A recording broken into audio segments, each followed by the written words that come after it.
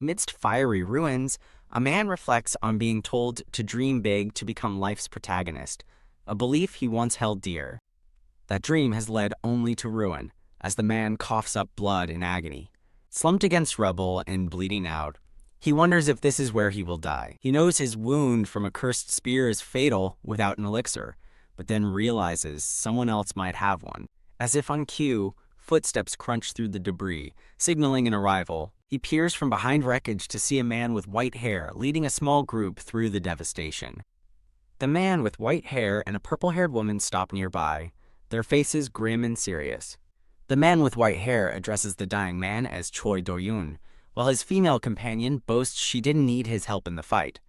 When asked why he is smiling, Choi Do-yoon remarks that she is just as predictable as he expected. He bitterly reflects on his desperate struggle for survival, which included teaming up with a man he considers a psychopath.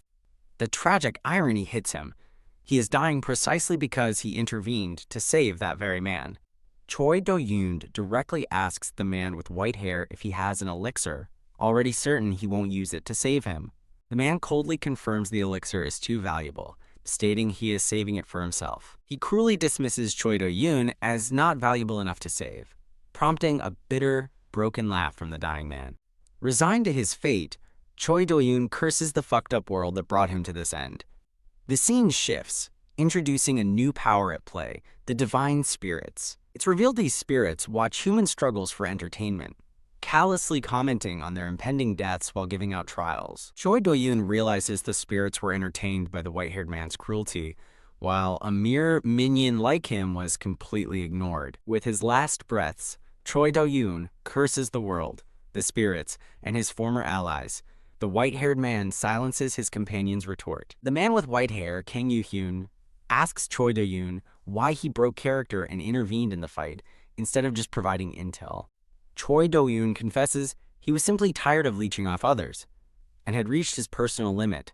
Kang Yoo-hyun trails off in disbelief, beginning to understand Choi Do-yoon acted merely to save civilians. Suddenly, a cloaked, powerful figure appears before them in a flash of light. This entity is identified as a teller, one of the intermediaries who sold humanity out to the divine spirits for their amusement. The teller condescendingly praises their survival, and Choi Do-yoon notes its cold amusement at their suffering. Announcing the final trial is near, the teller ominously tells Choi Do-yoon to go. Choi Do-yoon taunts Kang Yoo-hyun to leave with his minions, a comment the red-haired woman resents but Kang Yoo-hyun ignores. Mockingly, Choi Do-yoon asks if Kang Yoo-hyun is suddenly sad he's dying, once again bringing up the elixir. Kang Yoo-hyun wordlessly turns his back on Choi Do-yoon. His former party walks away, leaving him to die alone in the desolate wasteland. With tears of resignation, Choi Do-yoon whispers a final, heartbreaking goodbye. Kyohek of final. Violent spasm racks his body as his life is extinguished. His last thought is a tragic one. In this world and his own life, he was never the main character. He wonders what he was living for, hoping for a paradise to follow his painful existence. As his consciousness fades, he desperately wishes for a second chance to undo his regrets. Reaching for a divine light, he vows that if given the chance, he will climb higher than everyone else. He wants to live a life free of envy, a life he can finally be proud of. That is the life he wants, his final wish before fading into darkness. An eye flutters open as he wonders, where am I? Am I still alive? He dismisses the idea as impossible, remembering his certain death from the cursed demonic spear. To his shock, he finds himself reborn as a tiny, white, big-eyed creature. His panic grows as he discovers he is just one among a massive crowd of identical beings. A teller appears, this one wearing a suit and a deer skull, and he notes it looks different from the one that oversaw humanity's end. The deer skull teller announces they will all now be working as tellers for Celestial Body Incorporated. He is told they are here to prove their skills, a ridiculous situation that prompts a mental "what the hell" from him. The explanations end abruptly, as the teller opens a swirling vortex that begins to suck them all in. The teller commands them to show what they've got, as they're pulled into the unknown. Heek. He screams in terror, finding himself and the others hurtling through the vacuum of space. A system window suddenly materializes, announcing the activation of Genesis's blessing. A comforting blue aura immediately surrounds him, providing a shield against the harshness of space. Gasp! Surrounded by the blessing's protective aura, he realizes with relief that he can breathe in space. A system window appears, assigning him his first mission: become a teller, form a contract within 1 hour, or face death. He furiously balks at the absurd conditions, questioning the sanity of a mission with a 1-hour time limit and death penalty. He sees that he and all the other identical creatures are now floating in protective bubbles, orbiting a pristine Earth. This sight confuses him, as he clearly remembers Earth being destroyed years ago. He connects the dots. He definitely died, but was reincarnated as a teller and sent back to the past. With the clock ticking, he pushes aside his confusion and resolves to focus on completing the mission at hand. He reasons that if he's in the past, this must be the era of the collectors, before the world's destruction. A memory shows these collectors, human warriors, who fought against monstrous creatures pouring from mysterious gates. His task is to choose an uncontracted collector, but he senses there's a catch to this seemingly simple mission. He remembers that collectors desperately need contracts with tellers to gain points and power from divine spirits. Believing it's a win-win, yet feeling it's too easy, he tentatively accepts the mission on his screen. His interface displays a map, setting his destination for Seoul, South Korea. He struggles comically with the interface, frustrated that his new body's arms are too short to use it properly. His frustration peaks as he realizes he has no fingers, lamenting that even mittens have thumbs. A sudden bright light envelops him, catching him completely by surprise. The deer skull teller watches on, unimpressed by the new recruit's confusion and expecting another boring trial. In a flash, he is shockingly transformed into a handsome human form holding a holographic console. Staring at his new form, he wonders if his intense wish for a functional body somehow made it happen. A flash of light marks his transformation, an event unseen by the other tellers, still floating in their bubbles. The other newborn tellers chatter in absolute shock, questioning how he managed to change his appearance. Even the deer skull teller is stunned, noting that such a transformation should take weeks for a newborn, not moments. He did it in just 3 minutes, leaving the supervising teller sweating and wondering how it's even possible. The teller's boredom turns to intrigue, realizing this particular mission might not be so dull after all. In an instant, the scene shifts, and he finds himself standing in the middle of a modern city. He recognizes the building as the Collector Association, a place he knows was destroyed in the apocalypse. Shaking off his feelings, he focuses on his console, determined to find a collector before time runs out. He analyzes a map displaying red and blue dots, assuming they represent contracted and uncontracted collectors. The true difficulty of the mission dawns on him. He must choose a talented collector to attract the divine spirits and earn points. As he contemplates this high hurdle, a security guard approaches from behind and calls out, "Hey!" The guard demands to know if he's a collector, but Choi Do-yoon coolly dismisses him, intent on his search. The guard grabs his shoulder, warning him that he is in a restricted area for permitted individuals only. The moment the guard touches him, the Genesis system activates, blasting the man with a painful jolt of blue energy. The terrified guard, now on his knees, stammers an apology after realizing he just assaulted a powerful teller. As the guard flees in terror, the reverent treatment confirms that he is indeed in the past, when tellers were revered. His interface reveals profiles of nearby individuals, but something about the information leaves him puzzled. Overwhelmed, he realizes it's impossible to simply interview every potential candidate on the list. He walks out into the city streets, searching the crowds for a clue to his predicament. He is baffled to see floating books above people's heads that are apparently invisible to everyone else. Checking the rapidly diminishing timer, he knows he has little time left, but feels a glimmer of hope. He experiments by reaching out and is amazed when he successfully grabs one of the invisible floating books. He eagerly opens the book, wondering if he can read its contents and find the answers he desperately needs. As he reads, a knowing and slightly devious smile spreads across his face. Watching the clock tick down to 3 minutes, the deer skull teller admits he was excited to see what the prodigy would do. But with only 1 minute left, the teller sighs, concluding that failure is now inevitable, regardless of talent. He finds his target, a woman in a tracksuit eating instant noodles who looks up at him with a quizzical, "Ah?" A brilliant golden trophy suddenly materializes above the woman's head, causing her to stare up in complete awe. As the teller scoffs that finding someone in 1 minute is impossible, Choi Do-yoon flashes a triumphant smirk. The world is explained as a mixed world, where abstract concepts like myths, legends, and stories are made real. Continuing to read, he smirks, realizing that using this power isn't cheating. It's simply following the rules of this reality. He reads the book, learning it contains a person's entire history, including their mediocre abilities and background. In a cute simplified form, he wonders if he has a book too, but feels a little sad when he finds nothing. He questions why the books are different colors, noticing the one he holds is silver. An explanation reveals the books are ranked by color, bronze, silver, and gold, representing the value of a person's life. He learns the book's aura reveals potential, meaning someone with a bronze book could still have silver-level talent. Realizing he can see a collector's full potential beforehand, he marvels at how incredible this power is. With a plan set, he decides to search areas with many uncontracted collectors to find the one with the most potential. His search proves fruitless, and he collapses in frustration, wondering why he can't find even one promising candidate. He glances at his console in a panic as the timer ticks down to its final 10 seconds. Refusing to settle for less than a gold-level talent, he laments the cooldown on his teleportation ability, slowing him down. He urgently asks a passing woman for the current year, and she confirms it's 20XX. Realizing it's 5 years before the apocalypse, he racks his brain to remember which legendary collectors emerged during this time. He recalls 3 major figures from his past: Saint Bang Sang, Flame Knight Quan Inbeom, and Sword Empress Kang Hiram. He quickly rules out the first 2 as impossible to find, leaving only one viable option remaining: the image of the legendary Sword Empress Kang Hiram, powerful and resolute, flashes in his mind. A flash of blue light signals his immediate teleportation to a new location.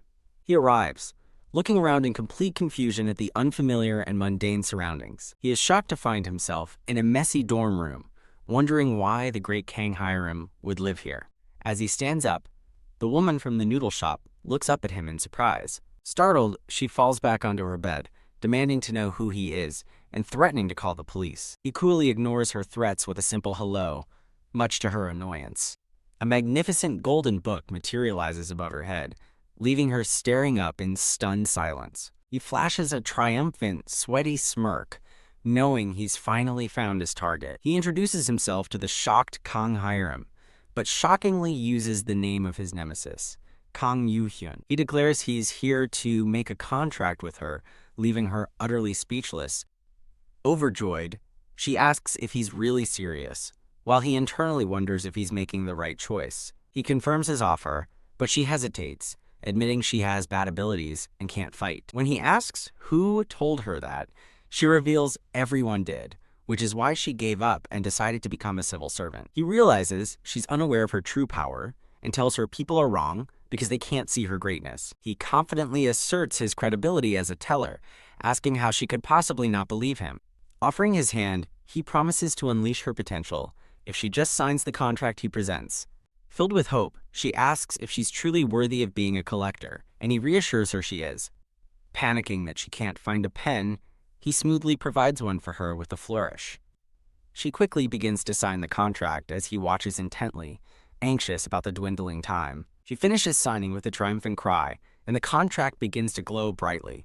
A system window announces his mission is complete, and he's been promoted to a full-time employee. He smiles, telling Kang Hiram he looks forward to working with her, and she eagerly agrees. He mentally compares the goofy girl before him to the noble Sword Empress she will become, shocked by the difference. He's astonished to see her information reveals she has 3 main character specializations, including the legendary story of Chuk Jung-kyung. He processes the unbelievable truth.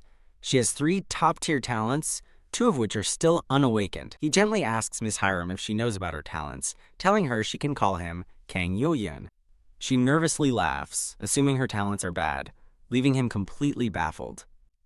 She dismisses her Goryeo-era Swordmaster talent as a joke, infuriating him with her ignorance of its immense value. He confirms she hasn't told anyone else, and she admits she was too embarrassed to mention it.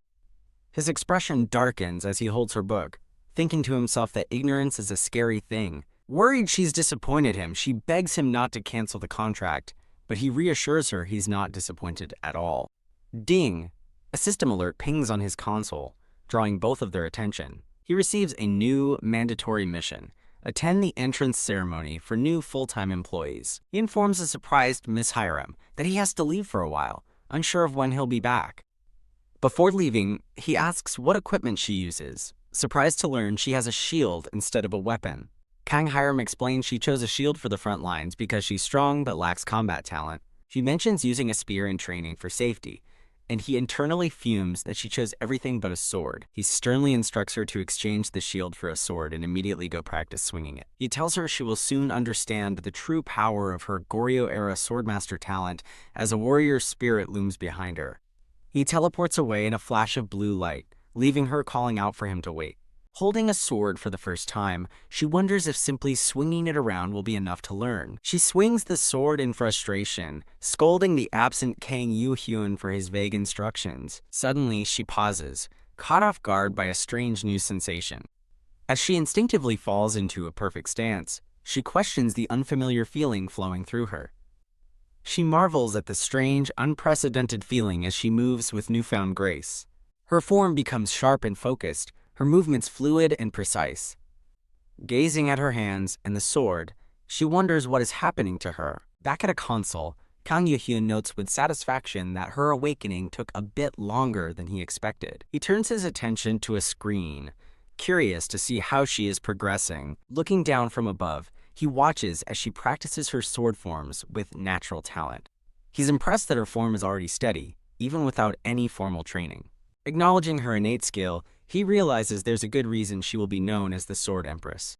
She's startled by his sudden reappearance, asking when he arrived, and he calmly asks if he's in the way. He explains he didn't want to disturb her focus, causing her to blush. Ding! A notification sounds. He receives a promotion mission for full-time employees. Create a personal library to begin his journey as a teller. When she asks what he's doing, he tells her he's planning to make a library. She expresses shock that he's a new teller, saying he seems like a veteran, but he confirms he just started. Prompted by the system to name his new library, he pauses to think. He scoffs in disgust at a list of other libraries with ridiculous, attention-grabbing names, calling them trolls. Wondering if he needs a similar name, he decides to first observe another teller's ongoing story. He watches a broadcast of a struggling collector getting swarmed by slimes, while divine spirits leave insulting comments. Grimacing at the terrible performance, he reaffirms the importance of contracting a good collector. Deciding to name it later, he creates the library, completing the mission and gaining access to the observer's room. He turns to a confused Miss Hiram and asks if she's ready to swing her sword for real. They teleport to a new dimension, which he explains is an entrance to the world of thoughts, a place made of stories. He clarifies that tellers make contracts with collectors to present their stories to the divine spirits. He poses a question to her, asking if she understands what those stories are about. She correctly guesses it's about a character's life, and he adds that different spirits prefer different genres. He reveals that the most popular and attractive genre of all is heroic tales. He declares that she will become the main character of a heroic tale, and though she's nervous, he reassures her. Standing before a dark cave, he asks if she knows about kobolds, and she nervously says she knows a little. A notification announces that the divine spirit-drunk customer has entered his library. He calmly welcomes the spirit, correctly assuming the heckler came out of curiosity.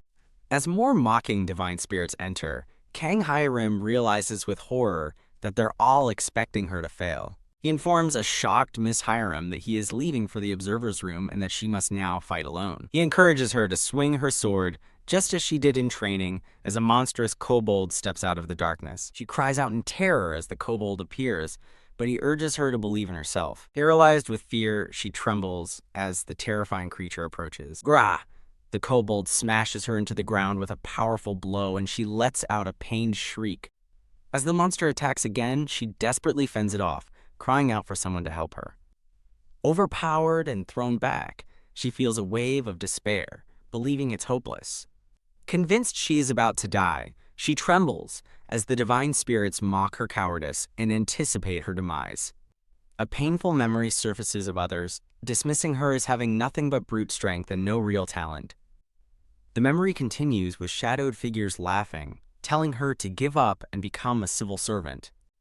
Overwhelmed by past ridicule and present terror, she clutches her shield and weeps in utter despair. Her past despair is shown as she sits alone in her dark dorm room, her shield resting unused on her bed. Flinch. But in the present, her eyes fill with a new, fierce determination. With a defiant thought that she won't run away again, she blocks the kobold's claw with her sword. Remembering Kang Yu-hoon's offer, she resolves that she cannot fail him now. She tightens her grip on the sword, deciding it doesn't matter what happens to her.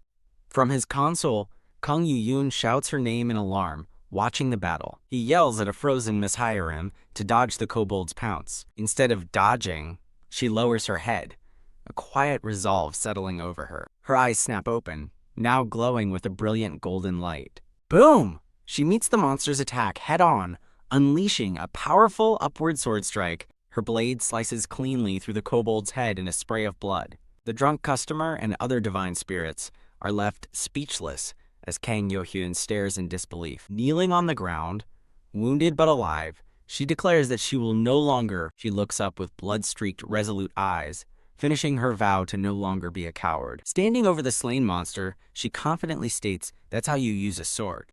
A brilliant golden aura swirls around her as she's enveloped in the light of a level up. The light settles in her chest, and a system window confirms she has obtained 7 TP. She cries out in triumph, looking at Kang Yu-yeon on her screen, who calmly tells her, "Well done." He warns her the fight isn't over yet, as more kobolds, growling, emerge from the shadows. He tells her not to stop, as she effortlessly cuts down another monster, urging her to find the joy in this new world. As divine spirits donate points, he encourages her to desire more, asking if she can handle it. With a confident smirk, she declares, "Yes, yeah." He warns her not to celebrate yet, as she finds herself completely surrounded by a new horde of kobolds. A monitor displays that her titleless hero legend broadcast now has 15 viewers, shocking an onlooker. The viewer is revealed to be Senior Associate Teller Taodan, a lizard man from Celestial Body, Inc. Taodan reviews Kang Yu-hyun's profile, concluding he must be a newbie for such viewership to be possible. Convinced Kang Yu-hyun is using a dirty trick, Taodan decides to investigate the broadcast immediately. His eyes widen in utter shock and disbelief at what he sees. Taodan watches as Kang Hiram carves a path through the kobolds with brutal efficiency. He notes with astonishment that she has no protective gear and is using an ordinary weapon. He muses that he's seen countless collectors, but none have been as strong as she is. He realizes with awe that she's not just fighting, she's growing stronger by the minute. A kobold growls as Taodan marvels at how quickly Kang Hiram has adjusted to her power. Kang Yu-hyun proudly boasts to the amazed divine spirits about her incredible first battle. He declares she can do even more as the spirits shower her with donations. A chibi Kang Hiram calls out to him from the screen, asking what's going on. She has reached a glowing red barrier, which he explains is the border of the farming area. He tells her it's a line collectors agreed not to cross to ensure they could farm points safely. Kang Yu-hyun watches her on his monitor. Impressed she reached the border on her first try. She looks at his image on the floating screen and nervously asks if he's disappointed. She looks crestfallen when he admits he's a bit disappointed that it's over. He smirks, clarifying he never said it was over and that they should see this through to the end. He declares his true intention. She will clear this entire mind realm, eliminating it from reality. He explains that clearing a mind realm causes a new, unknown one to appear somewhere else. Because of this uncertainty, people agreed not to clear existing realms. When she asks if it's okay, he coolly tells her to blame him if any problems arise. He notes she doesn't seem to want to stop, and she sheepishly asks if it's that obvious. She firmly agrees to his plan as the divine spirits express their overjoyed support for her decision. Taodan can't believe she's actually trying to cross the border and rallies the spirits to cheer her on. Believing it's impossible, he watches as Kang Hiram takes her stance, ready to face the unknown. With a determined slash, Kang Hiram breaks through the glowing red border. Taodan watches in horror that she actually crossed the banned border, while Kang Yo-hyun smirks as donations pour in. The titleless hero legend broadcast now has 20 viewers, including a new SSS rank viewer, as Taodan realizes things are going unexpectedly. From his console, Kang Yu-hyun muses that Earth's stories became boring when collectors began safely farming points in mind realms. He recalls that the bored divine spirits then started an apocalypse to create an interesting story, affirming he knows how this world ends and must change it. He resolves that the world must change on its own, not by an outsider, as Kang Hee-rim stands alone amidst the kobold carnage. Ding! A notification announces the broadcast is now titled Chronicles of the Sword Empress Hero Legend with 25 viewers. Sometime later, Kang Yo-hyun joins her, congratulating Hee-rim on reaching the deepest level of the mines. She turns with a bright, cheerful hi, and he notes with surprise how different she seems now that the fighting is over. He suggests she take a break before they proceed, and she agrees, sitting down to rest. He observes that while her special trait is powerful, her body is exhausted, and decides she needs endurance training. When asked how she liked the sword, she gives a thumbs up and enthusiastically declares it was the best. He notices a book-like device glowing brighter, guessing Hee-rim's achievements must have caused a change. He informs her they're at the last level, reminding her of the kobolds that fled and are likely waiting for them. She theorizes the kobolds have a leader due to their unified movements, as a large, red kobold chieftain appears. He gives her the option to stop here, but her determined expression suggests she has other plans. She scoffs at the very idea of stopping now. Smirking confidently, she asks if he was kidding and if she looked like she wanted to stop. Standing up, she declares her intent to finish and asks if he'll take responsibility, which he confirms. With a sly grin, she asks if they're going, and he readily agrees. He admits to himself that he's glad she's so determined, as he would have had to convince her otherwise. He suggests setting a goal and asks if she knows how to clear a mind realm. She confirms she does. He explains this realm is a raid and she must kill the leader first to clear it. He simplifies the objective, telling her all she needs to do is defeat a certain monster, to which she replies, niece. As she eagerly prepares to leave, he stops her to point out her sword, and she shrieks upon seeing its damaged state. He warns that her current sword will break mid-battle, and she panics, asking what she should do. He shows her a shop screen with new swords, telling her she can pick from the best ones with her earned points. Beep. She wails in anguish as she watches all her hard-earned points being spent. A beautiful new sword materializes in her hands as a notification shows her TP balance is now 0. While she mourns her lost points, he tells her she can earn more and urges her to go. KRRR. A menacing growl echoes from the mouth of a dark cave. Kurg! The kobold leader and its horde emerge, snarling viciously. The kobold leader glares, thinking it's all their fault. Walking forward into the darkness, Kang Hee-rim coldly states that her sword broke because of them. It's all your fault, she yells, launching herself furiously at the monsters. Her powerful sword strike smashes into the ground, obliterating the front line of kobolds.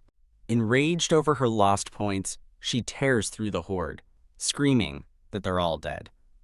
Her eyes blaze with golden intensity as she focuses on her target. She drives her blade into the kobold leader's head, who stares back with tearful, shocked eyes. With a sadistic grin, she slices the leader's entire upper body in half. Whoa! The scene transitions to a cozy establishment called Stay Cafe. Kang Hee-rim blissfully enjoys a slice of cake, marveling that she's never tasted anything so good. She gushes to Kang Yo-hyun about the amazing dessert, thrilled she could afford it with her points from the kobold mines. He teases her for overreacting, and she lights up when he mentions she could eat cake all day if she keeps it up. He clarifies that while she can spend her points how she likes, she's responsible for any weight gain, and she calls him rude. She changes the topic, asking him to explain her special trait, Goryeo ages Swordmaster. He asks if she's ever heard of Cheok Jung-young, leaving her looking puzzled mid-bite. The story flashes back to a warrior in ancient armor, described as a low-class military officer and civil servant. The tale continues, explaining how he single-handedly scaled the Jurchen tribe's castle walls and cleared them out. He not only defeated thousands of enemies alone, but also charged into tens of thousands more, slaying them mercilessly. The storyteller continues, explaining that this legendary warrior, Chak Jung-young, was rumored to have surpassed human limits. Kang Hee-rim is amazed and asks why she's never heard of him. Kang Yo-hyun says it's because of his friend's weird name, which she immediately asks about. He refuses to say it aloud, which only makes her more desperately curious to know. He gets flustered, tells her to stop asking, and even threatens to report her for sexual harassment, shocking her. He tells her to just look it up on her phone, and she wonders how bad the name could possibly be. Pow! Her eyes pop open in blushing shock as she reads the name on her phone. Thump! She slams the phone down, calling him a pervert and threatening to report him, while he protests his innocence. He sighs, explaining that the name is why the story isn't well known, and reaffirms that her own talent is incredibly strong. She beams with delight, giddily asking if her talent is truly that special. Kang Yo-yoon internally questions if the formidable sword empress from his past was just an act. Seeing this goofy girl before him, he grabs her wrist, announcing they're out of time and must accelerate their plans, much to her surprise. He drags her away, declaring it's time to work on her image while she protests about her unfinished cake. Now in a new outfit, she nervously asks Mr. Yoo-hyun if it's okay, and he reassures her that she looks good. He sternly reminds her of his earlier advice, and she sheepishly recalls being told not to act foolishly before the divine spirits. Multiple notifications announce new viewers entering the broadcast, making Kang Yoo-hyun wonder if word about them has spread. He realizes that the divine spirits have never seen Kang Hyram looking so well-dressed. Kang Hyram stands confidently in an elegant white dress, as large donations of 300 TP flood the screen. A narrator muses that while strength is a character's most important trait, the second most important is a matter of personal opinion. Floating hearts appear around her as Kang Yoo-hyun reflects that she never bothered to dress up before, despite her potential. He tells her she must learn something new before entering the next mind realm, presenting her with glowing orbs of energy. He explains these are the skills or stories he bought, showing her 3 Tribulation sword skill, Althor's mercenary sword skill, and maximize sense. He tells her that while her talents are good, they need to prepare properly so she can handle any issue. She closes her eyes and absorbs the glowing skills into her chest as he asks how it feels. She finds the sensation refreshing, and he notes that's a good reaction, as most collectors struggle to absorb even 2 skills. She looks at him with sudden seriousness, beginning to question him about the skills. She asks whose points he used to buy them, and he panics, quickly changing the subject to get going and put on a show. They are pulled into a swirling blue portal, Hiram looking on with a nervous expression. She observes the desolate surroundings and asks again where they are, prompting him to clear his throat and explain. He reveals they are in the labyrinth of Crete at Knossos Palace, an infamous mind realm that has never been cleared. She asks why, and he explains that no one could figure out the clear conditions, and the maze itself is extremely difficult. She gasps in horror as she stumbles upon the corpse of a fallen collector. Shh. He motions for silence, confirming they're all corpses of collectors who must have entered recently. He checks his monitor, noting viewer count is over 100, including other tellers, as the divine spirits express their excitement. Smirking, he welcomes the other tellers, knowing they're trying to steal his idea, but planning to turn them into regular fans. He hands her a spool of red thread, which she eyes with confusion. He explains that like Theseus in the myth, she should use the thread to avoid getting lost in the complicated maze.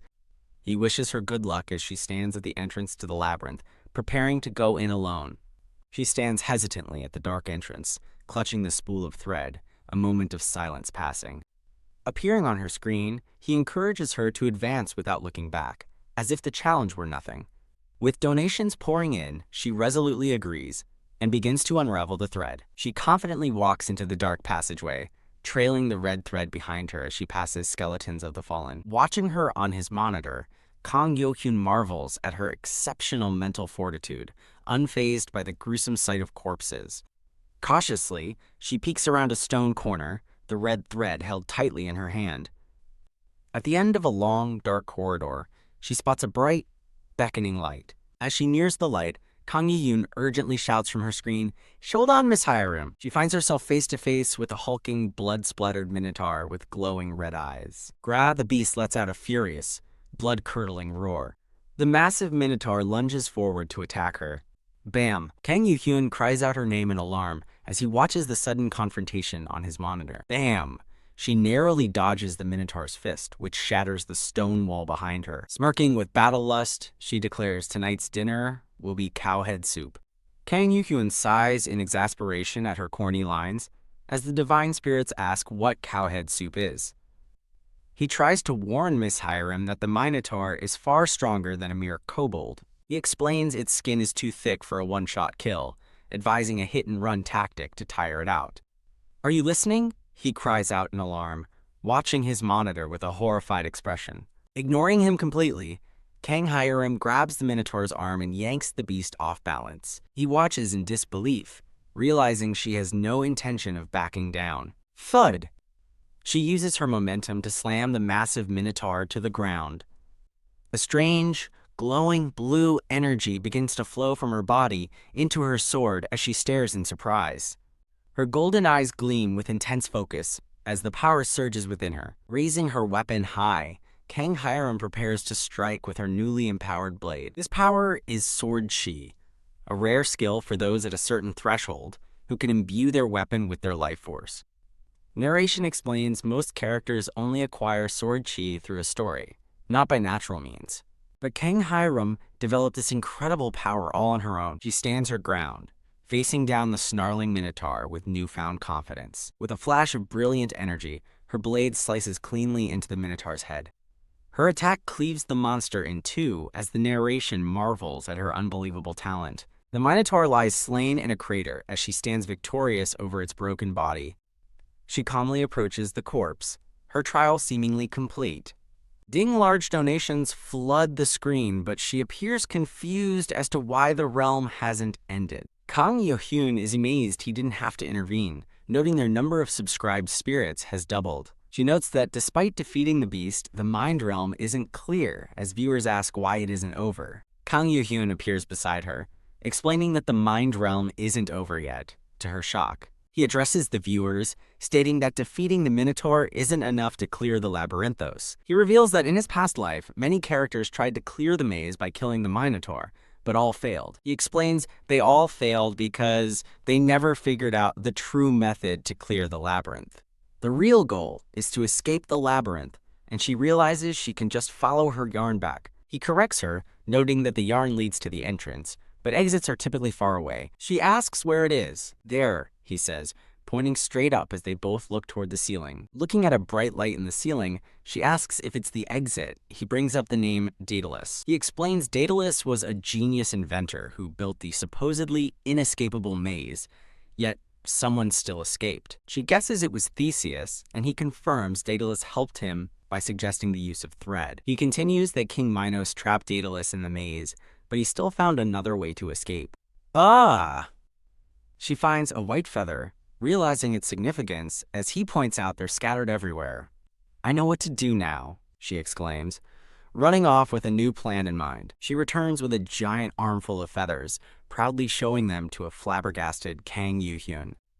Confidently declaring it should be enough, she begins to fashion the feathers into a pair of wings. He congratulates Hyrum for finding the hidden piece, Icarus's wings, a rare item that allows flight once a day. A single feather drifts down as she stares in wide-eyed disbelief. He prompts her to say the line he told her to prepare, and she quickly remembers. Phew, she breathes a sigh of relief, coolly remarking on how lucky she is. Ding system notifications confirm she has cleared the labyrinthos maze, earning 4,000 TP and more donations. Ding?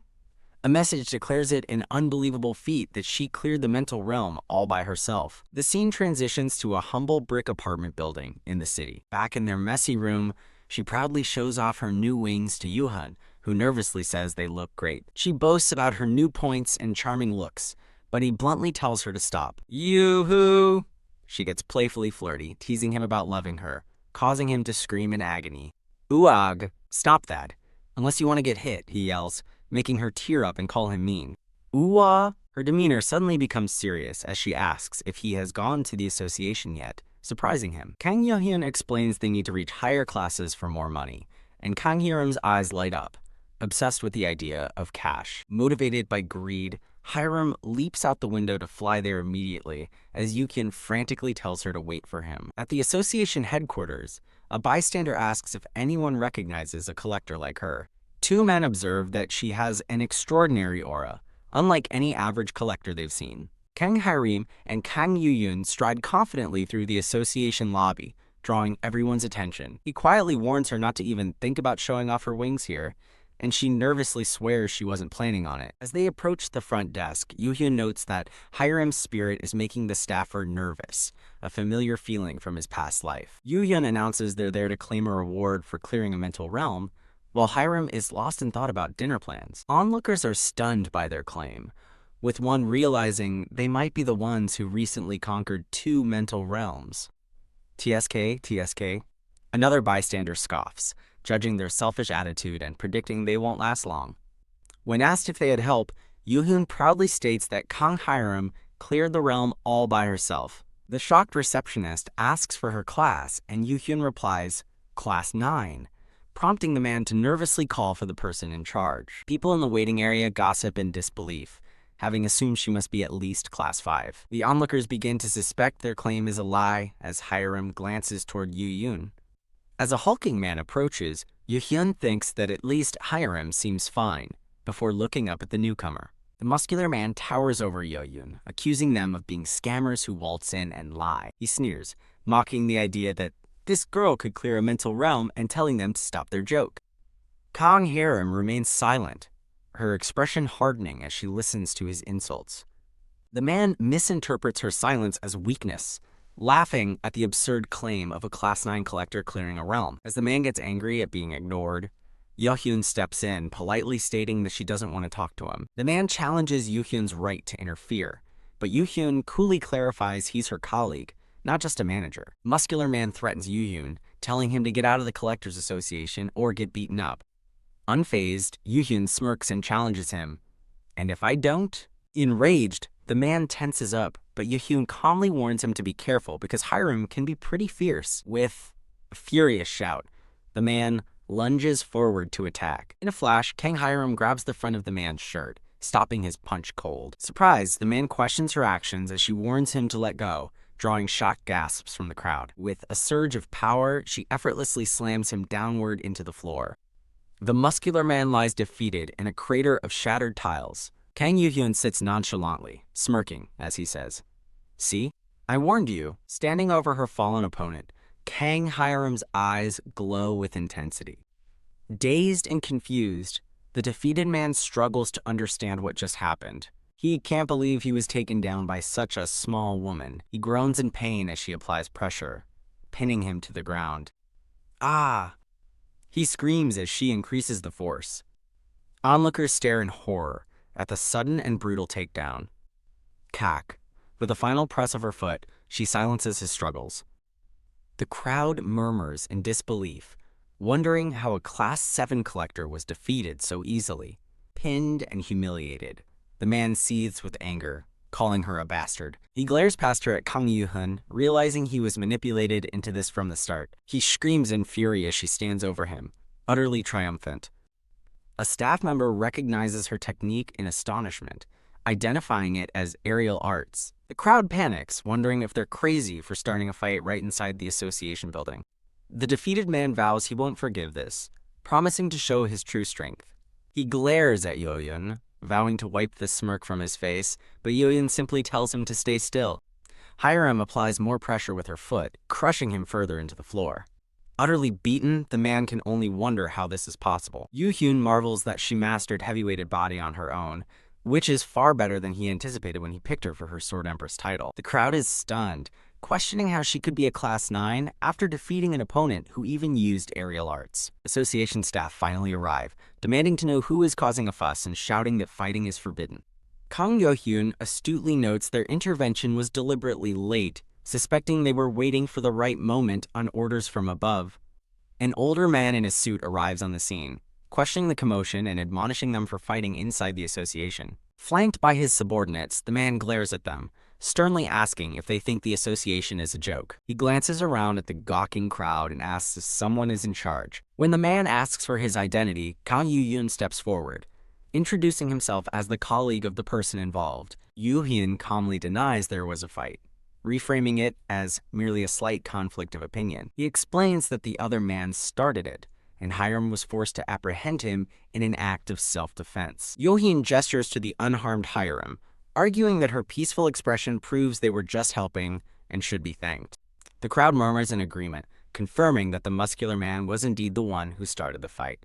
Accepting the explanation, the older man apologizes, admitting he seems to have misunderstood the situation. Yoo-hyun presses on, asking when the person in charge will arrive to give them their reward. The man reveals that he is in charge, apologizing for being late due to his workload. The official, Choi Jungmo, requests a private meeting, and Yoo-hyun agrees, telling Kang Hiram to release the defeated man. As they walk away, the staff swoon over the incredible and cool Class 9 woman. Kang Yoo-hyun reflects that while Hiram made a spectacular debut, the real challenge starts now. With a subtle, knowing smile, Choi Jung-mo leads Kang Yu-yoon and Kang Hye-rim down a hallway. Yu-hyun's internal monologue reveals his true intention: to mooch off of everything the association has. He mentally assesses Choi Jung-mo, noting his power is a formidable silver, even if it's not the ultimate gold. Yu-hyun recognizes the man's cunning adaptability isn't just talent, but a skill honed by years of experience. As Choi Jung-mo gestures them into a room, Yu-hyun internally calls the crafty official an old raccoon. The official introduces himself as Choi Jung-mo, who holds a heavy responsibility here. In turn, Kang Yu-hyun introduces himself and Kang Hye-rim. Choi Jung-mo expresses his disbelief, finding it unbelievable that Hye-rim cleared the mind realm all by herself. Kang Yu-hyun replies that everyone underestimated her until she showed them her true abilities. Agreeing with his point, Choi Jung-mo smiles and gets straight to business, asking what they want from the association. Yu-hyun questions his strange wording, stating they are only there for their due rewards before pointedly asking if they have no intention of paying. Choi Jung-mo's expression hardens, the reflection in his glasses glinting, as he considers Yu-hyun's direct challenge. Choi Jung-mo deflects, claiming he doesn't have sole authority. Yu-hyun immediately counters, asking why he brought them here if he wasn't in charge. Deciding to be frank, Yu-hyun states he already knew the association wouldn't give them a proper reward, surprising Choi Jung-mo. Yu-hyun cuts through the pretense, directly asking Choi Jung-mo to admit that he doesn't want to give them the rewards. He tells Choi Jung-mo to stop the mind games and speak plainly, who listens with a silent, contemplative expression. An explanation reveals the association's motive. Clearing a mind realm causes a new one to appear, so they prefer maintaining the status quo. Choi Jung-mo admits Yu-hyun has hit on the truth, explaining they keep realms uncleared to let collectors farm safely without creating more work. He accuses them of disrupting an implicit agreement that benefits everyone, asking if they're aware of the consequences. Kang Yu-hyun argues that mind realms exist to prove a collector's value, and the current system of farming them violates that core principle.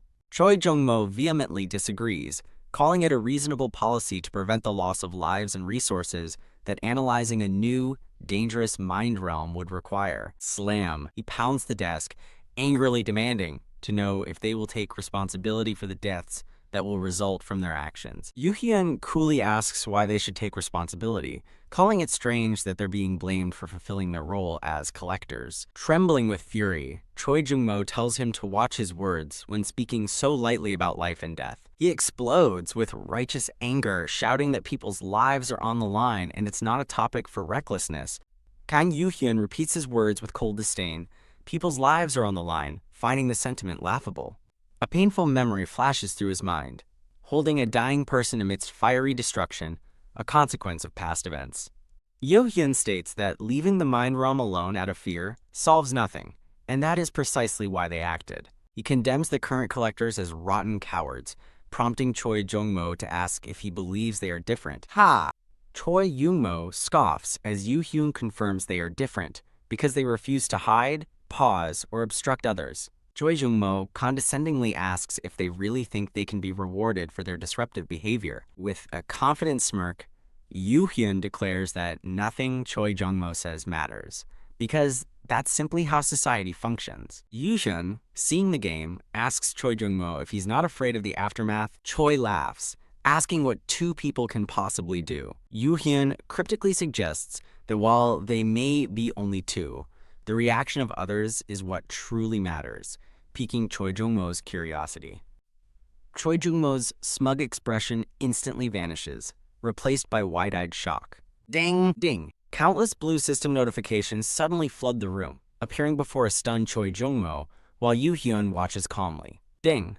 The room fills with notifications from divine beings expressing their disbelief and anger, leaving Choi Jung-mo to wonder just what is happening.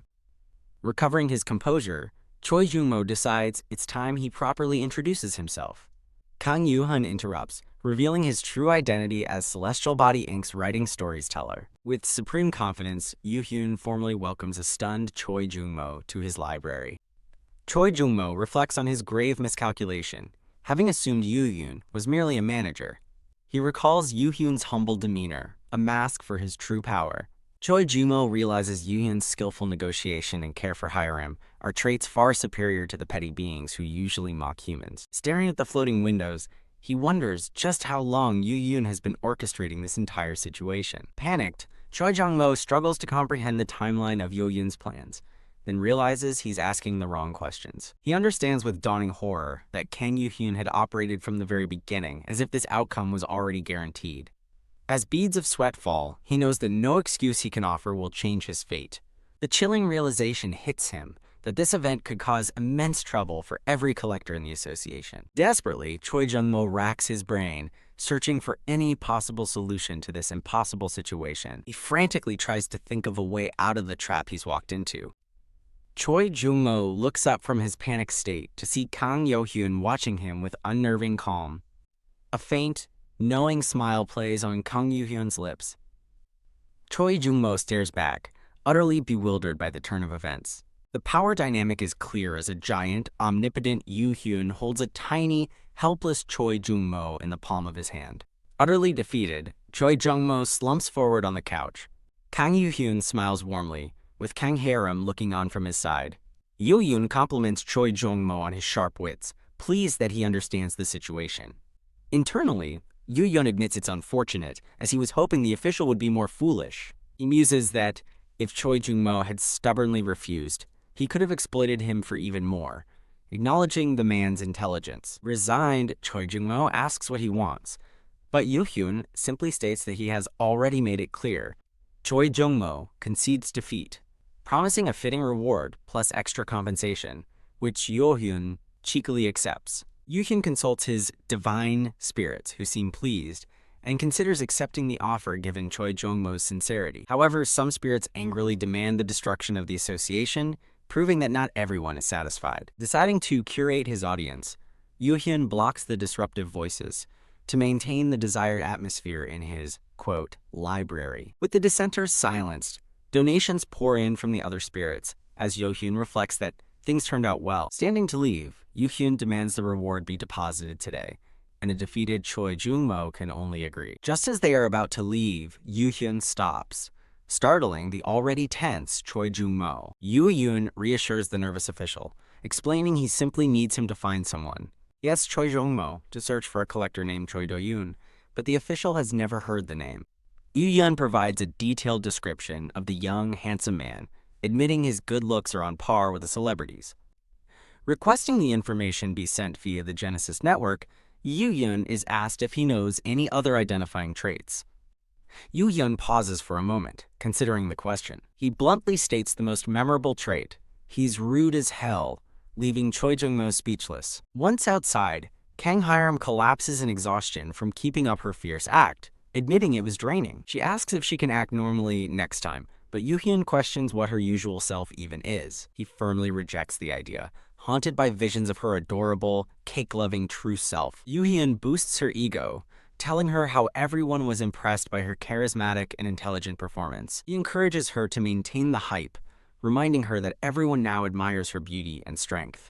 He tempts her with a vision of a future filled with fame, praise, and piles of money. Fired up, Hae-rim declares she's a promising figure and will treat him, but he grabs her, saying they have other matters to attend to. She asks what he means, and he cryptically replies that it's nothing much. Suddenly, Yoo-hyun's expression hardens as he tells a concerned Hae-rim that something urgent has come up. He accepts a prompt from the Genesis system to move, telling her not to worry and that he'll be back soon. In a flash of light, Yoo-hyun vanishes, leaving a shocked Kang Hae-rim calling his name. Kang Yoo-hyun instantly teleports, now floating high above the sprawling city. He turns to face an unseen presence, demanding to know who they are, as a smirking man with a goatee appears behind him. Kang Yoo-hyun demands to know who the man is, but the man simply calls him an impolite brat. The man with the goatee internally questions why someone named Argyle summoned this recruit, before condescendingly welcoming Yoo-hyun. He arrogantly offers Kang Yoo-hyun the honor of joining their pentagram division. Yoo-hyun asks one last time who he is, and the man introduces himself as Jin Pung, a member of the pentagram division and his senior. When Yoo-hyun asks what he wants, Jin Pung explodes with rage, berating the insolent brat for his arrogance. Yoo-hyun coolly corrects him, stating his name is Kang Yoo-hyun, which visibly shocks Jin-pung. Stunned, Jin-pung realizes with envy that Yoo-hyun already has a name, a feat that took him over 3 weeks to accomplish. Jin-pung dismisses the name and orders him to join the division, but Yoo-hyun flatly refuses, leaving Jin-pung speechless. Enraged, Jin-pung demands to know what he said, and Yoo-hyun calmly repeats that he does not want to join.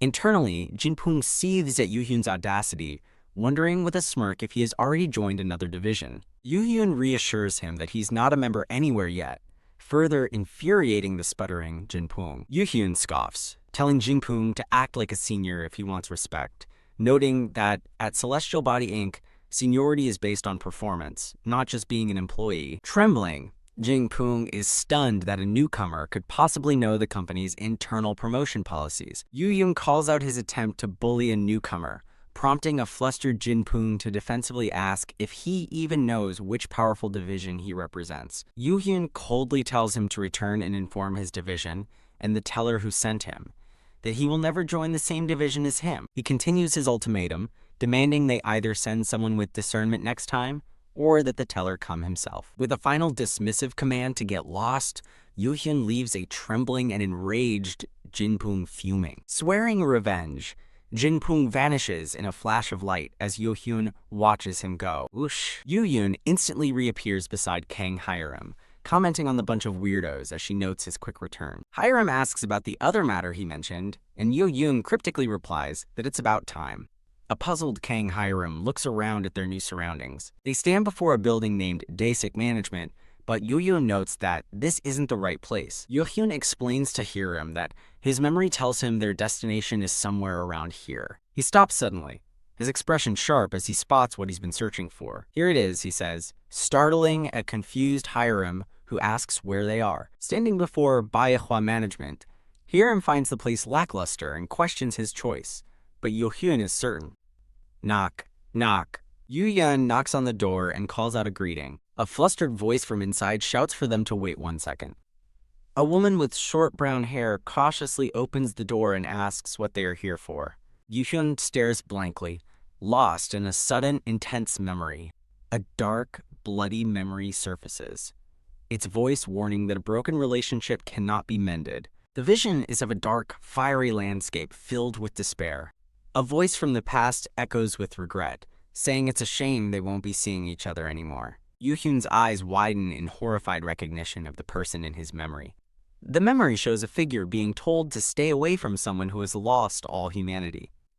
The vision ends with a brutal image of someone being choked, their blood staining the assailant's hand.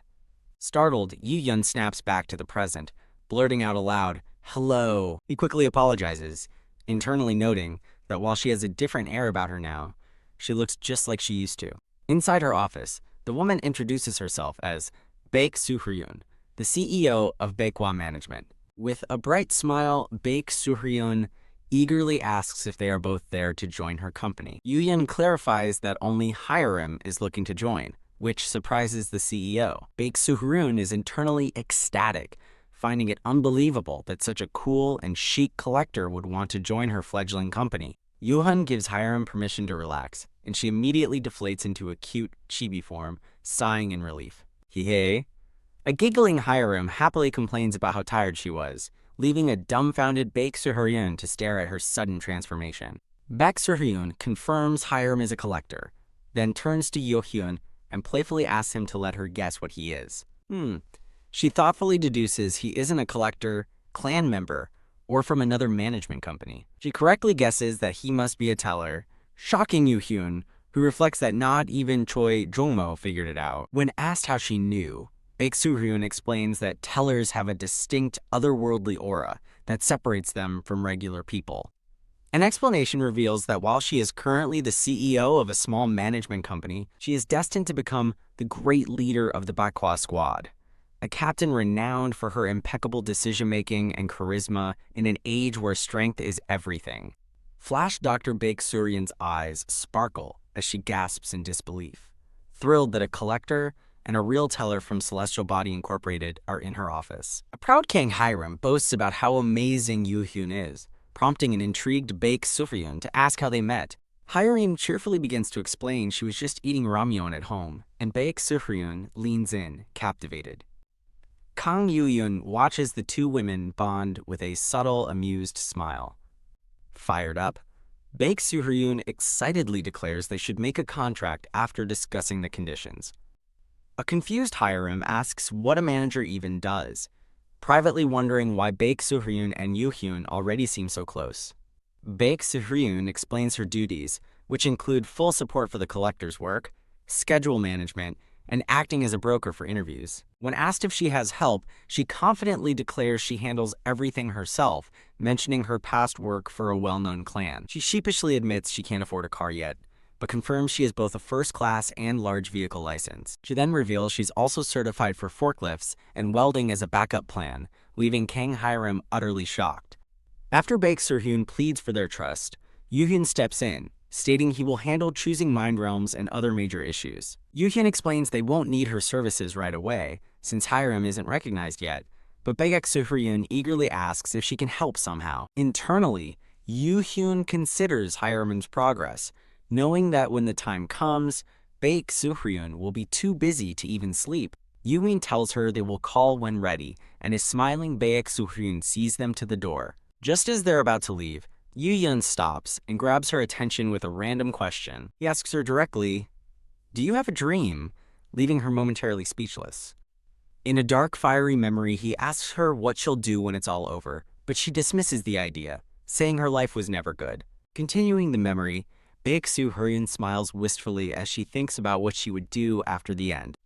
Snapping back to the present, she grabs his coat and declares her dream is simply to make a ton of money. With a satisfied smirk, Yafin acknowledges her answer, internally confirming that this is the Baek Suhyun he remembers. As they leave the building, Yoo-hyun muses on her dream to make a fortune. Outside, Hyrim remarks that she gets along really well with Baek Suhyun, and Yoo-hyun thinks to himself that there's a reason for that. Hee. Hyrim wonders aloud if it's weird to feel like they've been friends for a long time, despite just meeting. A memory shows a cheerful Baek Suhyun and a stoic Hyrim in a desolate, fiery past. The memory continues, showing the two women standing together against the grim backdrop of their past. Yoo-hyun reassures her it's not weird at all, as a delighted Hyrim wonders if they were best friends in a past life. The scene shifts to a messy office, where someone screams in fury, "RG! That bastard!" Jin-pung trembles with rage, furious that a newcomer from the Pentagram division dared to disrespect him and tell him to get lost. Staring at the Genesis network, he vows to make that cocky bastard pay for the humiliation. He realizes his plan is complicated by the fact that Yoo-hyun is protected by Genesis' blessing, but he's determined to find a way. A wicked idea dawns on him as he realizes there is, in fact, another way to get his revenge. 1 week later, a crowd gathers as someone points toward a familiar face. Onlookers recognize Kang Hyrim as the trending collector who has already cleared 4 mind realms. Hyrim nervously notes the large crowd, asking if the mind realm is dangerous, and Yoo-hyun confirms it's a special one. He explains, this realm opens only once every 3 months, and failure means you can never return. Yoo-hyun asks Hyrim if she became a collector to be successful, and after she agrees, he says he feels the same. He states that even as a teller, his desire to climb to the top is no different from hers. Looking up at the sky, he warns her that while desire isn't bad, a half-hearted one will only hold her back. He turns and asks if she has the confidence to succeed, but she can only stammer in response. Flash's shout rings out as the mind realm begins to open in a blinding flash of light. As the crowd rushes forward, Yoo-hyun tells Hyrim she'll need to find her answer sooner or later. With newfound determination, Hyrim focuses on her goal, knowing she must do this for herself. She and the other collectors emerge into a vast battlefield, facing an opposing army under red banners. As the collectors question the scene, a soldier on the wall below grins, eager for the fight to begin. Yoo-hyun watches from the sidelines, calmly observing the events on a system screen. A commander rallies his troops, ordering them to teach the dirty Ottomans a lesson as the two armies clash. Soldiers shout in desperation, knowing they can't let the enemy break their lines. Die! An enemy knight in white armor slaughters a soldier in the thick of the brutal battle. Yoo-hyun's eyes widen in horror as a desperate cry for help echoes across the battlefield. Panic spreads through the crowd of collectors as they scream for help, realizing they don't want to die in this brutal war. A memory of a chaotic battlefield erupts as Yu-hyun desperately calls out for someone named Moodme amidst cries for help. Trembling, he hears a final, choked plea for help, the memory overwhelming him with past trauma. The scene flashes back to Yu-hyun in a white suit, looking at holographic displays of his comrades as he vows to never let that tragedy happen again. A man in a deer skull mask addresses a group of small white spirits, explaining their entry ceremony is combined with one for divine spirits. The small spirits are shocked, wondering if they are worthy of attending a place with divine spirits. Yu-hyun, now in a formal suit, reassures the spirits that while famous divine spirits are present, they'll be in a separate room. The spirits, now at a lavish banquet, chatter excitedly amongst themselves as they enjoy the feast. While a small spirit happily sips a drink, Yu-hyun watches over the event from a distance. He quietly sips his wine, his thoughts turning to the organization he now belongs to, Celestial Body Inc. It is the most well-known of the 3 largest teller organizations. He marvels at the headquarters, a massive city floating on an island in space, as a train approaches it. A small, horned spirit approaches Yu-hyun, startling him by asking what he's doing here. The horned spirit questions why he's not at the banquet and scoffs, noticing he has already managed to change his form. It angrily accuses Yu-hyun of thinking he's superior, warning him not to be underestimated. HMPH. With a final vow to catch up soon, the horned spirit storms off, leaving Yu-hyun to find the encounter amusing. Suddenly, a group of imposing figures in suits, including a crocodile man and a horned beast man, arrive and startle the small spirits. The leader of the group asks if the banquet is over, then dismissively tells the small spirits to continue enjoying themselves. The leader claims they are from other departments visiting new employees, but Yu-hyun knows they are here to scout talent from the first mission. The various department heads look on with greedy intent, determined to recruit the most promising individuals into their ranks. A recruiter spots Yu-hyun, excitedly confirming the rumor that he was the newbie who transformed instantly. The man immediately tries to recruit Yu-hyun for the finance department, but a crowd of other scouts quickly swarms him with competing offers. Ahaha! Yu-hyun laughs nervously, feigning appreciation for the attention while frantically trying to think of an escape. Desperate to get away from the mob, he suddenly spots a mysterious, shadowy figure standing alone in the distance. He approaches the shadowy man and playfully asks what he's doing there, much to the man's confusion. Feigning familiarity, Yu-hyun asks if the man doesn't recognize him, internally pleading for him to play along. The shadowy man apologizes for being distracted, and Yu-hyun inwardly celebrates his successful escape plan. As the shadowy man suggests they talk elsewhere, the disappointed recruiters watch them go, one muttering that he's already been taken. Now alone, Yu-hyun thanks the shadowy man for playing along and helping him escape the sudden mob. The man remains ominously silent, unnerving Yu-hyun, who wonders why he isn't responding. Yu-hyun nervously tries to take his leave, suggesting the man must be busy. The shadowy man stops him with a step, expressing his amusement at the situation. He reveals he disguised himself specifically to avoid tellers, then pointedly asks how Yu-hyun was able to see him. Yu-hyun is stunned into silence by the unexpected and serious question. A massive, glowing serpent spirit materializes behind the shadowy man as Yu-hyun realizes this is a very bad situation. Staring at the intimidating figure and his powerful spirit, Yu-hyun knows this man is dangerous. The shadowy man asks what Yu-hyun wants, claiming his question was just curiosity and that he intends no harm. For now, at least, he adds with a threat, again demanding to know how Yu-hyun saw through his disguise. Flashing back to the moment he was crowded, Yu-hyun blurts out his answer. I didn't. He explains that he didn't see the man himself, but rather a book floating beside him. Yu-hyun continues, stating he noticed a black book hovering in the air and simply focused on it. By focusing on the mysterious black book, he was able to perceive the man it belonged to. He nervously concludes that it must be his special ability. The shadowy man presses him about this special ability, and Yu-hyun claims he has a good eye for things others can't see. Yu-hyun admits he took a chance with the excuse, and the man finds his explanation hard to believe. The shadowy man accepts his apology for the interruption, but remains deeply skeptical. Haha. Seizing the opportunity, the shadowy man suggests they make a bet, catching a flustered Yu-hyun completely off guard. The man proposes a simple game. If Yu-hyun can correctly guess his identity, he will be rewarded. When Yu-hyun asks about the penalty for failing, the man's ominous energy flares, as he says he'll have to take responsibility. Damn it, Yu Hyun realizes the man is confident he'll fail, but decides he just needs to use his ability to look at the book. He reaches for the book, but is horrified to find he can't open it, realizing its owner is far too powerful. As he stares at the departing figures, Yu Hyun's mind races, trying to place the identity of the imposing man. His thoughts turn to the 5 largest divine forces, the most renowned divine spirits in existence. A vision shows the mighty figures of Eden's heaven, Asgard's Eisensoldner, and Hermopolis's Ogdod. The scene shifts to the glorious pantheon of Olympus, led by a powerful, lightning-wielding god. Finally, a terrifying demonic figure in chains is revealed, representing the final divine force, Pandemonium. A bloody narration explains these are the realms where the highest-ranked stories of all reside.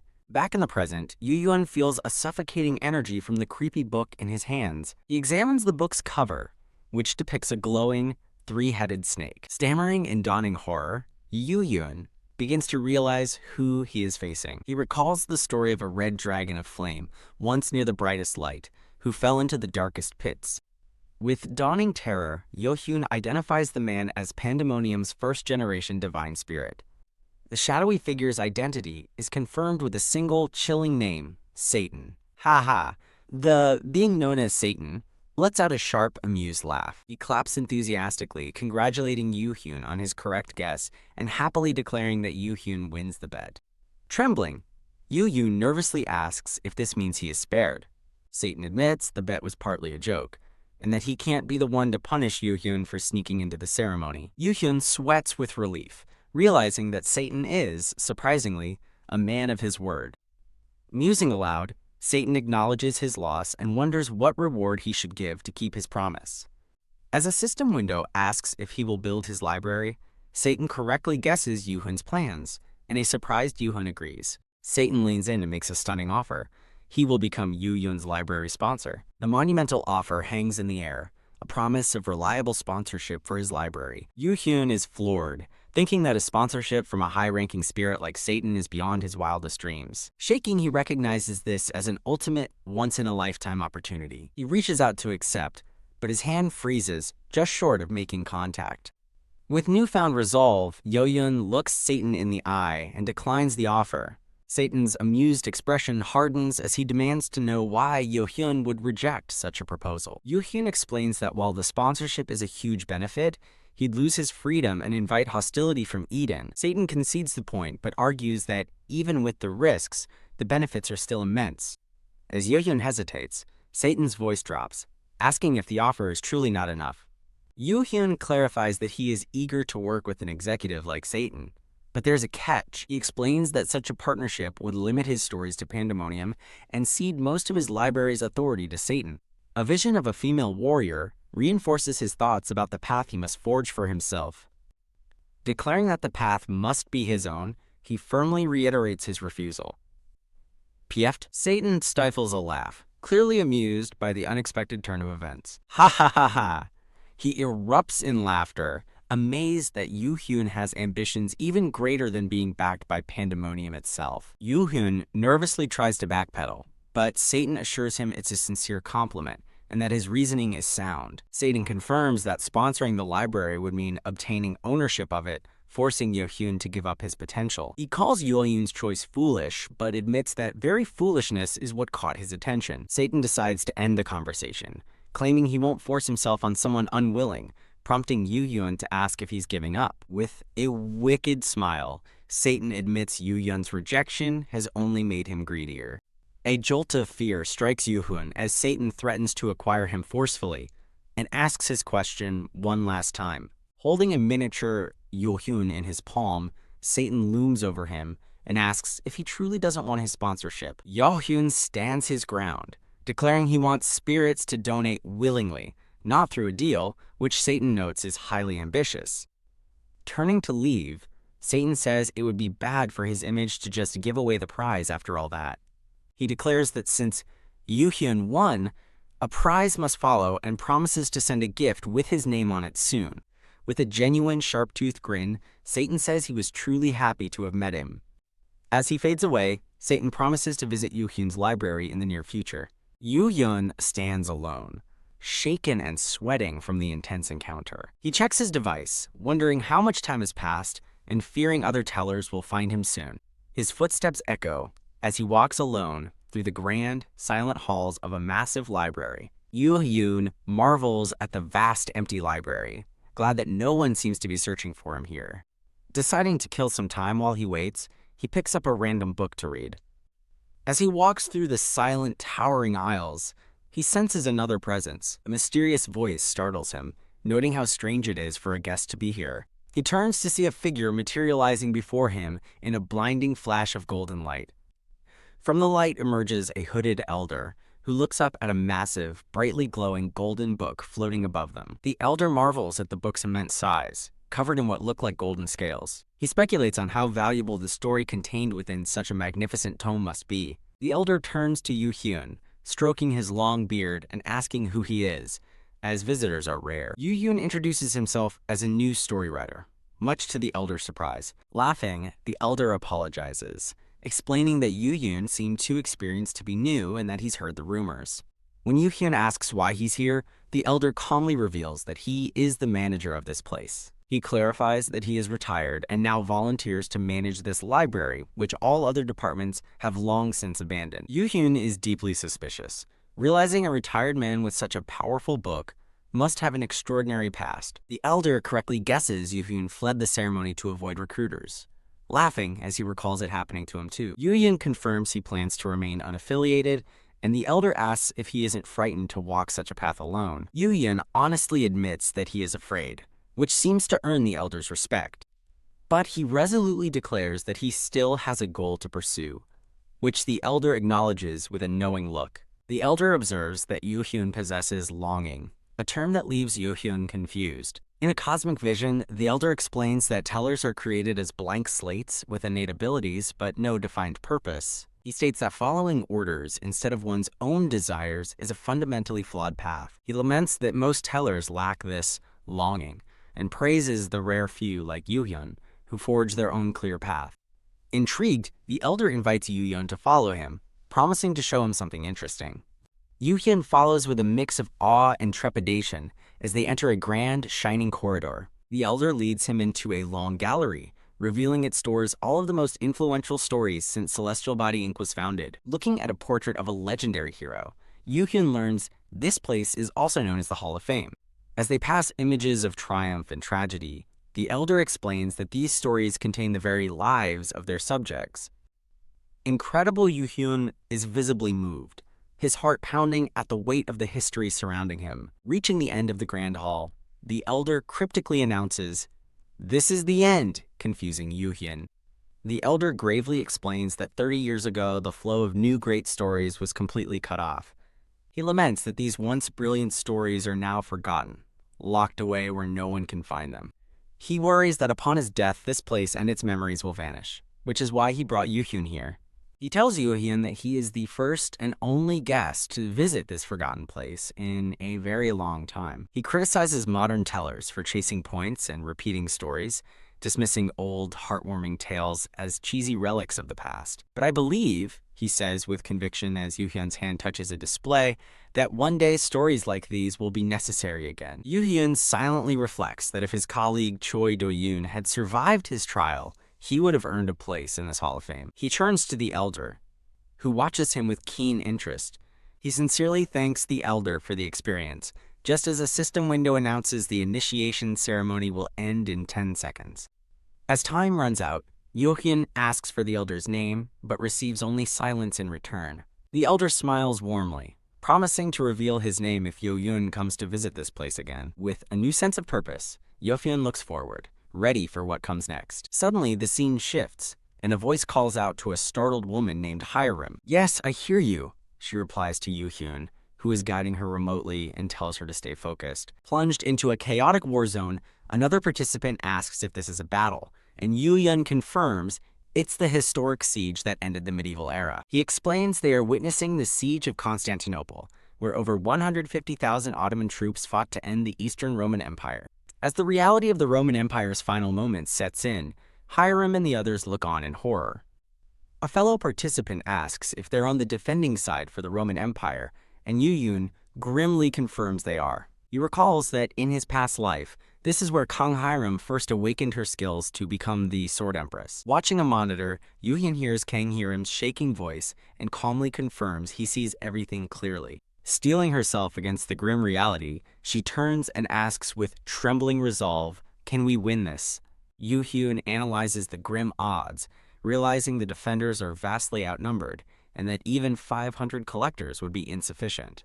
As a sea of red banners fills the horizon, he notes the total enemy force, including support, numbers around 300,000. On the battlefield, a participant questions their chances as Hiram looks on, wondering why so many collectors gathered here. Hiram turns with a determined gaze as Yu-hyun's voice reaches her from his command center.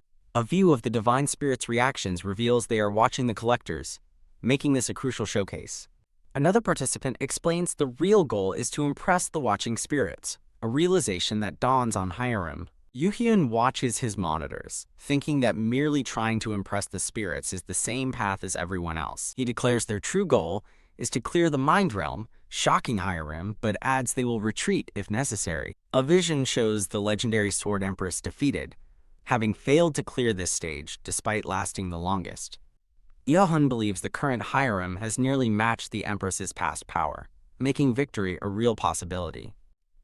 Watching the unfolding events, Yeohun thinks that if they truly have a chance to clear this place, then a muscular white-haired man approaches Hiram, questioning if she intends to fight alone. The man, accompanied by a pink-haired woman, proposes they team up to show off and split the rewards. Hiram ignores their offer and turns away, prompting the man to ask if she's snubbing them. The woman scoffs, telling the man to leave the cocky and disrespectful Hiram to fend for herself. Hiram internally dismisses them for trying to use her, but resolves to stay calm for Mr. Yu-hyun. A commanding voice suddenly welcomes the mercenaries, causing Hiram to turn in surprise.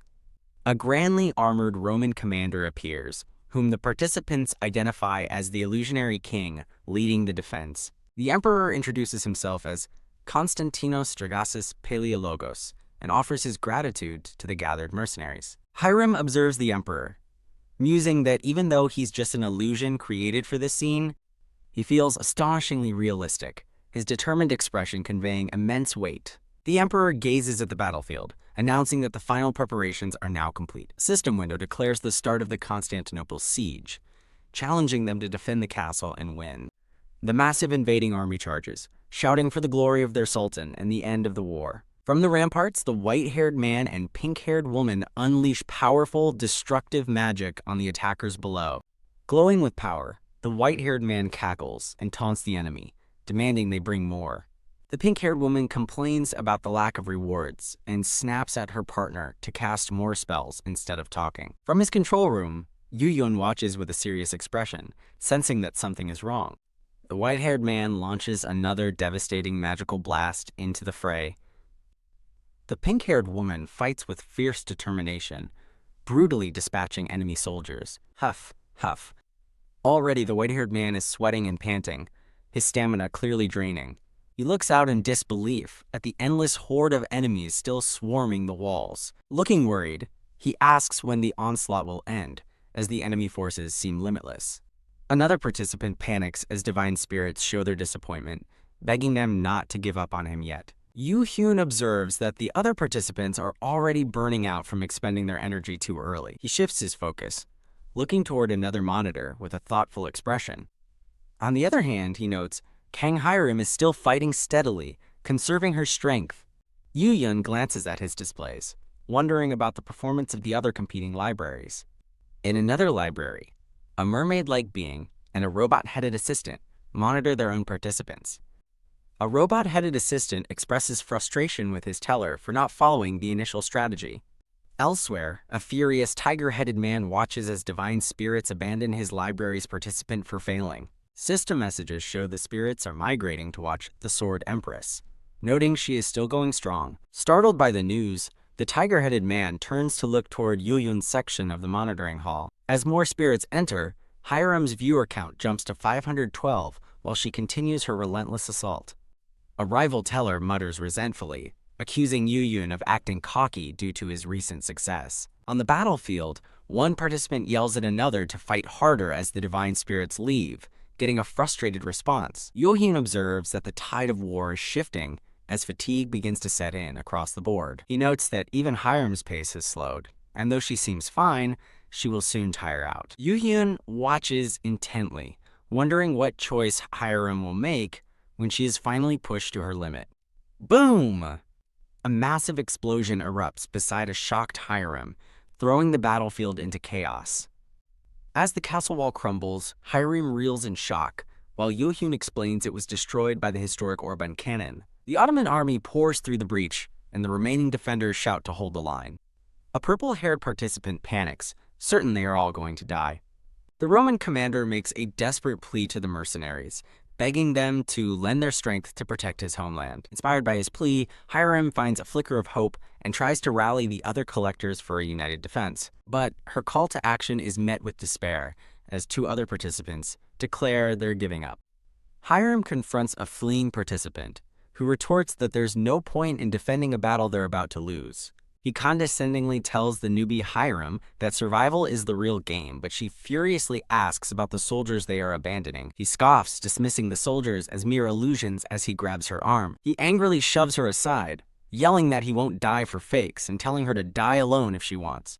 As he runs away, he shouts that everyone is in the mind realms for their own selfish reasons. Hiram watches silently as the last of the other participants abandon the fight, escaping through a portal. Alone on the ramparts, Hiram stands resolute against the charging enemy horde. A vision flashes back to when Emperor Constantinos Dragus Paleologos first introduced himself to the mercenaries. The emperor expresses his gratitude for their arrival as reinforcements, apologizing for the dire circumstances. In another flashback, different participants lose hope, shouting that they can't do it anymore and are getting out. A man flees in terror, screaming that he doesn't want to die. The emperor watches the deserters with a look of pained resolve. He stands as the last line of defense, a lone, tragic figure against the endless enemy army. With a valiant cry, the emperor charges into the fray, cutting down Ottoman soldiers. Bloodied and surrounded, he roars with defiance. He fiercely declares that he will never give up, no matter how many times he dies. Whoa! An Ottoman soldier spots the emperor, ordering his men to kill the general and claim his head for the sultan. Overwhelmed by a swarm of attackers, the emperor cries out as their blades strike him. Suddenly, the onslaught pauses as a soldier points in shock, exclaiming, "That woman!" The emperor looks up to see Hiram walking calmly toward him through the chaos of the battlefield. Hiram approaches with a calm, determined gaze, ready for what's next. The Roman soldiers recognize her as one of the mercenaries, confused as to why she has returned. She stands poised with her sword, a solitary warrior against a sea of enemies. The emperor asks her why she hasn't fled, believing the war is already lost. Hiram takes a firm step forward, stating simply that they still need to fight. The emperor pleads with her to leave, saying he doesn't want her to die in vain. He recounts how all the other mercenaries fled, surprised that she remembers the events. He resigns himself to his fate, explaining that he is just a remnant of the real man from history. With fierce conviction, Hiram looks him in the eye and declares, "That's not what you are." She places a hand on her heart, explaining she stayed because she thinks of him and his men as living people. Stunned, the emperor asks if she truly sees them as people, and she asks if he would prefer she didn't. A fire ignites in the emperor's heart, his spirit stirred by her words. A genuine smile spreads across his face as he affirms that he absolutely wants her to. He expresses his deep gratitude, moved that she values their lives and what they are trying to protect. Whoa! The enemy soldiers see an opening and charge toward the two of them. The emperor asks her to buy them time to form a defense, and Hiram readily agrees. With renewed vigor, the emperor rallies his men, roaring for them to protect their front lines, people, and nation, and their savior, he adds, as Hiram leaps into combat to defend them. In his command center, Yohyun watches the monitor with a look of utter astonishment. He realizes Hiram's book is turning silver, a sign she has finally caught up to her past life's potential. Yohyun's voice echoes with encouragement, urging Hiram to show everyone her fight. System windows announce that King Hiram's special traits, Goryeo Age's Swordmaster and Body Sword Union, have been unlocked. An Ottoman soldier screams, "Die!" as he swings his sword down toward Hiram. With a flash of deadly grace, Hiram dodges and brutally impales her attacker, her true power unleashed. Blood-splattered but relentless, Hiram continues her fierce dance of death among the Ottoman soldiers. In the monitoring room, the tiger-headed man taunts Yuyun, asking why he doesn't give up on his struggling collector. As his rival predicts Hiram won't hold on much longer, Yuyun quietly interrupts him. With a dark, furious expression, Yuyun tells the other tellers to shut up. Startled, the tiger-headed man asks what's wrong, but Yuyun just repeats his command to shut up. Yuhei angrily confronts them, questioning if they have any shame after running away, and asks if they're wishing for his death. Clenching his fist, he furiously calls them garbage for treating their collectors like disposable point-gathering machines. He scathingly asks where they get the audacity to look down on others, his words echoing Hiram's own defiant spirit on the battlefield. Yuyun tells the tiger-headed man to shut his mouth and just watch if he knows his place. Yuyun watches with concern, whispering Hiram's name as a soldier screams that Emperor Dragasis and the last line of defense are falling. The Roman soldiers panic, shouting that their last line is collapsing and that it's over if they go down. Startled, the panicked soldiers turn to see Hiram standing before them. Hiram stands as a solitary bulwark between the retreating soldiers and the advancing enemy horde. With a ferocious look, she resolves that she must stop them, even if it's just one at a time. A moment of doubt crosses her mind as she wonders why she's pushing herself, instead of just giving up. The thought of escape tempts her, reasoning that it will all be over if she dies. But as she stands her ground, she realizes that if she flees now, she will lose something truly important. Her eyes blaze with renewed, almost manic conviction. An enemy sword slashes across her chest, and a soldier screams Sanctus as she falls. The Roman soldiers cry out in despair, rallying to protect the fallen Sanctus and their emperor. The Ottoman army roars to kill and loot them all as they mercilessly cut down the remaining defenders. A dead Roman soldier lies on the ground, a silent testament to the battle's brutality. Lying wounded, Hiram laments that she truly believed they could win this fight. With tears staining her bloodied face, she admits her pride made her foolishly think everything would go her way. Defeated, she wonders what to do as system messages flood in, detailing the divine spirit's sadness, frustration, and anger at her for fighting a losing battle. In the control room, Yuyun grits his teeth as notifications pour in, showing divine spirits criticizing Hiram's actions. He realizes there are too many viewers to manage, and that he'd have to block them all to save his library's reputation. Overwhelmed by the barrage of negative feedback, he panics, desperately wondering what to do. Suddenly, the chaotic stream of messages stops, and he looks up in confusion. Startled by the sudden silence, he whips his head around, wondering what just happened. A new system window announces that a powerful being, the one smiling from the darkest abyss, is entering the library. Yuyun stares in wide-eyed shock, unable to form a word. The notification appears again, heralding the arrival of the one smiling from the darkest abyss. In a hushed, terrified whisper, Yuyun identifies the newcomer, Satan. A system message notes that all the divine spirits in the library have suddenly gone silent. Yuyun smirks, explaining that everyone is simply nervous, as the system confirms the spirits are shocked by his casual response. He greets the new arrival. Noting he's late, the entity responds that he's a busy man, but came because things looked interesting.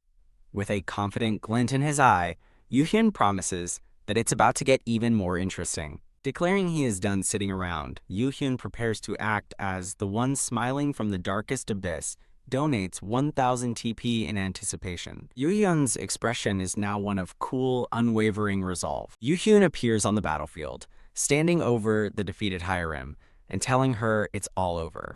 Looking up at him through blood and tears, Hiram weakly speaks his name. He tells her she can give up now, because staying here means certain death. Yuyun gently tells her that she did her best, and some things are simply beyond one's control. Nearby, the Emperor watches the futile struggle, acknowledging that some things are just impossible. Hiram tearfully asks if she should give up, then lets out a defiant scream. No! Kneeling before Yuyun, she admits she's stubborn, and knows some things in life are unreachable, no matter how hard you try. She looks up at him in anguish, demanding to know why he would say something so cruel when she refuses to give up. In a painful flashback, she remembers being told she was hopeless, and admits that, for a moment, she did want to give up. Clenching her bloodied hand, she recalls how Yoo-hoon was the one who told her she had a special talent, which helped her discover her own worth. Clenching her sword, Hiram declares she has finally realized what she truly wants to do. With a defiant roar, Hiram screams that she is sick of running away and refuses to flee any longer. Yoo-hyun gravely warns her that staying means death, but Hiram calmly accepts her fate. With tears in her eyes, she tearfully admits she's being stupidly stubborn, but still refuses to give up. An Ottoman soldier charges, screaming for the witch to die, but Yoo-hyun steps in front of Hiram to shield her. Hiram panics, realizing she needs to block the attack, but her body is frozen in place. Tears stream down her face as she resigns herself to the thought that this is where she will die. As her hope fades, Yoo-hyun's voice cuts through, simply stating, "That's good." He looks back at her with a confident smile, a mysterious blue window appearing beside him. Hiram stammers his name in shock as a system window asks if he will undo something irreversible. Decisively, Yoo-hyun chooses to undo, pressing the yes button on the system prompt. A notification confirms that Genesis's blessing has been undone, freezing the attacking soldier in his tracks. Now vulnerable, Yoo-hyun raises his own sword and blocks the deadly strike as Hiram watches in disbelief. Fresh blood splatters across Hiram's face as she stares in wide-eyed horror. Back in the control room, Satan lets out a gleeful, maniacal laugh. A flashback reveals Yoo-hyun's inner turmoil, a tangled mess of regret, unfulfilled dreams, and his mother's hopes.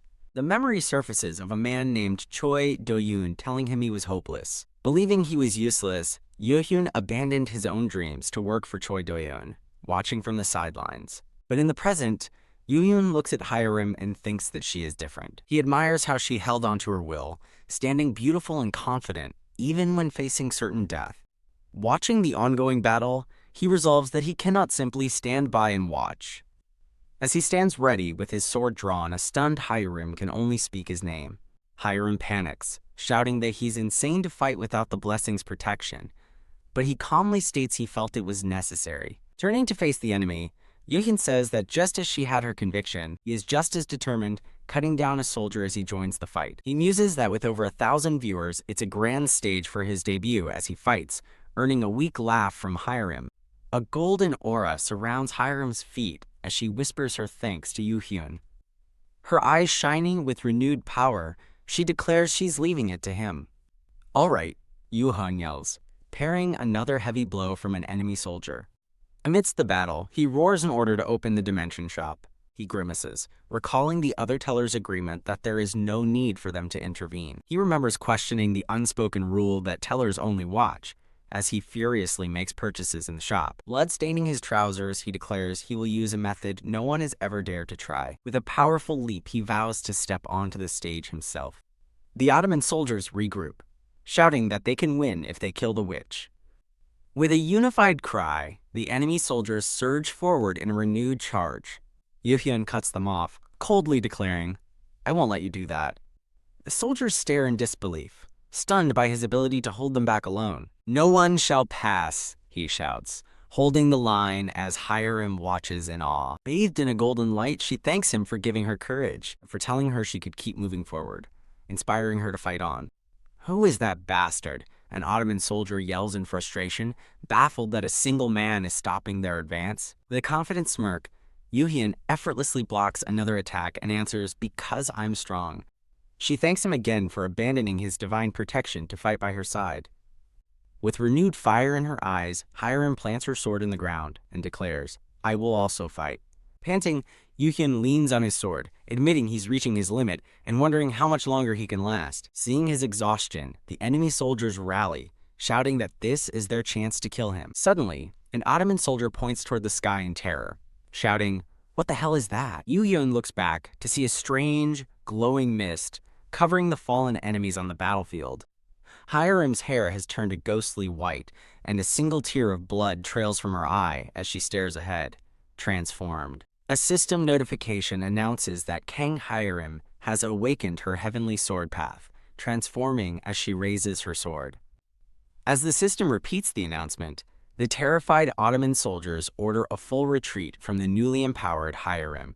A massive shockwave of energy erupts from Hiram, blasting Yoo-hyun and the surrounding battlefield. The energy subsides, revealing Hiram and Yoo-hyun standing in the center of a newly formed crater.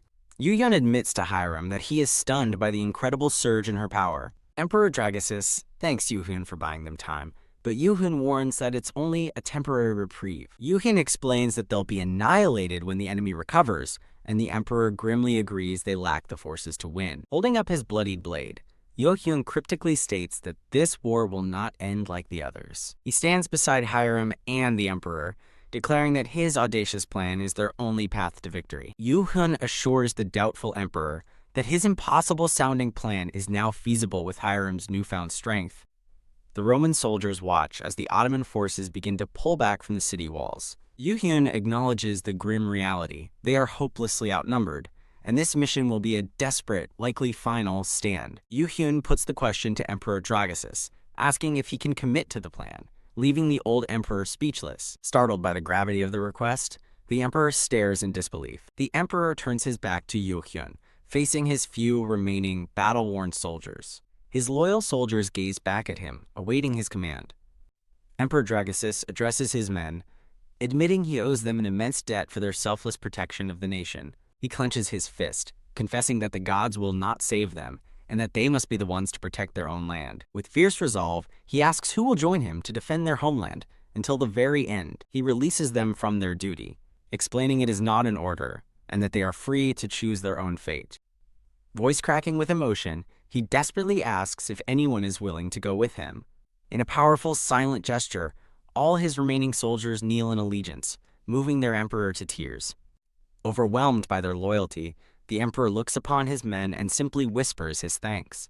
With their resolve set, Yoo-hyun smiles grimly and announces, "Now, let's go." Across the field, the massive Ottoman army waits, an ocean of soldiers ready for battle. The Ottoman leader, Mehmed II, observes the defiance, noting that Emperor Dragosis refuses to surrender. Mehmed II senses something has changed, confused as to why the remaining forces haven't fled as expected. Emperor Dragosis leads a desperate, final cavalry charge, with Hiram and Yoo-hyun riding at his side. Stunned by the brazen charge, Mehmed II and his subordinate wonder what their enemies are possibly planning.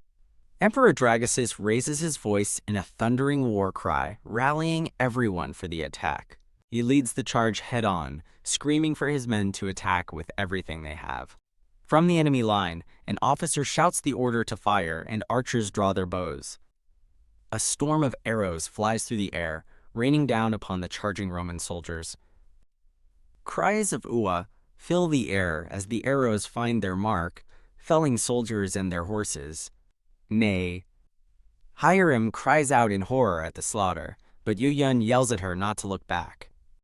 As she falters, he shouts that the soldiers made their choice, and she must honor their sacrifice by succeeding. Riding hard through the chaos, Yoo-hyun yells for her to open a path. A soldier is struck down right beside Hiram as she cries out in shock. She tries to turn back to help, but a wounded soldier yells for the Saintess to keep going. The remaining soldiers form a line, shouting for her not to worry about them as they hold off the enemy. As they break through, Hiram sees a new wave of enemies appearing ahead. A soldier identifies the new threat, the Sabahi, the elite cavalrymen of the Ottoman Empire. Yoo-hyun forcefully shoves Hiram from her horse, yelling for her to get off. He propels himself forward, launching them both from their mounts toward the enemy line. Hiram lands on her feet, her gaze fixed with grim determination on the path ahead. "Run, Hiram," Yoo-hyun screams, urging her to only look forward and never turn back. The Ottoman soldiers realize their desperate charge is a direct assault on the Sultan.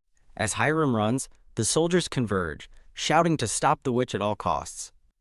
"Out of my way," she screams, carving a bloody path through the soldiers blocking her. With a final desperate roar, Hiram fights onward, her face a mask of fury and grief. Roaring with desperate effort, a blood-soaked Yoo-hyun struggles against the overwhelming enemy forces. He and Hiram fight back to back, driven by the raw will to survive. As they spot the Sultan, Yoo-hyun yells to Hiram that their target is just ahead. Yoo-hyun realizes they don't have time to fight through the Sultan's guards one by one. A bloodied shield clatters to the ground, signaling a change in tactics. Thinking fast, Yoo-hyun shouts to a bewildered Hiram that he will use the shield to launch her forward. Bracing the shield against his body, he screams for her to go now. With grim resolve etched on her face, Hiram prepares to make the leap. She sprints and jumps onto the shield, using Yoo-hyun as a human catapult. Hiram soars through the air, flying high above the heads of the stunned Ottoman soldiers. "Fly," Yoo-hyun screams after her, having put all his strength into the launch. With angelic wings of light spreading behind her, she descends upon the battlefield like a Valkyrie. A single white feather drifts down, landing gently on a fallen soldier. Panicked archers shout orders to fire, desperate to stop her airborne assault. Her wings deflect a volley of arrows as she continues her unstoppable descent. From the air, Hiram homes in on her final target, the red-caped Sultan, Mehmed II. The Sultan looks up at the flying warrior, a smirk on his face as he mutters, "Amazing!" Hiram raises her sword, ready to deliver a devastating strike from above. With a sneer, Mehmed II identifies Emperor Dragosis as his arch-nemesis, unaware of the true threat before him. A colossal pillar of divine energy crashes down from the heavens. The attack erupts in a massive explosion, obliterating the ground where the Sultan stood. Landing amidst the devastation, Hiram finds she has vaporized the Sultan's bodyguards. From the sidelines, Yoo-hyun and a Roman soldier stare in utter disbelief at the destructive power. The surviving Roman soldiers are left speechless and awestruck by the turn of events. Hiram stands tall in the crater, her mission seemingly accomplished. She powerfully raises her blood-splattered sword to the sky in victory. Her surviving comrades erupt in a massive cheer, declaring that they have won. Overcome with emotion, Emperor Dragosis and his men weep tears of joy for their impossible triumph. The emperor looks on with a peaceful smile, feeling this was the moment he had fought for. He reflects that seeing his men celebrating their victory was all he ever wanted. Hiram gives Yoo-hyun a weak but triumphant smile, exhausted from the battle. She offers her sincere thanks, but his attention is suddenly drawn elsewhere. Emperor Dragosis approaches, vowing to never forget their kindness, even if they are just made beings. Yoo-hyun gently corrects the emperor, firmly stating that they were not made. He tells the weeping emperor that they are all living people who should not belittle themselves. Yoo-hyun states that as proud equals, a simple thank you is enough, earning a grateful laugh from the emperor. Both Yoo-hyun and Hiram suddenly look shocked by a new development. Yoo-hyun explains that the tradition of knighthood holds immense significance in this world. He elaborates that it grants the power of storytelling, a priceless gift, as the emperor prepares for a ceremony. Emperor Dragosis bestows upon them the title of Distinguished Knight, and a system notification confirms their abilities will significantly increase. The emperor's body begins to dissolve into golden light, as he wishes them a future of pure glory. The Roman soldiers also fade away, their joyful voices promising they will never forget them. Yoo-hyun and Hiram watch in silence as the world and its people dissipate into light. Standing in the quiet aftermath, Yoo-hyun confirms their success, and Hiram agrees they finally did it. Tears of relief stream down Hiram's face as she admits she truly thought they were going to fail. A system window appears, notifying them they've accomplished a feat no one else from the lower realm has, and awarding them 10,000 TP. Hiram laughs through her tears, overwhelmed with relief and joy. System notifications flood in, confirming they've cleared the mind realm, eradicated the world's curse, and pleased the spirits, earning massive rewards as Hiram asks if they'll stay together. Yoo-hyun smiles, promising that no matter what the future holds, they will continue to fight side by side. Hiram beams with happiness as a final message, declares that their names will be forever imprinted on the world.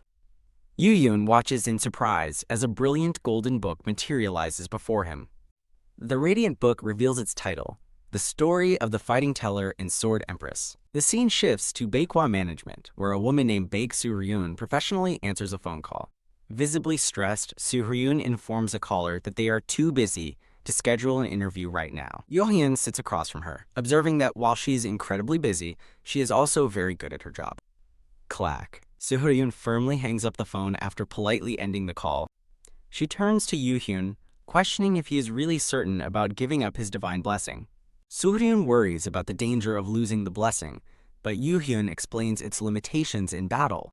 As he explains he's now a collector, Hiram claims a special bond before he grabs her head to silence her. Noticing his fatigue, Soo-hyun asks if he's okay, but Yoo-hyun insists he's happy with all the calls. Soo-hyun expresses her disbelief over their victory, and Yoo-hyun admits he also doubted they would actually succeed. Advising him to be selective, she shows a list of rejected guild offers, but notes she must handle the press. Upon learning of commercial offers, Yoo-hyun immediately orders her to reject any that aren't from major players. Ping! A system notification suddenly appears before Yoo-hyun, capturing his attention. Annoyed, he sees a flood of donation offers from divine spirits inspired by his storytelling, wishing he'd blocked them. Yoo-hyun tells Hiram that they need rules for their many subscribed spirits, though she notes they've been quiet so far. He reveals why the spirits are silent, holding up a glowing crystalline fruit in his hand. Soo-hyun and Hiram gasp in shock as Soo-hyun identifies the legendary fruit of life, impressing Yoo-hyun. He explains it was a gift, revealing a menacing divine spirit who laid claim to him, shocking Soo-hyun. When Hiram asks what's so special, a frantic Soo-hyun explains it's one of the 2 great fruits from the Bible. Yoo-hyun confirms its immense value, but notes the danger of consuming it while he's still a low-class being. He explains the fruit's vitality would make him explode, wryly calling the gift giver a sly fox. A strange message appears, surprising Yoo-hyun, Hiram, and Soo-hyun, as he thought all were blocked. He reads a startling request for a private meeting from he who resembles the glittering light. Announcing an important guest has arrived, Yoo-hyun stands to leave as the women watch in confusion. As Hiram questions who it is, Yoo-hyun presses yes on the system prompt to agree to the meeting. Yoo-hyun appears slightly dazed as his surroundings instantly change. Floating in a sea of clouds, he realizes he has been transported to a place he's never seen before. A voice welcomes him, and Yoo-hyun turns to face the speaker. He stares in complete shock at the being who summoned him. Elsewhere, in his office at Celestial Body Inc., a man named Jin-pung fumes, demanding to know what happened. Jin-pung rages over news of Yoo-hyun's impossible victory in Constantinople and his reckless decision to renounce his blessing. Trembling with fear and anger, he knows he must crush Yoo-hyun or face punishment from his superiors. A sinister realization dawns on him. Since Yoo-hyun gave up his blessing, he is now vulnerable to direct attack. He acknowledges that while he can't harm the collector, this new development changes everything. He sneers while reading a bulletin board filled with anonymous calls for the assassination of Yoo-hyun and the Sword Empress. With cold fury, Jin-pung vows to make Kang Yoo-hyun pay for foolishly relinquishing his blessing. Back in the sky, Yoo-hyun's attention is captured by a majestic, white-feathered being. The being is revealed to be the magnificent, winged Archangel St. Michael. Unfazed, Yoo-hyun calmly states that a request from Eden was unexpected, but not a problem. As Michael invites him to sit, a table magically appears, startling Yoo-hyun for a moment. Michael asks if he isn't surprised, but Yoo-hyun replies that anyone would be when visited by someone so important.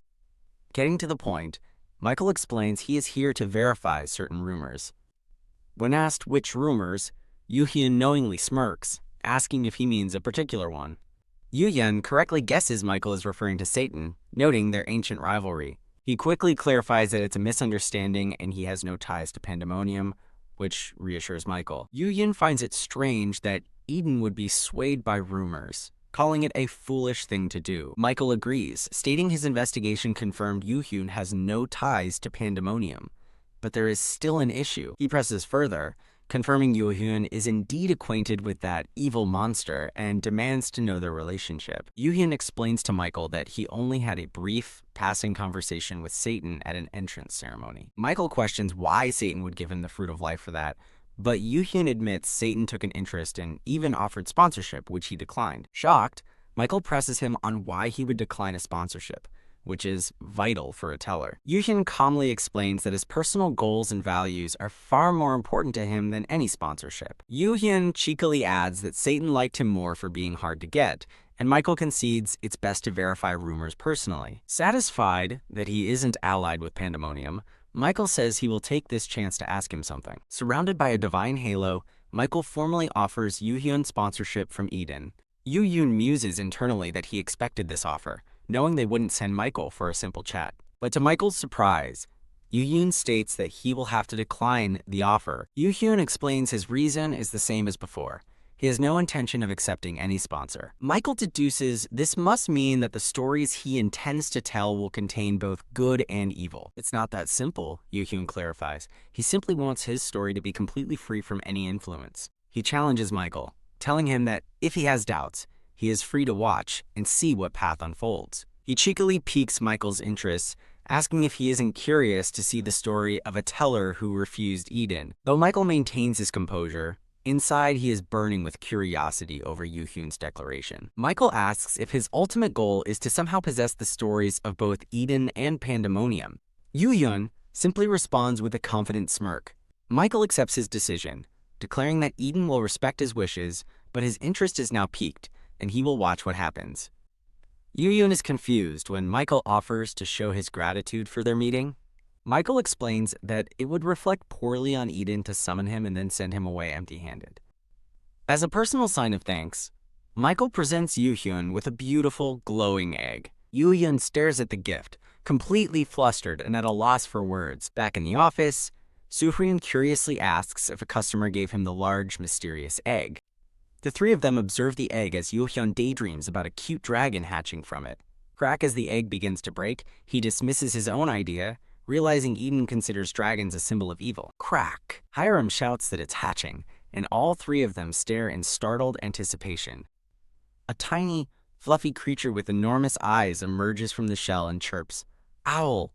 "It's an owl," Yoo-hyun states as Hiram melts, exclaiming over how incredibly cute it is. When the newborn owl flies to Yoo-hyun's head, Hiram laments that it doesn't like her. He smirks, realizing the gift is a warning.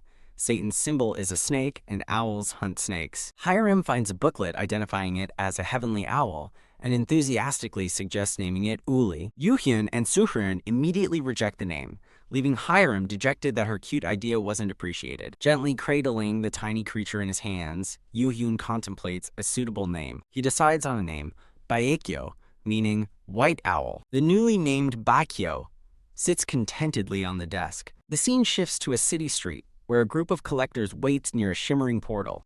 A woman asks a blue-haired man if his farming went well. He replies it was enough. The two of them suddenly stop, turning in surprise at an approaching figure.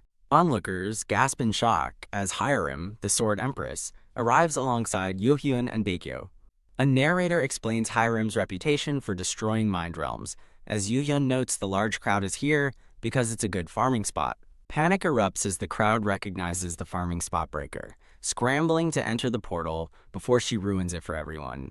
Hiram smirks, energized by their panic, as Yoo-hyun notes with amusement that she's clearly embraced her nickname. Yoo-hyun asks Hiram and Baekyo to step aside, explaining he needs to make an announcement before opening the library. A flood of system notifications announces that the library is open and viewers are pouring in.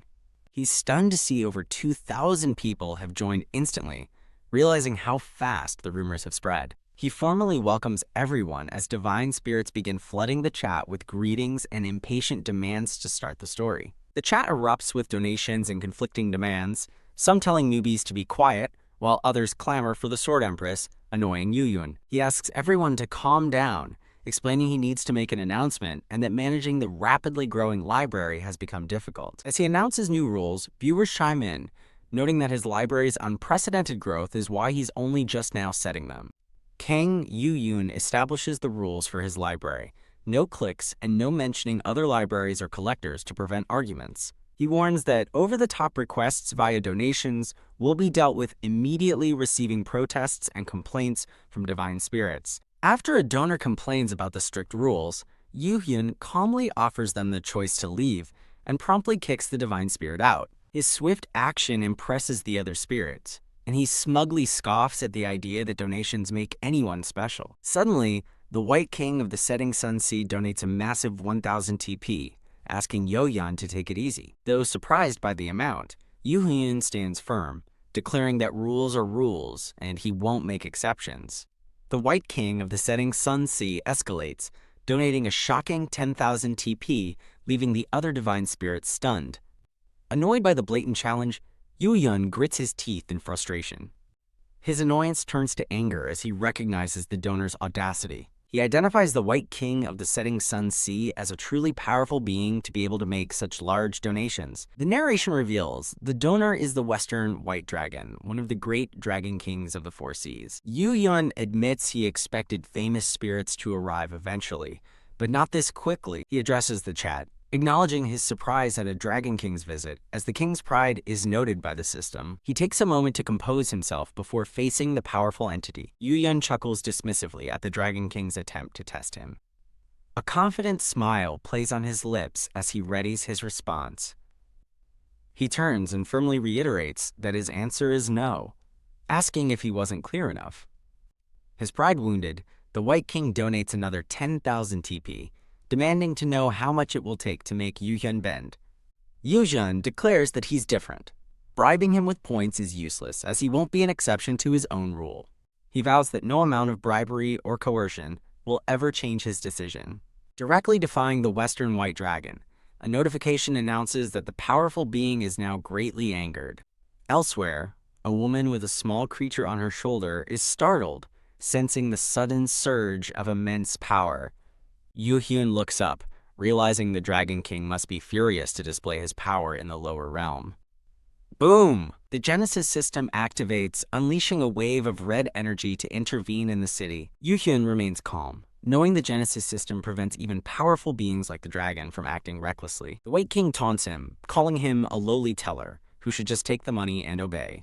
A flood of 10,000 TP donations pours in as the Dragon King repeatedly demands his submission, but Yu Yun is unfazed. Thanking the dragon for the donations, Yu Hyun's finger hovers over the button to block him. He declares the dragon's taunts a hate comment and sarcastically congratulates him on graduating from his library. He tells the remaining spirits that this is just the beginning, and rules may relax if the atmosphere stays positive. An enraged message from the dragon screams, "You bastard!" as crimson energy crackles around Yu Hyun. Shocked, Yu Hyun realizes the dragon bypassed the system, as a notification announces his entry. The dragon's furious voice berates Yu Yun for kicking him out, but Yu Yun calmly states the dragon has crossed a line. As the dragon accuses him of insulting the heavens, Yu Yun denies the charge. He clarifies that he never insulted the Western White Dragon, but simply removed a guest who broke the rules. The dragon's enraged voice roars in defiance. Yu Yun watches with concern as a system notification appears. The system detects excessive power usage, targeting the White King of the Setting Sun Sea. Kak! The dragon lets out a pained scream as the system's power strikes him down. Yu Hyun states that the Genesis system's force is absolute, and that a mere mid-ranking spirit can't possibly defy it. He muses that the dragon will be sick for years as a notification confirms his forceful eviction. Yu Hyun watches calmly as the last remnants of the dragon's power fade away. He cheerfully tells the remaining spirits that following the rules prevents such unusual incidents, and asks if there are any other complaints. The spirits have no complaints, and now watch him in awe, proving Yu Hyun's Michael effect theory correct.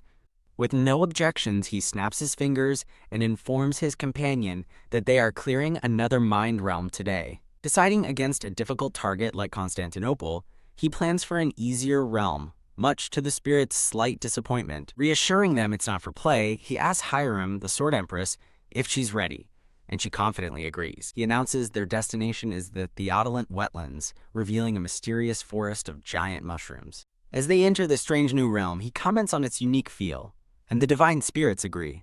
Yu Hyun tells Hiram their first objective is to find the boundary line, and that he will brief her on the way.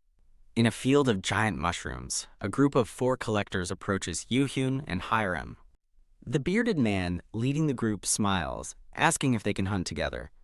When asked if it's just them, Hiram confirms that it's only the 2 of them. The man explains his party of 6 lost 2 members, and invites them to join forces since they are struggling. Hiram internally wonders if these people truly don't recognize her and Yu Hyun's infamous reputations. She begins to politely decline, stating they are here to clear the realm, not casually farm with others.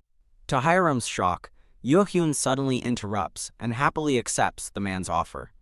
A stunned Hiram looks at Yu Hyun, silently questioning his baffling decision. Her eyes dart to the attractive blonde woman in the other party as a terrible realization dawns on her. Hiram concludes that Yu Hyun must be interested in the pretty, well-endowed blonde woman. In tears, she watches them walk away, horrified that this is his actual taste in women. Yumin cheerfully agrees to their partnership and nudges a distant Hiram to greet their new teammates. Hiram offers a chillingly cold greeting, making the bearded man wonder about her strange pause. The man says they will go get their things, and Yoo-hyun calmly agrees. Yoo-hyun watches them leave, a thoughtful expression on his face. Yoo-hyun calls to a pouting Hiram, who bitterly replies that she understands everyone has different tastes. On the verge of tears, she asks if she should go on a diet, as a chibi Yoo-hyun begs her to protect her image. Yoo-hyun calls her name again, getting her full, surprised attention. He leans in close, causing her to blush and stammer that the spirits are watching, but she isn't complaining. Yoo-hyun prepares to whisper a secret to her. He reveals the truth to a shocked Hiram. Their new party members are Scavengers. A flashback shows the party spattered with blood, their expressions sinister. The bearded man smiles cruelly, holding a small pouch. Yoo-hyun explains that Scavengers live by stealing the stories and texts left behind by other collectors. Hiram asks if they teamed up just to steal their stories, but Yoo-hyun hints it's much worse. He warns that some Scavengers are also murderers, and this group is likely one of the most vicious. Hiram nods grimly, accepting his assessment without question. She then asks how he knew they were Scavengers, her eyes wide with curiosity as a system notification appears. Yoo-hyun explains their story didn't add up. Their clothes were far too clean for people who claimed to be struggling with hunting. He notes that fighting in the nearby swamp would have inevitably caked their clothes in mud. Most suspiciously, he adds, is that they approached two famous figures so brazenly without any caution. When Hiram asks why he accepted their offer, Yoo-hyun smirks and asks, "Where's the fun in that?" He grandly explains they have villains hiding knives behind their backs, viewing them as easy prey.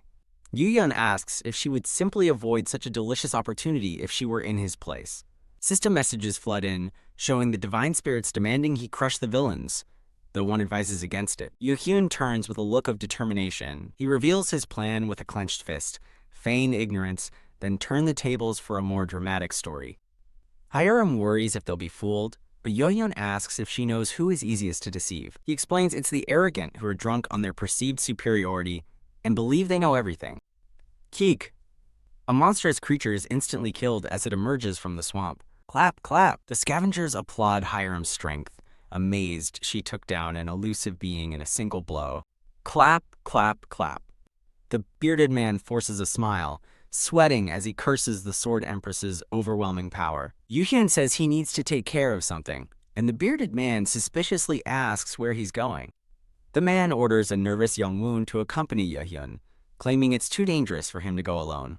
A stammering Young-woon reluctantly agrees and follows Yoo-hyun. Yoo-hyun sends a telepathic message to Hiram, warning her the Scavengers will likely move on her now and to be ready. Yoo-hyun and the anxious Young-woon walk away from the group in silence. Turning to a flustered Young-woon, Yoo-hyun asks if something is wrong, noting he seems off. Yoo-hyun kindly offers to listen to his troubles, smiling as he thinks to himself, "I already know everything." Yoo-hyun recalls his assessment of the Scavengers, noting that while three were scum, Young-woon seemed normal. Sweating nervously, Young-woon confirms Yoo-hyun's name. He urgently pleads with Yoo-hyun to run away from the area immediately. Young-woon confesses that the other three are murderers and that their leader, Baek-woo-hyun, forced him to join them and participate in killing two people. He admits he was too terrified of Baek-woo-hyun to refuse, and now feels like an accomplice. Young-woon offers to lie that he killed Yoo-hyun and get Hiram away safely, but Yoo-hyun interrupts to ask why they were targeted. Young-woon reveals they were hired by a teller from a famous division in exchange for a library contract, which piques Yoo-hyun's interest. As system messages praise Young-woon, Yoo-hyun decides he no longer needs to deal with him like the others. Yoo-hyun drops his act, telling Young-woon to stay and asking if he truly thought they were stupid enough to trust strangers. A stunned Young-woon asks if he knew all along. Yoo-hyun confirms it, but reassures him that he's proven he's not a bad guy.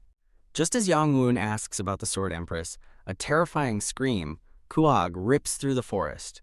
Yoo-hyun calmly remarks that it's almost over, leaving Young-woon to stare in dawning horror. The other three Scavengers, the blonde woman, another man, and Baek-woo-hyun, lie defeated in the swamp. Hiram appears beside a shocked Young-woon, as Yoo-hyun observes there's no need to tie up the defeated Scavengers. Yoo-hyun remarks on Hiram's surprising strength, while she stares coldly at their fallen enemies. As the scavengers begin to stir, Yoo-hyun calls out, telling them it's time to get up. Baek Woo-hyun groans, slowly waking up as Yoo-hyun asks if he's finally conscious. Pop! Baek Woo-hyun's eyes fly open in shock and rage as he sees Young-woon standing with their targets. Furious, Baek Woo-hyun accuses Young-woon of being a traitor who snitched on them. While Baek Woo-hyun screams death threats, Yoo-hyun watches him with cold indifference. Crack Yoo-hyun brutally kicks Baek Woo-hyun in the face, sending him back into the murky water. Ugh. As his target screams, Yoo-hyun smugly offers to enlighten Baek Woo-hyun on his situation. Yoo-hyun recites Baek Woo-hyun's criminal record: a Class 7 scavenger, murderer of 10, and gang affiliate, leaving the man speechless. He continues, pointing out that this time, Baek Woo-hyun foolishly targeted the newly famous Sword Empress. Staring down at the defeated man, Yoo-hyun coldly demands to know who hired him. Huff! Huff! Baek Woo-hyun laughs defiantly, challenging Yoo-hyun's nerve to become a murderer, but Yoo-hyun just calls him shameless. Baek Woo-hyun scoffs at the law, vowing to kill Yoo-hyun first after getting out of prison, as divine spirits demand his execution. When Baek Woo-hyun mocks his silence, Yoo-hyun simply replies, "Not really." A sword suddenly erupts from the other male scavenger's chest. The man gasps, looking down at the blade that has impaled him. Holding the bloody sword, Yoo-hyun calmly declares, "That's enough." The corpse floats in the water, leaving a horrified Baek Woo-hyun and the blonde woman trembling. The remaining two scavengers stare in absolute terror at their dead comrade. "Uah!" They both scream, pleading for Yoo-hyun to spare them. The woman desperately begs for her life, insisting Baek Woo-hyun made her do it. As she pleads, Yoo-hyun raises his sword to deliver the final blow. Suddenly, Hyrim grabs his arm, stopping his attack. Yoo-hyun looks at her in surprise, wondering if she's trying to stop him. To his shock, Hyrim takes the sword and brutally executes the blonde woman herself. Blood splatters across Yoo-hyun's face as he stares, stunned by her ruthlessness. He and Hyrim silently watch the woman's body sink into the bloody water. Baek Woo-hyun whimpers, paralyzed with fear as the last one alive. A slow, impressed smile spreads across Yoo-hyun's face as he admits he might have underestimated Hyrim. Hyrim, her eyes glowing with cold power, declares that she will take care of the rest. She walks toward the terrified Baek Woo-hyun, stating she realized her true purpose during the Constantinople siege. With unwavering resolve, Hyrim says she is prepared to do whatever it takes to reach her goal. Baek Woo-hyun pleads for his life, desperately trying to negotiate his way out of death. Yoo-hyun coldly informs the scavenger that he lost the right to negotiate with them. As a last resort, Baek Woo-hyun reveals that if they kill him, they will never learn who hired him. Baek Woo-hyun reveals his contractor, Jing-poong, a teller from the Pentagram division of Celestial Body Inc. Yoo-hyun asks if he really thought their secret deal was unknown, leaving a stammering Baek Woo-hyun in disbelief. Yoo-hyun turns to a blood-splattered Hyrim, entrusting her with finishing the job. Baek Woo-hyun screams in absolute terror as Hyrim advances, begging for help. He desperately pleads with a horrified Young-woon for help, trying to guilt him by mentioning their past closeness. Hyrim's eyes glow menacingly as Baek Woo-hyun continues to scream for his life, begging her to stay away. Tears of pure terror stream down Baek Woo-hyun's face. Yoo-hyun and Hyrim stand impassively with their backs to the dying man. Yoo-hyun lets out a nervous laugh, reacting to the intense aftermath.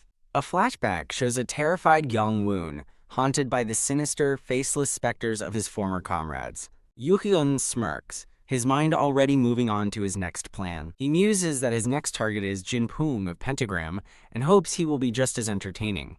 Divine spirits express their enjoyment of the spectacle, but crave more, as Young-woon trembles in fear. As Hyrim calmly walks away, a stunned Young-woon watches her go, utterly baffled.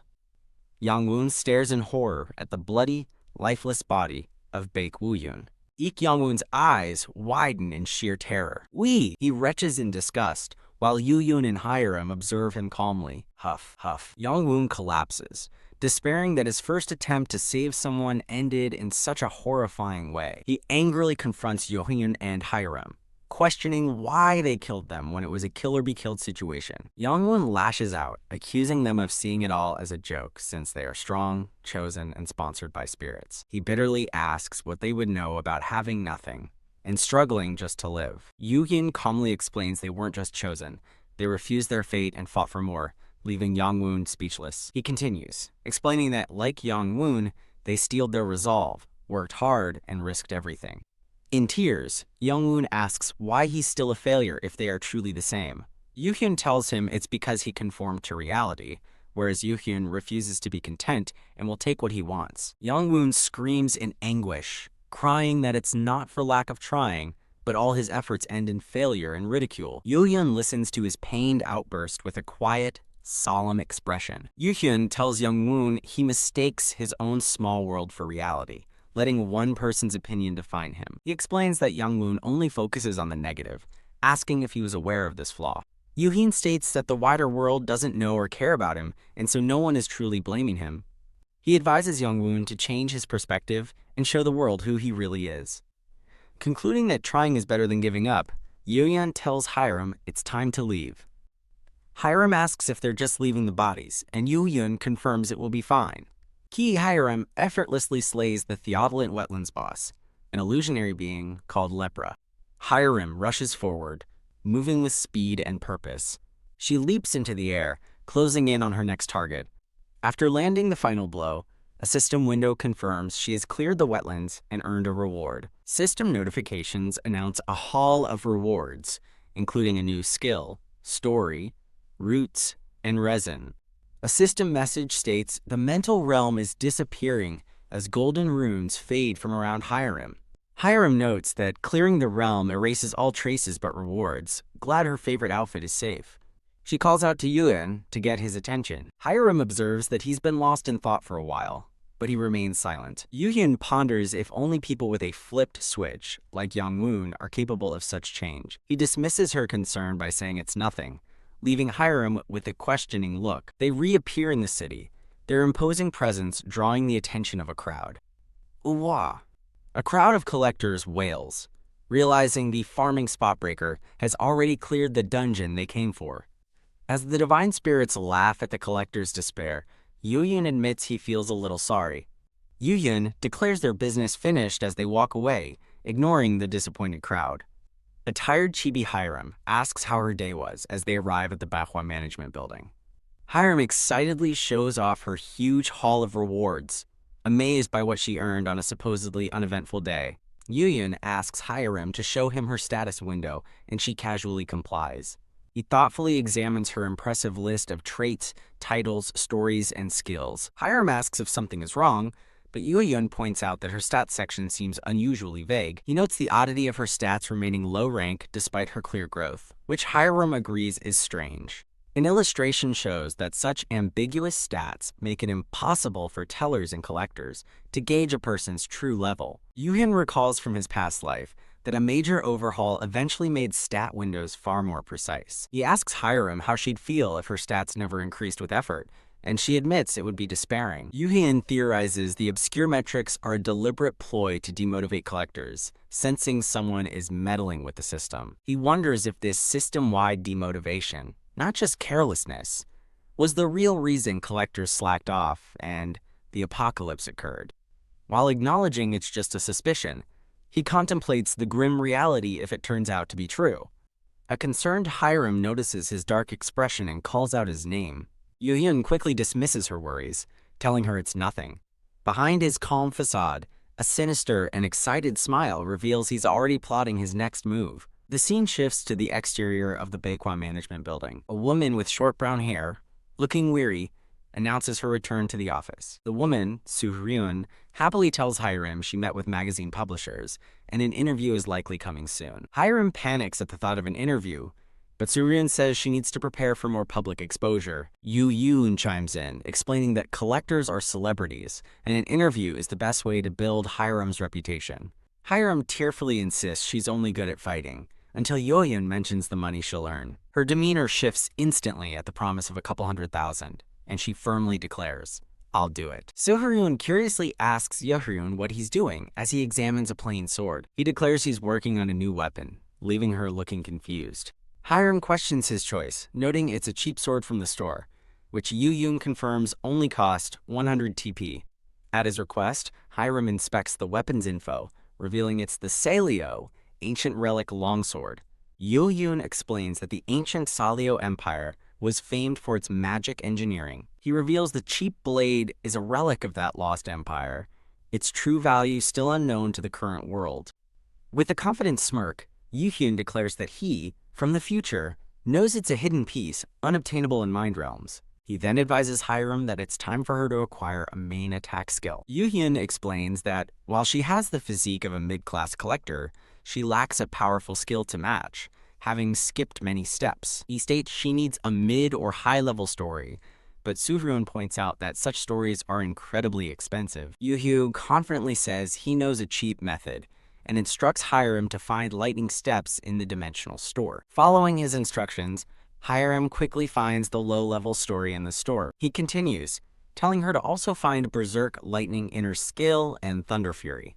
Soo-hyun reacts in horror, warning Yo-hyun that those skills are notoriously useless. She explains that Lightning Steps is uncontrollably fast, Berserk Lightning Inner Skill causes spasms, and Thunder Fury is impossibly difficult to use. Known as the Three Useless Brothers, Hiram panics, asking if it's truly safe to learn them. Yu-yun calmly asks if she trusts him, his confidence swaying her doubts. With renewed determination, Hiram agrees to learn all three skills. Kia. A violent surge of blue energy erupts from Hiram as she absorbs the skills, convulsing from the power. Unfazed by the raw energy, Yo-hyun watches intently and commands, "Now!" He plunges the ancient sword into the chaotic energy enveloping Hiram's body. Soo-hyun gasps, staring in disbelief at the shocking scene. The cheap sword absorbs the chaotic energy and transforms into a magnificent, glowing blue blade. As Soo-hyun marvels at the sword's new form, Yu-hyun warns her to be careful of the lightning still arcing from it. Yu-hyun smirks, admiring the blade and admitting it's even more impressive in person. Hiram's eyes crackle with newfound power as the energy settles within her. Yu-hyun asks if she feels any discomfort, but she confirms she feels fine. He tells her to check her status screen, promising a new skill awaits her. Hiram is shocked to see the three useless skills have vanished, replaced by a single, powerful new one, Heavenly Lightning Sword. Yu-hyun explains that this unique skill, which surpasses even high-level stories, will be the foundation of her true power. With stars in her eyes, a grateful Hiram looks admiringly at Mr. Yu-hyun. She thanks him profusely and moves in for an enthusiastic hug. Ooh-weh. She faceplants onto the couch with an electric jolt as Yu-hyun scolds her for her uncontrolled lightning. Hiram asks how he knew about the hidden relic, while Yo-hyun jokes that the divine spirits would have loved the spectacle. He thinks to himself that explaining his knowledge would only lead to troublesome questions from the spirits. Handing her the new sword, he explains that it will absorb the excess lightning she can't yet control. Soo-hyun stares with a look of sudden, dawning horror. She urgently grabs Yu-hyun's arm, pulling him aside for a private conversation. She accuses him of using Hiram as a human battery, but he calmly replies it was all to help her. Yu-hyun thinks she's worried about Hiram's safety, but Soo-hyun's inner monologue reveals a different fear. She furiously clarifies her real concern. His reckless experiment could have burned down her office. Soo-hyun warns him to give her a heads up next time, making Yu-hyun realize she isn't so normal either. His train of thought is interrupted by a message notification on his screen. A message from Choi Jung-mo arrives, stating he has found information on Choi Do-yoon. Yu-hyun's eyes widen in absolute shock. He urgently announces he's heading out, shouting a warning to Hiram not to part with the sword. As he rushes off, Yu-hyun wonders why he is so intensely focused on finding this man. He contemplates whether seeing him again will bring anger or just a hollow emptiness. Arriving at an association building, Yu-hyun tells the receptionist he's there to see manager Choi Jung-mo. A voice calls his name, and Yu-hyun turns to see a man waiting for him. An older man with glasses, Choi Jung-mo, sternly instructs Yu-hyun to follow him. Inside his office, Choi Jung-mo begins by asking about Yu-hyun's relationship with Choi Do-yoon. Yu-hyun lies, claiming to only know of him through rumors. Choi Jung-mo says that finding him wasn't difficult with the basic information Yu-hyun provided. He slides a photo towards Yo-hyun, asking him to confirm if this is the right person. Yu-hyun stares at the photo, recognizing the face of Choi Do-yoon. He leaps up, confirming the identity and frantically asking where Do-yoon is now. Choi Jung-mo begins his explanation starting 10 years ago on Mind Unification Day. He delivers the shocking news. Choi Do-yoon went missing. Stunned, Yo-yoon struggles to process that the man he's searching for simply vanished. Jung-mo clarifies that Do-yoon was one of the vanishing, who disappeared during the 99 days of revolution. A montage illustrates Mind Unification Day, when Earth collided with the mixed world and stories became real. During that chaotic period, many people vanished from reality, without a trace. While the cause remains a mystery, it is certain the vanishing were transported to another dimension. The memory of the event shows the terror of citizens caught in the cataclysm. Earth was suddenly overrun by monstrous and fantastical creatures from other worlds. Yoo-hyun knows that some of the vanishing will eventually return, but that time has not yet come. He realizes Do-yoon was a vanishing who returned to Earth at its end. Do-yoon's formidable power was a result of his time spent adhering to the rules of another world. Choi Jung-mo adds one more important detail. Choi Do-yoon has a mother. He explains that she has been searching for her son for a decade and wishes to meet Yoo-hyun. The request surprises Yoo-hyun, and Jung-mo asks if he would be willing to meet her. Looking at the photo, Yoo-hyun understands why a desperate mother would seek out anyone who knew her son. He agrees to meet her himself later, and Choi Jung-mo promises his assistance anytime. Clutching the photograph, Yoo-hyun is struck by a chilling realization. His own parents must be alive in this world. A dark memory surfaces, showing him standing before the silhouettes of his parents.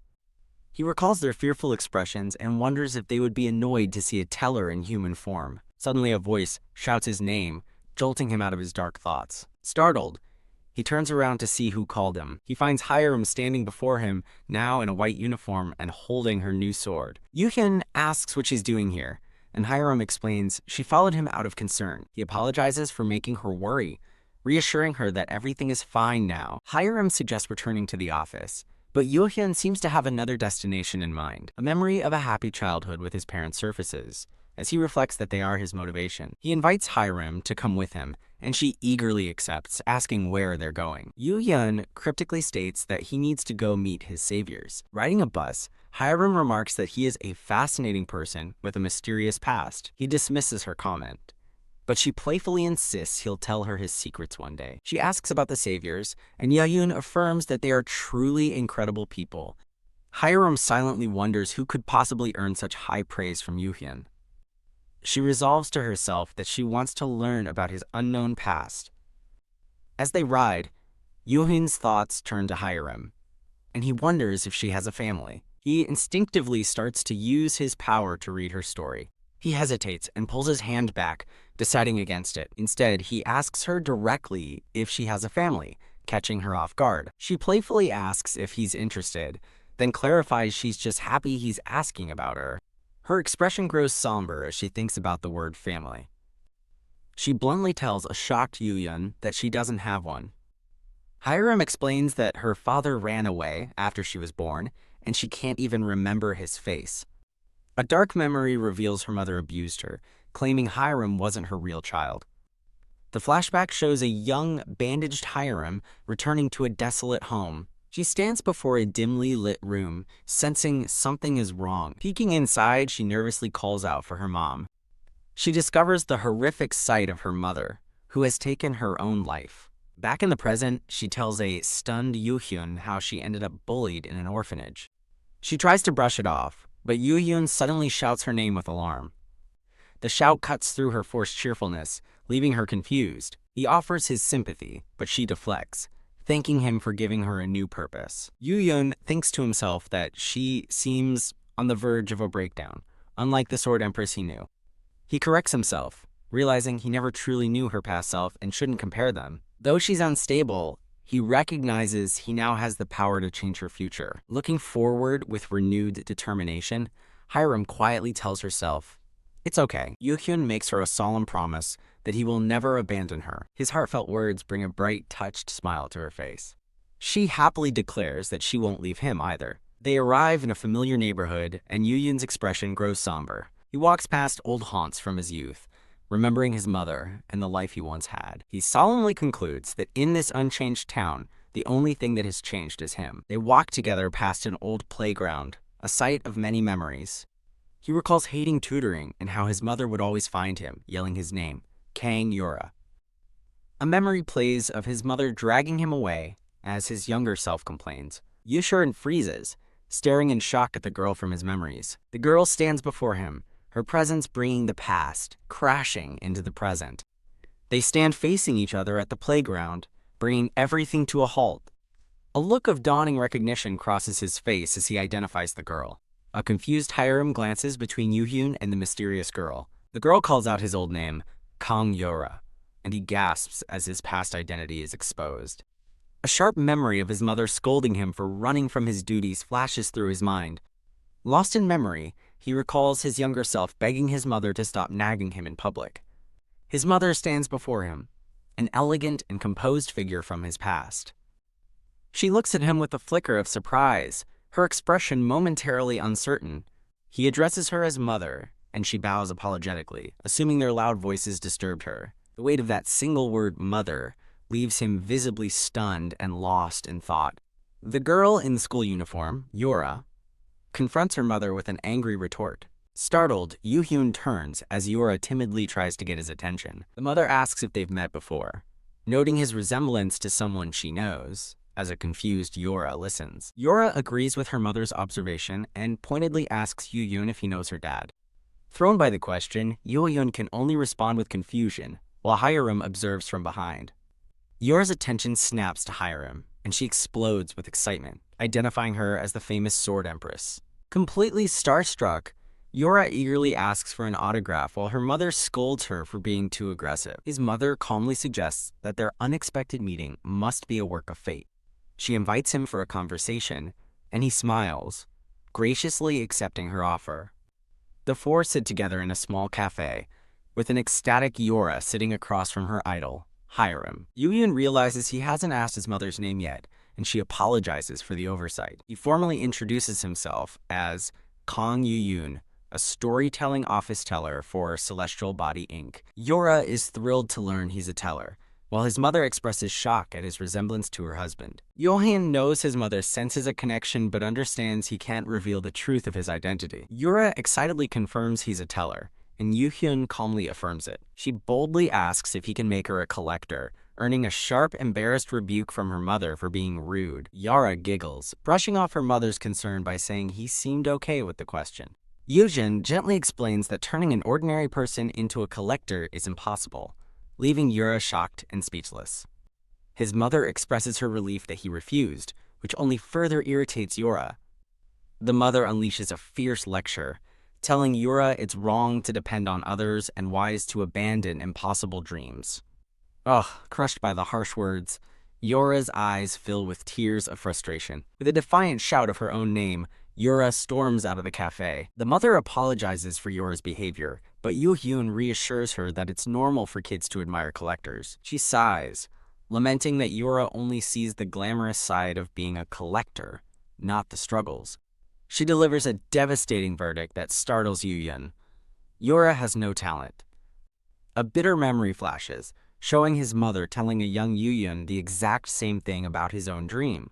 In the present, Yoo-hyun asks Hiram to give them a moment and talk to Yura at the nearby playground. As Hiram departs, Yoo-hyun and his mother are left alone in the quiet cafe. Yoo-hyun argues that a lack of talent isn't a reason to give up, and his mother agrees that dreaming is important, but she says life taught her some dreams are unattainable, prompting him to ask if Yura is still her daughter. She wants only good things for Yura, explaining she just wants to protect her from the dangerous path of a collector. Yoo-hyun challenges her directly, saying she shouldn't dismiss her child's dream no matter the difficulty. When she asks if he's telling her to just let it happen, he suggests showing Yura the dangerous reality instead. The mother stares at him, wondering what he is, as he continues that if Yura still persists, it's her choice. He passionately asks if she thinks so little of her own daughter's determination. An image of Yura running symbolizes her relentless pursuit of a dream, with Yoo-hyun watching over her. He places a hand on the table, firmly stating that an honest conversation between them is the only path forward. His mother quietly reflects on his words, remembering her own advice to Yura to always dream big. Stunned, She wonders how this stranger could echo the exact same encouragement she always gave her daughter. Yoo-hyun declares with conviction that if a goal is at the end of a path, one simply cannot be stopped. He asks her to believe in Yura a bit more, and his words seem to finally reach her. A warm, knowing smile appears as she admits that perhaps she has been stifling her daughter's potential. She remarks how strange it is that talking with him feels like speaking to her own grown-up child. A quiet, profound understanding passes between Yoo-hoo and the mother he cannot claim. Yara returns to the cafe with Hiram, her expression now more calm and thoughtful. Yoo-hyun asks his mother if he can speak with Yora first, and she readily grants his request. Yoo-hai gets Yora's attention with a serious tone. With tears in her eyes, Yora listens as he gently asks if they can talk for a moment. Sitting together, she hesitantly asks if he'll laugh at her dream, and he assures her he won't. Yora confesses she admired the dazzling pride of collectors and wanted to be like them, then asks if it's funny. He smiles warmly, telling her it's not funny at all, which surprises her. He tells her that anyone can dream, but resolve is what matters, then asks if she's willing to risk her life to become a collector, shocking her. Yoo-hyun explains that the Sword Empress nearly died many times, stating that most collectors risk their lives and asking if she is prepared to do the same. As a dejected Yora stammers, he tells her she doesn't need to answer now, but must eventually confront the question. Looking up with a sliver of hope, she asks if he thinks she can do it. She presses him, asking if he truly believes she can succeed. Yoo-hyun smiles and gives her a firm, encouraging answer. She can definitely do it. As he speaks, a book of stories materializes and floats before a stunned Yura. Yoo-hyun watches her with a knowing and gentle smile. Overcome with joy, Yura smiles brightly as the glowing book appears, signifying her new potential. As the group prepares to part ways, Yura wistfully wishes for more time together, but her mother reminds her that the others are busy. Yoo-hyun offers his sincere hope that everything works out for them, and Yura gives a knowing little smile. Yoo-rin and Harim bid Yura and her mother a final goodbye. Yura waves an enthusiastic farewell, while her mother watches them leave with a thoughtful expression. Yoo-hyun and Hirami stand together in silence, waiting at a bus stop as evening falls. Hiram observes that Yoo-hyun looks happy, and he deflects by asking what she and Yura talked about. Suddenly, a voice shouts his name, and he turns around in surprise. His mother runs across the street towards him, calling out to him. He asks Hiram to wait for a moment, and she readily agrees. Huff huff. Catching her breath, his mother says she feels she didn't properly say what she wanted to. Before he can respond, she throws her arms around him in a tight hug. Holding him close, she tells him with deep sincerity, "You've worked hard." Flustered and blushing, Yoo-hyun is completely stunned by her sudden, warm embrace. She continues to hold him, her gesture full of unspoken maternal love. Releasing him, she promises to cheer him on forever, and a touched Yoo-hyun quietly thanks her. They share a final knowing glance, a moment of closure between a mother and the son she doesn't recognize. As she walks away, he silently wishes for her to have a peaceful life. He watches her go with a somber, determined look as the sun sets. In a dark office, a man curses in frustration over a spilled inkwell on his desk. The man, Jin-pung, stares at a report showing his targets are dead, shocked that Kang Yo-hyun is alive. Clutching his head in despair, he realizes there is only one option left, though he dreads using it. He steels himself, rejecting the idea as he prepares to unleash a power from his hand. A playful voice from behind startles him, asking what it is he can't do. He turns to see a sparkling figure appearing by the window. A fairy-like woman named Argyle materializes, asking Jin-pung what he's doing and checking up on his work. She gets unnervingly close, taunting that it seems he's not doing his job as he stammers in fear. Argyle expresses her deep disappointment, reminding him that she believed in him while he frantically tries to defend his record. She feigns sadness, revealing she knows he tried to kill his precious colleague. Jin-pung denies the accusation, but Argyle slyly challenges his denial. Her eyes glow with menace as she asks if he is calling her a liar. Keek, an immense pressure, slams Jin-pung face first into the floor.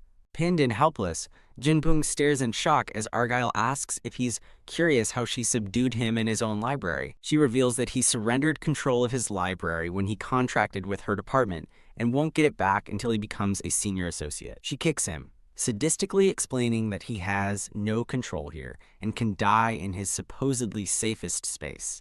Hovering over the defeated Jin Pung, she claims to be kind and offers him one last chance to deal with Kang Yi-hyun. Argyle sweetens the deal with a special service of point support, leaving a stunned Jin Pung to question her offer. Argyle excitedly proposes a storytelling battle, a high-stakes bet between tellers, with their libraries on the line. Jin Pung protests that Kang Yu-hyun's proxy is the formidable sword empress, but Argyle assures him her department will sponsor a worthy collector for him. She reveals they have a secretly raised collector, new to the scene but strong enough to defeat a mid-class opponent. As Argyle tempts him with the glory of defeating the sword empress, Jin Pung realizes this is his chance to seize Kang Yu-hyun's library. A dark thought consumes him. He can finally get rid of Yu-hyun. The scene shifts to a table laid out with a horn, a bloody jar, and other mysterious tools. Meanwhile, Yu-hyun polishes a sword, noting that while Hyreem has filled it with power, its true form has yet to awaken. He prepares to use a pointed horn to engrave a mana circuit directly onto the blade. A brilliant light erupts from the sword, as Yu-hyun focuses intently on the engraving. A system window announces the relic longsword has evolved into a magic-engineered sword, rewarding Yu-hyun with points and the story of an engraver. Yu-hyun is stunned by the new sword's incredible stats, including shape-shifting and no cooldown. He sees that a special window remains locked, correctly guessing that his own level is still too low. He looks up in confusion, reacting to an unexpected new message. A warning appears, revealing the sword contains a powerful, dormant ego that could become a double-edged weapon. The newly forged sword begins to tremble violently in his hands. With a shout of, "I'm finally free," an energy bursts from the sword, shocking Yu-hyun. A small, glowing figure emerges from the hilt as Yu-hyun stares in disbelief. A tiny, sentient spirit appears, stretching after a long sleep and asking Yu-hyun, the one who woke her, if he is her master. Yu-hyun introduces himself as a teller, causing the spirit to panic that he might sell her, but he reassures her that he uses swords himself. The intrigued spirit finds a sword-wielding teller interesting, and listens as Yu-hyun asks for her name. With sad eyes, she admits she has forgotten her name after sleeping for so long and asks him to give her a new one. She insists that since he was talented enough to awaken her as an engraver, he must be good at naming things too. Holding the sword, Yu-hyun is reminded of his owl-like companion, Baehyo, and a pure white lotus. He decides on her name, Baekryong, meaning a white-colored lotus. Baekryong happily accepts him as her master, and a powerful energy surges through him. As he holds her, Yu-hyun feels the sword's ancient story flowing directly into him. System notifications confirm he has inherited a forgotten story, awakened the sword's ego, and upgraded his skill to an engraver title as their stories merge. Suddenly, both Yu-hyun and Baekryong gasp in unison, completely shocked. Yu-hyun nervously asks what's wrong as an agitated Baekryong confronts him. He looks away with a slight cringe, anticipating her question. Baekryong demands to know what he means by being a reincarnation who has already died and been reborn. Realizing their new contract allowed her to read his past, Yu-hyun stammers, caught completely off guard. Accepting that hiding the truth is pointless, he prepares to explain his story. After hearing his story, Baekryong confirms he found her using future knowledge, and Yu-hyun clarifies the previous user never knew she was an ego sword. But Baekryong explains that while the last user partially woke her, only Yu-hyun's engraver characteristic could awaken her fully. Delighted, Baekryong expresses her excitement about having a teller for a master, eager to see what they do. Yu-hyun smirks, dryly promising that she'll see more of it than she wants. The scene changes to Yu-hyun and Hyreem standing in a peaceful clearing, ready for what comes next. System alerts announce the library is open, showing a new challenger has entered and over 2,000 viewers are watching. Yu-hyun greets his viewers, who are thrilled to see the Sword Empress, and he announces a reorganized return after their break. As viewers eagerly ask about the new format, Yu-hyun playfully tells them to wait and see. Yu-hyun begins to introduce the day's story, but his broadcast is suddenly interrupted. A heavy footstep signals the arrival of an uninvited guest. Jin Pung appears, formally making a request. Yu-hyun turns, his expression serious, to face the challenger. Notifications ping, announcing a storytelling battle and capturing the interests of the divine spirits. Baekryong appears, visible only to Yu-hyun, and explains that a storytelling battle is a rare fight using stories. He's startled she can appear, but she says only he can see her. A visual aid explains the stakes. The winner of a storytelling battle legally takes control of the loser's library. Baekryun is shocked by the high stakes, while Jinpung smugly asks Kang Yahyun why he isn't responding to the challenge. With a cheerful laugh, Yohyun bluntly refuses, leaving Hiram and his two spirits utterly speechless. Jinpung angrily demands to know what he means, but Yohyun coolly states he has no reason to accept and has the right to refuse. Baekryun panics, asking if refusing is okay, but Yohyun calmly explains that, while most tellers wouldn't, he will. Jinpung accuses him of being a coward with no honor, but Yohyun retorts that he's in no position to talk as an uninvited guest. Yohyun points out the suspicious timing of the challenge, and a flustered Jinpung stammers, unable to respond. With a smug look, Yohyun calls out Jinpung's arrogance for trying to use the divine spirits, who are now furious and annoyed. The divine spirits bombard Jinpung, questioning his intentions and demanding to know his department as he nervously denies any wrongdoing. Yohyun waves a hand dismissively, feigning pity for Jinpung's ignorance, while secretly enjoying screwing with him. Changing his tune, Yohyun agrees to the battle, claiming it would reflect badly on his library if he didn't, much to the divine spirit's delight. As the spirits cheer for the Sword Empress and donations roll in, Yohyun turns to Hiram and asks if she's excited. Yohyun agrees to the fight, but on one condition, and a startled Jinpung asks what it is. With a sharp gaze, Yohyun declares they must bet on something that isn't half-hearted. Glowing with power, he dramatically raises the stakes. The winner takes everything, including the loser's right to live or die. A sweating Jinpung asks if he's serious, privately thinking Yohyun is foolishly walking right into his trap. Yohyun reassures him it's a good offer, and with a sinister laugh, Jinpung agrees. Jinpung warns Yohyun not to take back his own suggestion. Watching from her library, Argyle smiles, finding the new developments very interesting. She muses that Yohyun is even better than she imagined, impressed by the teller she's been watching. However, she notes his defiance will be a problem for her department if left unchecked. Argyle decides that since he's become such coveted prey, they will simply devour him. Back at the clearing, a worried Hiram asks Yohyun if they will truly be okay. Yohyun confidently reassures her, seeing this as a great opportunity to show off Baekryun, but Hiram remains doubtful. He asks if she is worried, and she stumbles over her words, unable to answer. He encourages her to be honest, admitting that some divine spirits also questioned his rash agreement. Baekryun and Hiram both question his decision, pointing out that it's him alone against an entire department. Yohyun calmly explains his strategy. The easiest people to deceive are those who falsely believe they know everything. He reveals his plan targets not just Jinpung, but also the manipulative figures behind him, including Argyle and her department. A shocked Hiram realizes he planned this from the start, and he confirms he has a way to win. Baekryun calls him crazy, and Yohyun coolly accepts the remark as a compliment. A system notification announces 5 minutes remain until the battle begins. Yohyun holds his owl-like companion, Baekyo, and thanks him for his help. Baekyo hoots and takes flight, soaring out the window on a mission.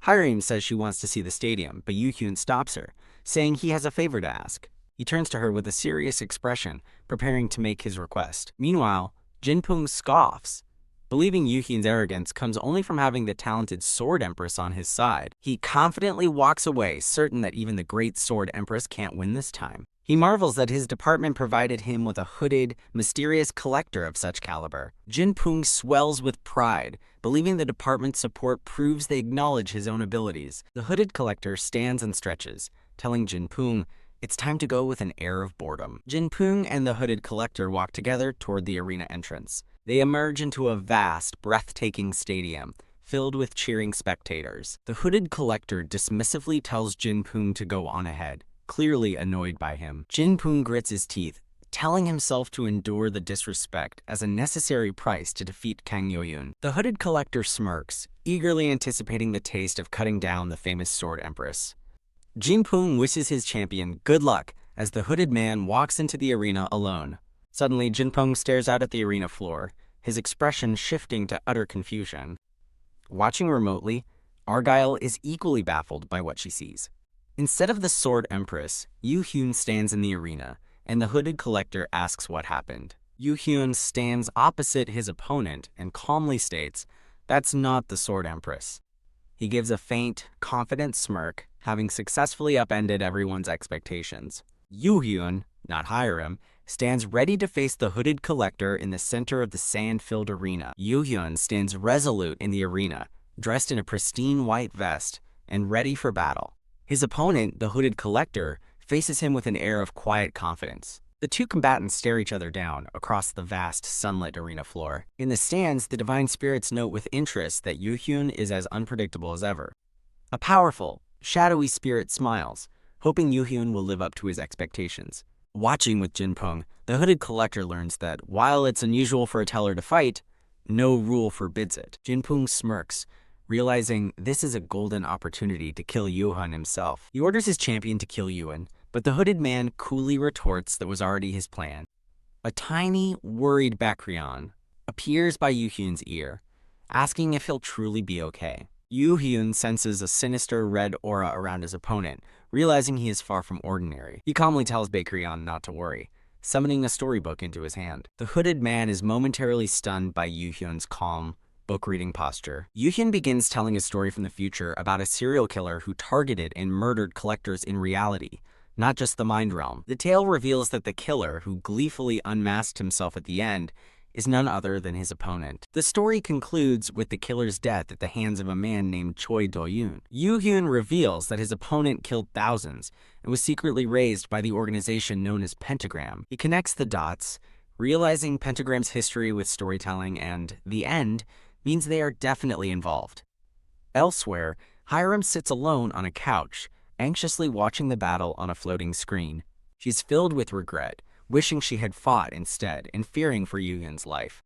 In a flashback, Hiram angrily asks why she can't fight, but Yu Hyun insists there is no need for her to go. He calls it his fight, but she argues it's a collector's duty to fight for their teller. Hiram falls silent, realizing that while tellers don't normally fight, Yu Hyun is an exception. Yu Hyun thanks her for her concern, but sadly points out that deep down, she doesn't believe in him. He states plainly that she is only anxious because she expects him to lose. Hiram admits to herself that while Yu Hyun believes in her, she can't bring herself to believe in him. Yu Hyun gently pats her head, surprising her. He reassures her that he's not as weak as she thinks, and she looks up at him with wide, blushing eyes. With a confident smirk, Yu Hyun promises to prove her worries and the distant mockers wrong. Back in the present, Hiram finds new resolve, determined to finally believe in him.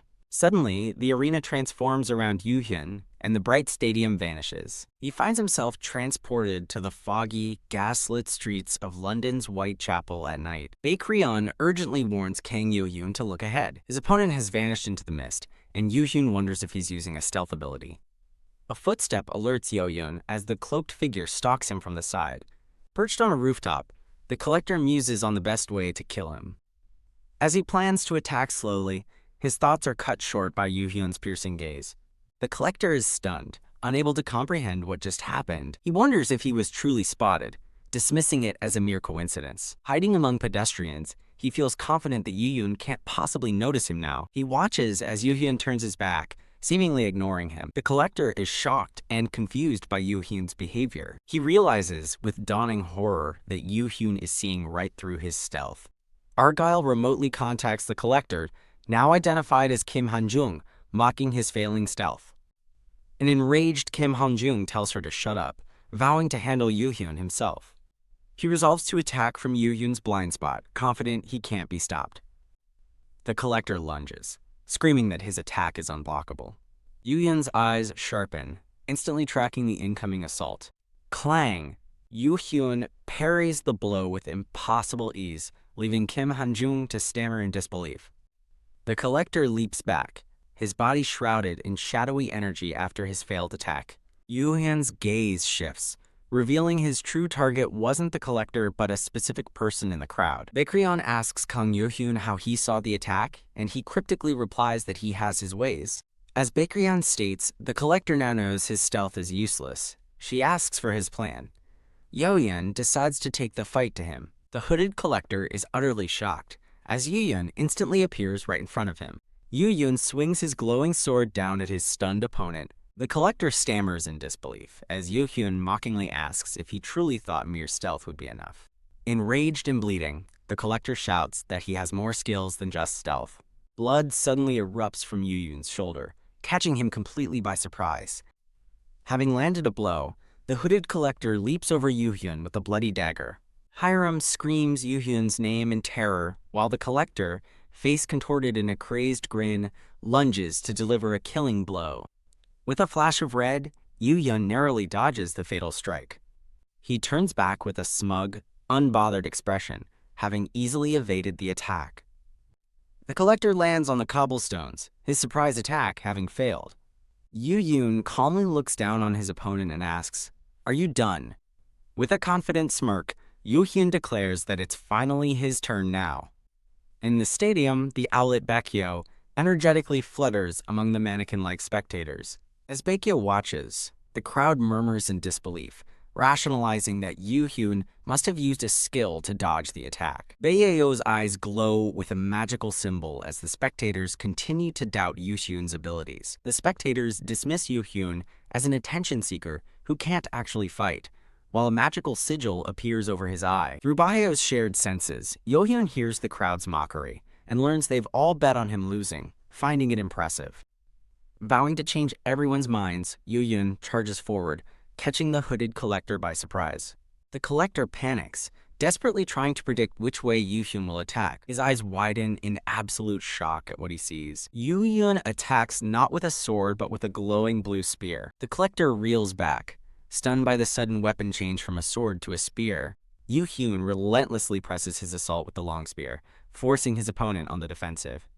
Parrying frantically, the collector questions Yoo-hyun's unexpected spearmanship, confused by the change in fighting style. Yoo-hyun calmly notes that he has now grasped his opponent's fighting style and the spear's range. The collector's eyes glow menacingly as he acknowledges Yoo-hyun is no ordinary teller and decides to get serious. Yoo-hyun leaps back, preparing to unleash a powerful spear thrust. The collector grins madly, believing Yoo-hyun is too far away and boasting he'll kill him before the spear can land. To his horror, the spear's tip suddenly pierces his forehead. The collector's face twists in agony and disbelief. Kneeling in defeat, he questions the spear's impossible reach, and Yoo-hyun states he simply failed to predict the attack. The collector stares in shock, blood streaming down his face. He realizes, with dawning horror, that the spear actually extended in length. The collector accuses Yoo-hyun of cheating, but Yoo-hyun retorts that he should blame his own lack of skill. Furious, the collector smashes his fist into the ground, screaming for Yoo-hyun to shut up. He lunges forward, determined to close the distance and kill Yoo-hyun as painfully as possible. Kyok. The collector's attack is unexpectedly blocked by a burst of blue energy. Yoo-hyun now calmly holds a crystalline shield, once again surprising his foe. The collector has a terrifying realization. The weapon itself is changing form, not being switched out. Yoo-hyun effortlessly shoves the collector back with his newly formed shield. As the collector stumbles, Yoo-hyun casually stretches, while his opponent prepares to strike again with two daggers. Thwomp! The weapon morphs once more, this time becoming a massive, heavy battle axe. Yoo-hyun swings the heavy axe, preparing to bring it down on his opponent. The axe crashes down with incredible force, shaking the ground. In the stands, the divine spirits are amazed, wondering if a weapon like that truly exists and marveling at a teller's proficiency with it. The spirits speculate that such a powerful weapon must have come from the great entities Eden or Pandemonium. The rumors fly, with another spirit mentioning that even Deep Dark and Michael have shown interest in Yoo-hyun's library. A blue-eyed spirit smiles, remarking that Yoo-ho certainly knows how to get attention, but feels a tinge of regret at being rejected by him. In the stands, the shadowy figure Deep Dark realizes the spirits are talking about him, while the nearby spectators feel a sudden, inexplicable chill. Sputter! Amidst the rubble of the ruined street, the hooded collector lies beaten and bloodied. Yoo-hyun rushes forward, closing in on his downed opponent with a determined look. Crack Yoo-hyun brutally smacks the collector across the head with the flat of his weapon. Jinpung and Argyle react with shock to the collector's failure, but an enraged Hanjong screams that he will take care of it himself. The hooded collector staggers to his feet, bloodied but defiant. Yoo-hyun compliments his opponent for pushing him this far, but states that he let his guard down. Roaring that Yoo-hyun should have finished him, the collector erupts with red energy as glowing sigils cover his face, unleashing his true power. Argyle watches remotely, surprised he's using his traits against a mere teller, and concluding that this round is now over. His face alight with glowing red runes, the collector screams that he won't go easy on Yoo-hyun anymore. He smashes his fist into the ground, causing a powerful explosion of red energy. Countless red streaks of energy zip through the air, but Yoo-hyun remains perfectly calm and still. The spectators cry out in amazement, unable to follow the collector's movements and stunned by his power. The collector blurs around Yoo-hyun at incredible speed, laughing that it's too late for regrets. Yoo-hyun turns with a cool smirk, asking, "For who? You?" In a flash, Yoo-hyun intercepts the speeding collector, grabbing his arm and flipping him over. Crash! He slams his opponent into the cobblestones with devastating force. A split view shows the furious collector looking up, while Argyle watches impassively from afar. Yoo-hyun looks down at his defeated opponent, saying he would have ended things sooner if he knew he was so lame. Lying in a crater, the collector can only stammer, "What?" in utter disbelief. He screams in denial, insisting this was his stage and he was meant to be the main character. Still reeling, he demands to know how he lost, claiming Yoo-hyun was just a stepping stone for his glory. Yoo-hyun coldly explains that his opponent's hubris and reliance on power over knowledge led to his downfall. Pointing his weapon down, Yoo-hyun commands him to take a good look at the victor. As the collector weakly begs for his life, Yoo-hyun declares himself the true main character of this stage. Yoo-hyun raises his weapon for the final blow, telling him to finally see the value he'd looked down upon. Blood splatters against a massive clock tower, signaling the end of the fight. Jin-pung and the mannequin spectators watch from the stands, frozen in stunned silence. Yoo-hyun stands victorious over his fallen foe, as a system notification announces he has won the storytelling battle. As a message declares the field will disappear, a relieved hand clutches its chest. Returning to the stadium under a shower of confetti, a system window announces the winner will be rewarded. Yoo-hyun lets out a soft, bashful laugh, seemingly surprised by his own victory. Watching the broadcast, Hiram covers her mouth, her eyes wide with shock and relief. Blushing, she stares at the screen in disbelief, finally accepting that Yoo-hyun actually won. She looks down, filled with regret for not being able to believe in him until the very end. With a renewed, confident smile, Hiram declares her belief in him now, vowing to never replace him. Reaching a hand toward his image on the screen, she tenderly calls him, "My light." The angelic being notes that Yoo-hyun's flashy victory has undoubtedly drawn the attention of other great divine forces. She smiles serenely, telling him she'll be expecting more from him in the future. The scene transitions to the closed door of Jin-pung's waiting room. Cough, cough. Dark tendrils choke Jin-pung as he furiously demands an explanation. Argyle appears, enraged that the collector they invested so much in was defeated by a newbie teller. Jin-pung argues it must be a trick, but Argyle furiously silences him, screaming that the situation is irreversible after all the investments made. The terrified Jin-pung realizes they need to find someone to blame for the catastrophe. He begs Lady Argyle for forgiveness, but she coldly dismisses him as useless for failing the mission and losing their secret weapon. He desperately pleads for another chance, but she rebukes him, stating the damage he's caused is a debt he could never repay. Argyle declares his rights to the library revoked, calling his desperate pleas unsightly as he stumbles back in shock. Looming over him, she claims her actions are a benevolent act of mercy, freeing him from a life worse than slavery. Jin-pung stares in wide-eyed horror, unable to comprehend how everything fell apart so completely. In his final moments, he has a terrifying realization. Kang Yo-yoon was certain of his victory from the very beginning. As Jin-pung chokes in terror, the story transitions to a new chapter. The Hunter. The fairy-like woman floats ominously as dark, swirling runes consume her victim. Her dark work complete, she turns, her attention suddenly caught by something. Yoo-hyun appears at the doorway, startled by the scene before him. The fairy cheerfully introduces herself as Argyle from the pentagram department, and Yoo-hyun returns the greeting. Argyle praises Yoo-hyun's amazing performance in the fight, which he awkwardly accepts. When Yoo-hyun asks for Jin-pung, Argyle sighs and sadly informs him that Jin-pung no longer exists. Argyle claims Jin-pung was fated to die after losing, but Yoo-hyun is shocked, stating he never ordered his death.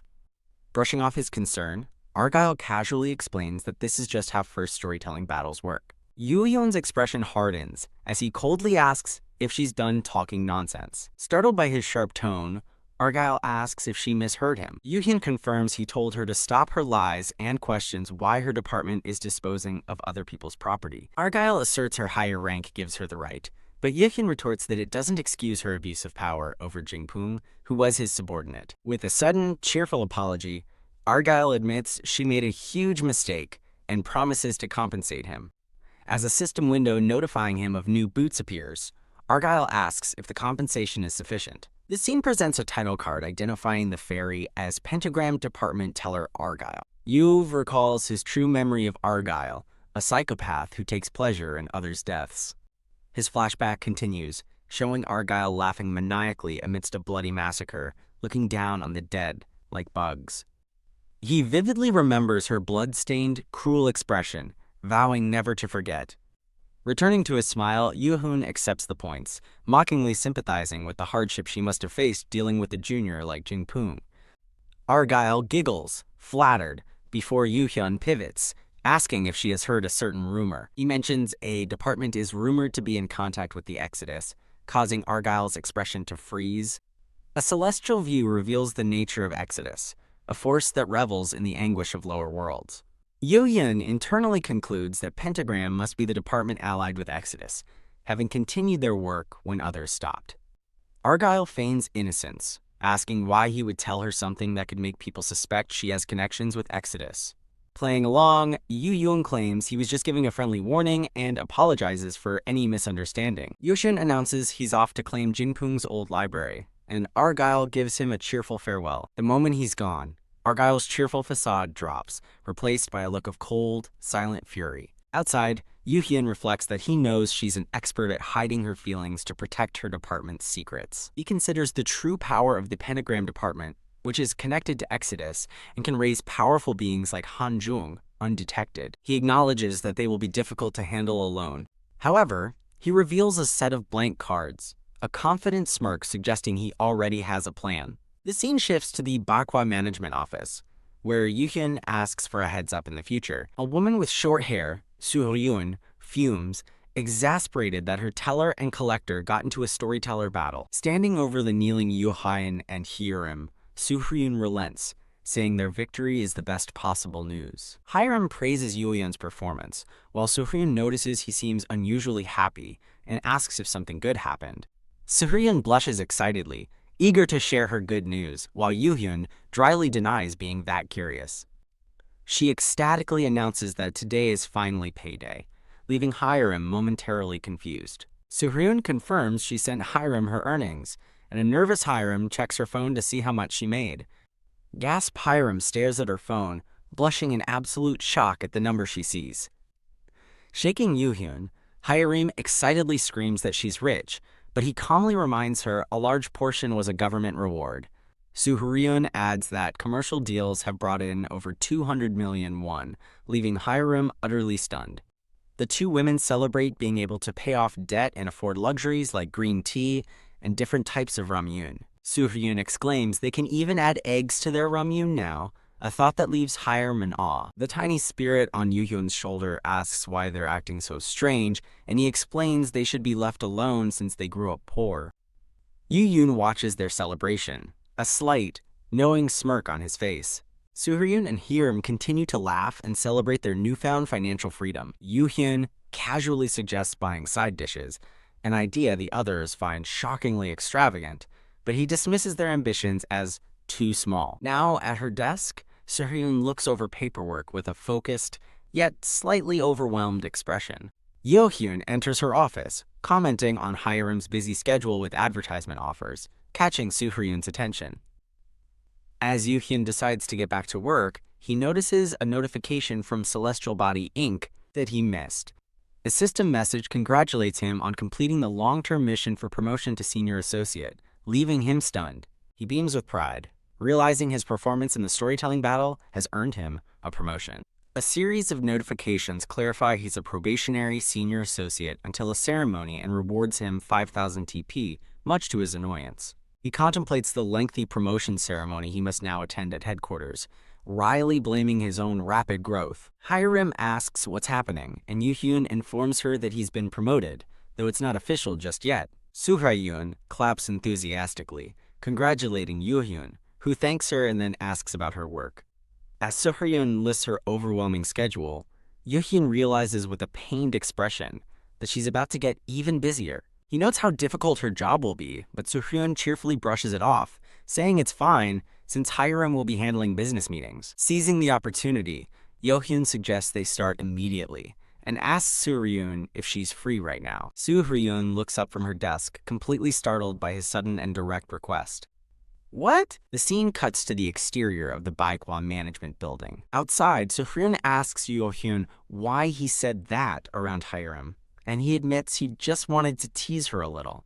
In a brief flashback, Hiram furiously demands to be included. Yoo-hyun smirks, noting his teasing was more effective than planned. Soo-hyun asks how he knew about their struggles, and Yoo-hyun explains that making contracts must be hard for a new company. While Soo-hyun insists things will improve, Yoo-hyun counters that they need to build trust by signing a contract now, before it's too late. He explains he came to help because a teller's presence will prevent companies from looking down on them. Touched, Soo-hyun thanks him and admits there's a company she's considering, but there's a problem. She nervously asks Yoo-hyun if he would be willing to hear her out for a moment. Now, in a cafe, Soo-hyun begins her story about her late brother, who was a popular rising star collector. Her expression saddens as she reveals her brother passed away in an accident one day.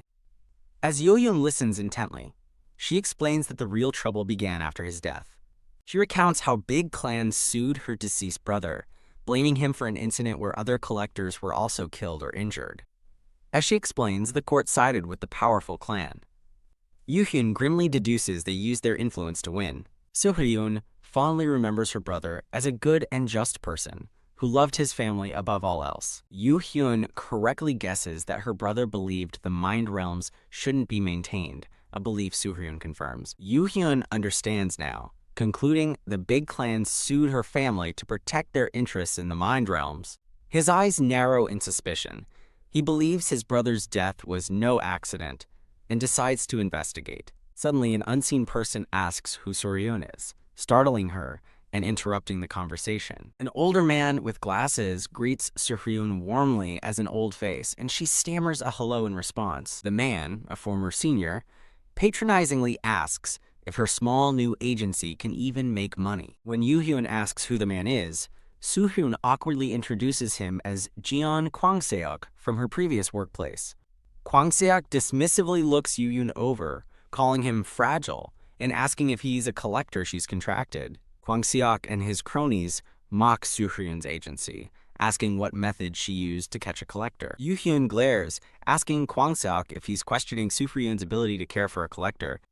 Kwang-seok proudly introduces himself as a member of the Hanwol clan, and Yoo-hyun returns the introduction. After sizing up Yoo-hyun and finding him unimpressive, Kwang-seok is curtly told to bugger off. Outraged, Kwang-seok demands to know how a youngster dares to speak to him with such disrespect. Yoo-hyun calmly threatens to beat him up, stating he's only holding back for Soo-hyun's sake. Soo-hyun tries to intervene, but Kwang-seok explodes, furious that a no-name collector would threaten a Hanwol clan member. Yoo-hyun states that insulting Soo-hyun is insulting him, prompting Kwang-seok to laugh and mock their presumed relationship. Kwang-seok crudely suggests Soo-hyun seduced Yoo-hyun instead of earning his contract through skill. As Kwang-seok makes a lewd comment about wishing he'd had some fun with her, Yoo-hyun's cold voice cuts him off. Wham! Yoo-hyun delivers a brutal punch directly to Kwang-seok's face. Kwang-seok is sent flying backward, crashing hard onto the floor. As Kwang-seok lies on the ground, his furious associate yells at Yoo-hyun, who stands over him unfazed. Kwang-seok's associate helps him up, threatening to sue Yoo-hyun for assaulting a citizen. The associate, Hyun-suk, is ordered to call the special unit, but Yoo-hyun calmly says it will be useless. A bruised and shocked Kwang-seok stammers in disbelief, as Yoo-hyun reveals he didn't break any laws because he's not a collector. Yoo-hyun stands confidently, coldly asking how they intend to punish him, a teller, with laws meant for collectors. Dazed on the floor, Kwang-seok stammers in disbelief that Yoo-hyun is a teller, while Yoo-hyun coldly challenges him to repeat his earlier insults. Kwang Seok's associates draw their weapons, warning that even a teller has gone too far and that they won't stand by. Yoo Hyun gives them a cold smirk, calmly inviting them to draw their weapons. His expression twists into a terrifying sneer as he promises they'll die at his hands the moment they do. Unleashing a wave of pure killing intent, Yoo Hyun orders them to get lost before he kills them all, leaving the men frozen in fear. His threat works perfectly, as Kwang Seok and his cronies scramble to flee the cafe in a panic. A stunned Soo-hyun calls out to Yoo Hyun, who turns and asks what she thinks of his performance. He smiles confidently, asking if he's proven himself to be quite trustworthy.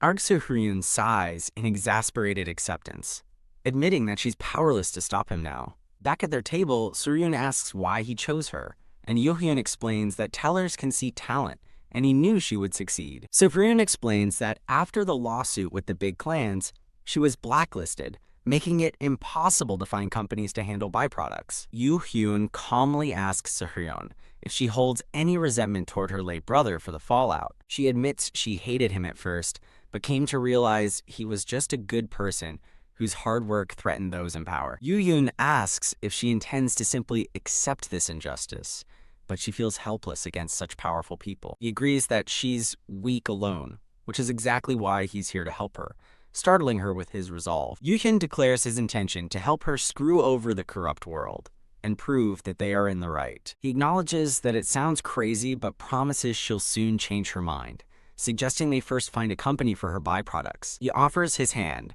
vowing to help her, leaving Soo-hyun staring at his gesture with wide, emotional eyes.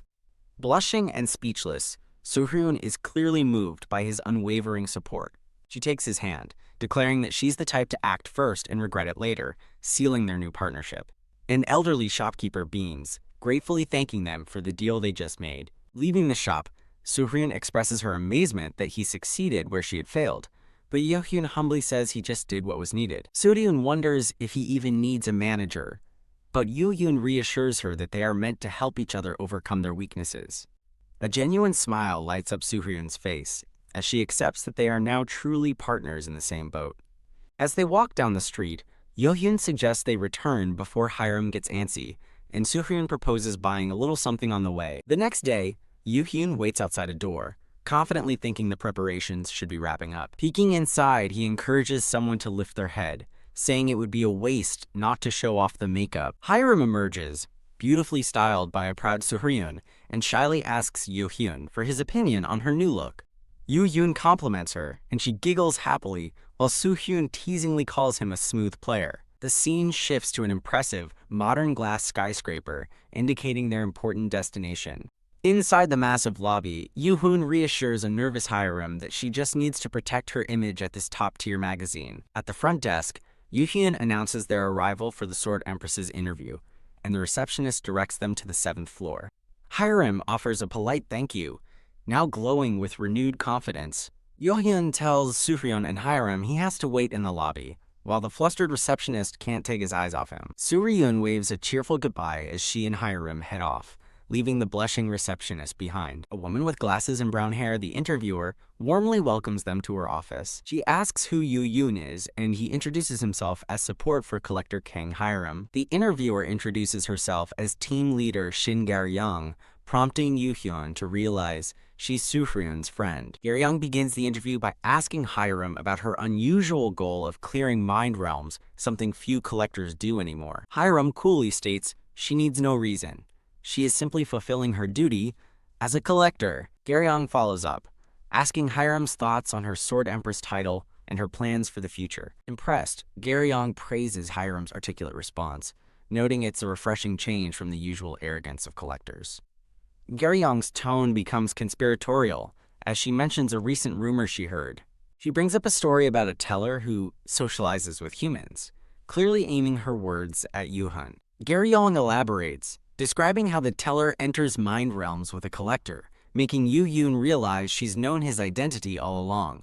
With a playful smile, Yoo Hyun freely admits that he is the teller from the urban legend. Shin Gar-young beams, delighted that her hunch was correct, and her curiosity is about to be satisfied. She clarifies that her next question is purely personal curiosity, not for the interview. When Yoo Hyun agrees to answer, Gar-young cuts to the chase, asking why he insists on clearing the mind realms. Garyong presents a cynical theory that it's for popularity, but immediately dismisses it, acknowledging he's likely hated for it, testing his true motives. Yu Hun cryptically explains that while he has a personal goal, he's aiming for something much bigger that won't make sense yet. He smoothly ends the personal line of questioning, reminding them the main star is the Sword Empress, leaving Hiram momentarily flustered. Garyong smiles and understands, agreeing to officially end the interview there. Garyong playfully jokes that she wants a personal line to Yu Hyun, making Hiram and Yu Hyun uncomfortable before laughing it off. Just then, Soo Hyun arrives at the office, calling out to Yu Hyun and Hiram. Soo Hyun asks if her prankster friend behaved during the interview, but as Hiram answers, a loud scream erupts from the lobby. Kya! One of the receptionists explains the commotion is because a famous and popular collector named Ju Kyung-soo has just arrived. Surrounded by screaming fans and flanked by bodyguards, the famous artist Ju Kyung-soo makes a grand entrance, basking in the attention. Titania asks what the big deal is, but Yoo-hyun dismisses the man as none of his concern. As Ya-hyun suggests they leave, he finds Soo-hyun completely mesmerized by the artist, with hearts in her eyes. Yoo-hyun's voice snaps Soo-hyun out of her daze, and she's mortified at her own starstruck reaction. Wondering what kind of ability the man possesses to have bewitched Soo-hyun, Yoo-hyun decides to use his teller power to investigate. He stares in shock at the information his ability reveals. The man's traits are listed as soul of an artist, red shirt revolutionary, and Casanova. Yoo-hyun now understands why Soo-hyun was so captivated. Soo-hyun warns Yoo-hyun that the charismatic artist, Ju Kyung-soo, is heading directly toward them. Ju Kyung-soo smoothly greets Hiram, introducing himself as the artist. Removing his sunglasses, he flatters Hiram, revealing he came specifically hoping to meet the Sword Empress. Hiram remains unimpressed by his flowery compliments, and Yoo-hyun observes that the Casanova trait has no effect on her strong will. Titania notes Kyung-soo came just for Hiram, and a wary Yoo-hyun decides he must act before things go further. Stepping between them, Yoo-hyun states that Hiram is uncomfortable, identifying himself as her manager when Kyung-soo questions him. Kyung-soo scoffs at a mere manager blocking his way, arrogantly reminding him of his status as a nationally famous collector. Yoo-hyun stands his ground, telling Kyung-soo his fame is irrelevant, and to stay away from his collector because she doesn't like it. Kyung-soo laughs, boasting that no woman hates him, only women who haven't had the pleasure of knowing him yet. An annoyed Titania urges Yoo-hyun to just beat him up, reflecting Yoo-hyun's own growing irritation. Hiram intervenes, telling Kyung-soo he's a nuisance. He backs down charmingly, then immediately asks her out for tea. Hiram bluntly rejects his offer. Undeterred, he moves closer, offering his advice as a senior collector. She again tells him to leave immediately, but he tries to exert a strange influence over her. Deciding he's been nice long enough, Kyung-soo prepares to force the issue. In a sudden formal gesture, he tosses a white glove toward a startled Hiram. Hiram catches the glove, staring at it in confusion. With a smirk, Ju Kyung-soo formally challenges the Sword Empress to a duel. Kaya! The surrounding crowd erupts in excitement, cheering for the duel between artist Ju Kyung-soo and the Sword Empress. When Titania asks if collectors can fight, Yoo-hyun explains the government prefers official duels to settle disputes. Yoo-hyun whispers to Hiram that she doesn't have to accept the duel since Kyung-soo provoked it. Hiram stands firm, clutching the white glove with a look of grim determination. Yoo-hyun gives her a subtle, understanding smile. He tells her she can agree to the duel, knowing she wouldn't want to back down, and she seems surprised but grateful for his support. A confident, radiant smile breaks out on Hiram's face as she makes her decision. With newfound resolve, Hiram steps forward and formally accepts his duel. Kyung-soo smirks, believing she was forced to accept to save face and that he will easily win due to his higher rank. He internally gloats that a rising rookie stands no chance against him, a member of the powerful Hesiod clan. Yoo-hyun leans in and whispers a quick strategy to Hiram. Following Yoo-hyun's advice, Hiram adds a condition. They will duel not now, but in 3 days, much to Kyung-soo's amusement. She confidently declares that their duel will take place in 3 days. Kyung-soo casually agrees to wait, suggesting an official location from the association. As Kyung-soo walks away, the trio watches him leave, preparing for the upcoming confrontation. Yu-Hin notes that Kyung-soo's arrogance stems from his clan's sponsorship by the divine force Olympus, vowing to crush his pride in 3 days. Garyong rushes over to ask about the commotion, and Soo-hyun explains that Ju Kyung-soo stopped by. Garyong's face darkens with disdain upon hearing Ju Kyung-soo's name, prompting Soo-hyun to ask if she knows him. Garyong complains that Ju Kyung-soo was making uncomfortable eyes at her throughout the interview, realizing he was acting up with them too. She warns them about rumors that Kyung-soo uses his clan for nefarious deeds, then asks what he did to them. Yoo-hyun calmly explains that Kyung-soo simply challenged Hiram to a duel, which she accepted. Garyong panics, exclaiming that it's a huge deal given the power gap, but Yoo-hyun confidently states they have a plan. He lays out his strategy. If the Sword Empress wins a duel right after her exclusive interview, it will be a massive story for the magazine. Yoo-hyun asks Garyong to leverage her media connections to advertise the upcoming duel. Amused and impressed, Garyong sighs, thinking that Yoo-hyun is even crazier than she initially thought. She agrees to his audacious plan and bids him farewell for now. As they leave, Hiram thanks Yoo-hyun for letting her fight, but he assures her he only agreed because he is certain she will win. Yoo-hyun reveals his plan to hype up the event as much as possible over the next 3 days, while Hiram prepares for the duel. The scene shifts to a swarm of reporters clamoring for a statement about the upcoming match. From a window above, Soo-hyun looks down in absolute shock at the massive media frenzy. Soo-hyun marvels at what Garyong has done, but Yoo-hyun coolly remarks that he's glad his selective friend favors him. He explains that this duel is the perfect opportunity to establish Hiram's name with the public, not just with the divine spirits. The trio walks away from the window, their preparations underway.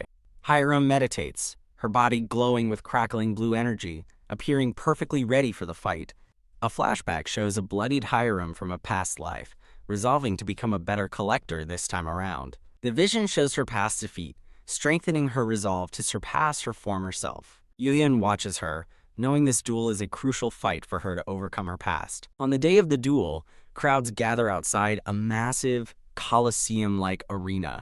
Vendors happily sell snacks to the excited spectators arriving for the event. Yoo-hyun watches a holographic feed of the massive crowd, while Chibi Soo-hyun groans, overwhelmed.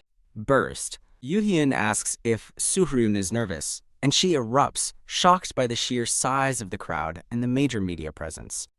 Observing the spectators, Yoo-hyun deduces that the artist must have hyped the match even more than expected. Grumble. Soo-hyun notes that duels are rare, making this a huge event, and her stomach churns with nervousness. When Yoo-hyun asks if she needs the washroom, she snaps back that it's just an anxiety-induced stomachache. Titania notes the premium seats are full of clan members and famous collectors, while observing that Yoo-hyun seems completely calm.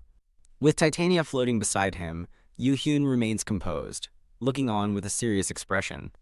In a quiet waiting room, Hiram sits serenely, meditating before her match. A timer announces 3 minutes remain as Hiram's eyes snap open, burning with focus. Now standing, Hiram confirms for Yoo-hyun that she is ready. Yoo-hyun gives her a confident, reassuring smirk. Smack! He abruptly thwacks her on the head to snap her out of her tension, causing her to cry out. Ack! Rubbing a fresh bump on her head, she complains that it hurt, and he confirms he hit her intending for it to. He asks if she's less nervous now, and she looks up in surprised realization. Flustered, Hiram insists he should have warned her, but he winks, saying it works better as a surprise. She vows payback. Her tension broken, she gives him a genuine, grateful smile. A system notification announces the divine spirits are excited for the fight and are rooting for the Sword Empress to win. Cheer. In a massive arena, the duel begins with 4,500 divine spirits watching as the crowd goes wild. The duel stage transforms into a dense forest, setting the battleground. An announcer explains the rules. The match ends when one person surrenders or is unable to fight. The rules continue. Explaining points are awarded for defeating monsters on the field, with bosses granting the most. As they watch from the stands, the announcer states the duel is 3 hours long, with victory decided by points if no winner emerges. The final rule is displayed on the stadium's jumbotron. Murder is forbidden, with severe punishment for breaking this rule. Cheer. The duel officially begins with a massive explosion in the forest as the crowd roars. Ju Kyung-soo strikes a pose over a defeated beast, having already scored an impressive 150 points. A fan cheers wildly for Ju Kyung-soo, while another spectator wonders what the Sword Empress is doing. Hiram remains perfectly still, causing the audience to question if she's already giving up the fight. Lightning crackles around Hiram as her focused eyes glow, her power building intensely. Sensing the surge of energy, Ju Kyung-soo turns around with a look of surprise. Ju Kyung-soo pauses in the forest, sensing a strange sound running toward him. He turns in shock as a brilliant flash of blue energy rushes at him. A torrent of crackling blue power surges across the battlefield. With glowing eyes, Hiram appears mid-strike, her sword aimed directly at him.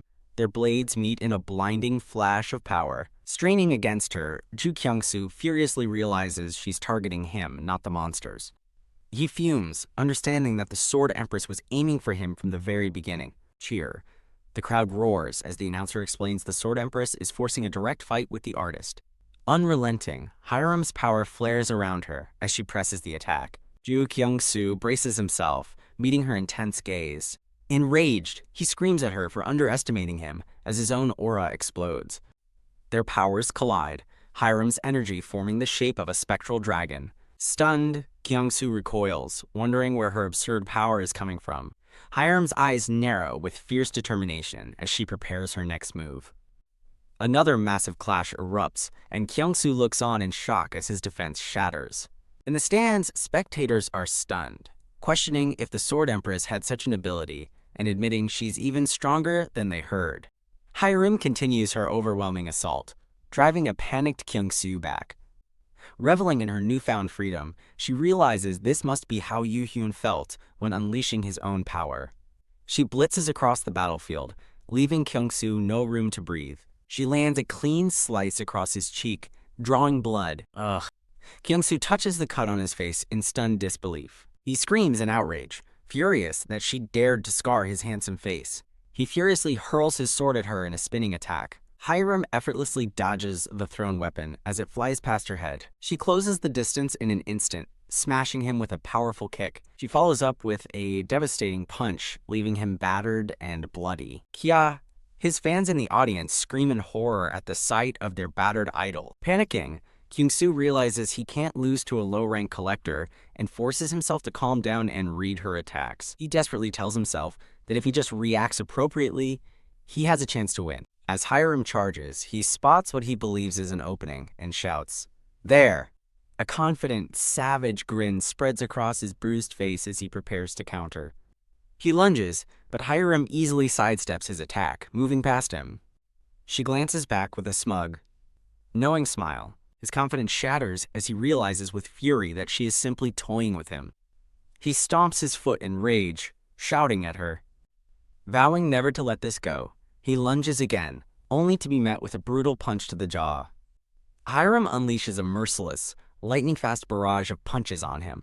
In the commentary booth, an announcer exclaims that the artist has no chance to fight back and is being completely overwhelmed. As a beaten Kyung-soo tries to surrender, Hiram lands another punch, silencing him. With cold fury in her eyes, she continues her assault, refusing to let him give up. The crowd murmurs in disbelief, with some thinking Ju Kyung-soo was all talk, while another notes the Sword Empress's attacks are too strong and confident for him to handle. A fan desperately screams for the officials to stop the fight, but they explain they can't because Hiram won't even let him surrender.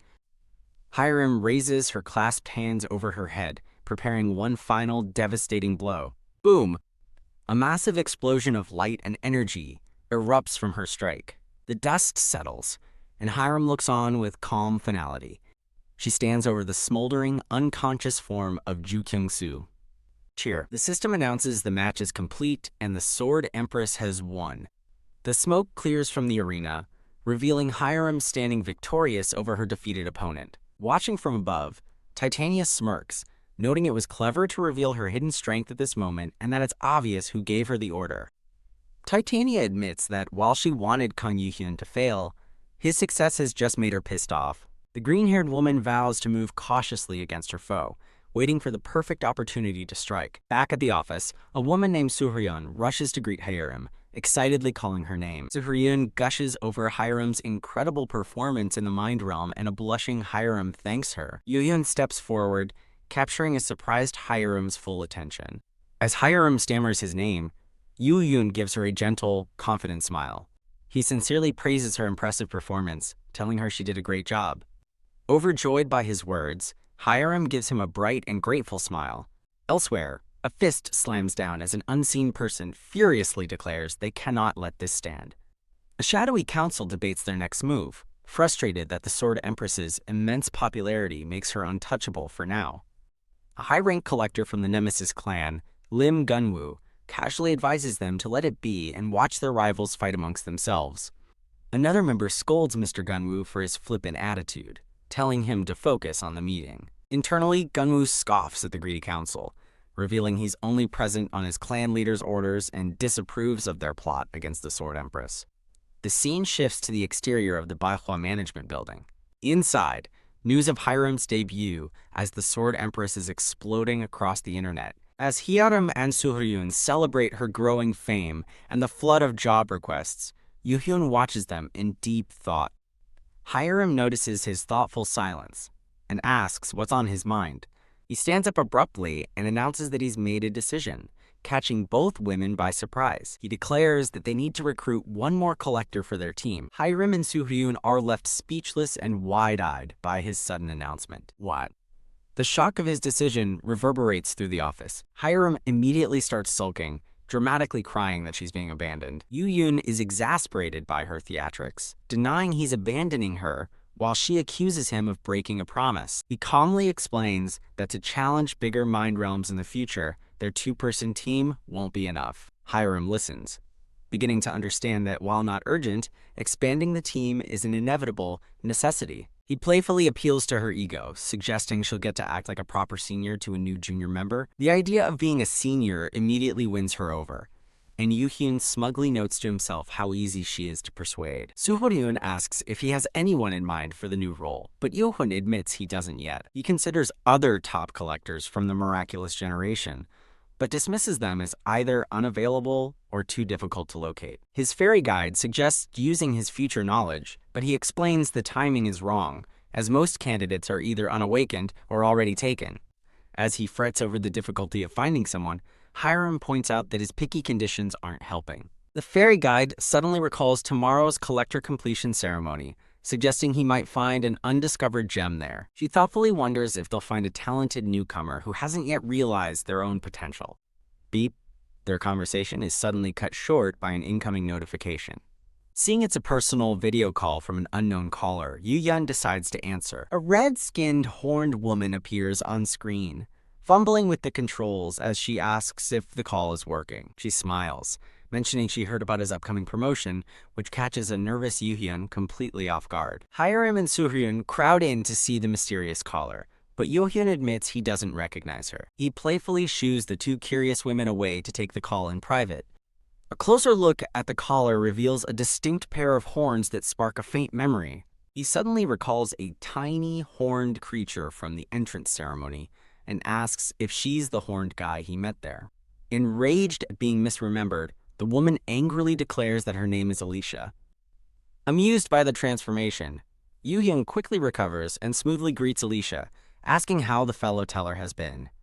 Alicia proudly boasts about her success on the fantasy planet Artelon, claiming she has a great collector and already has 500 viewers. She brags her collector was a bad boy who is now top tier, leading Yoo-hyun to guess he's a typical young master character. Yoo-hyun perfectly recites the cliché plot of her collector's story, leaving Alicia speechless at how he knew every detail. Smirking at her predictable choice of protagonist, he pivots and asks if she has checked the teller for him lately. When Alicia says no, he cryptically advises her to look, hinting that something strange is happening because of her. He quickly ends the call, leaving himself wondering about the strange events he just alluded to. He immediately pulls up a system window to check the forums himself. He discovers a shocking forum post. A teller has died trying to copy Yoo-hyun's signature high-risk fighting style. On a forum, users discuss the aftermath of the duel, noting a teller died trying to copy the feat and asking for videos. Yoo-hyun watches a video of a teller panicking and fleeing from slimes as his abandoned partner yells at him not to run. As the abandoned man screams, Yoo-hyun watches calmly, noting that an incident has occurred just as he'd foreseen. Online commenters mock the reckless tellers who gave up their blessings, as Yoo-hyun muses that this negative outcome is actually good for him, Yu notes that many have already given up their blessings, prompting Titania to ask if he is worried. He coldly suggests it will be fun to watch them suffer, which makes Titania recoil in shock at his callousness. The next day, a concerned Hiram asks Yu-hyun if he really has to go out alone. Yu-hyun explains that reporters are still waiting for him, and he needs to handle the situation quickly and quietly. Promising he will be back, he activates his hidden presence skill and begins to vanish. Now invisible, Yu-hyun easily slips past the throng of reporters waiting outside Manhwa management. He arrives at the Soul Collector training school for its completion ceremony. Titania marvels at the huge crowd, which Yu-hyun explains is a mix of civilians, clan members, and fellow tellers. Titania worries they won't find anyone good, but Yu-hyun notes the major clans have already scouted the top prospects.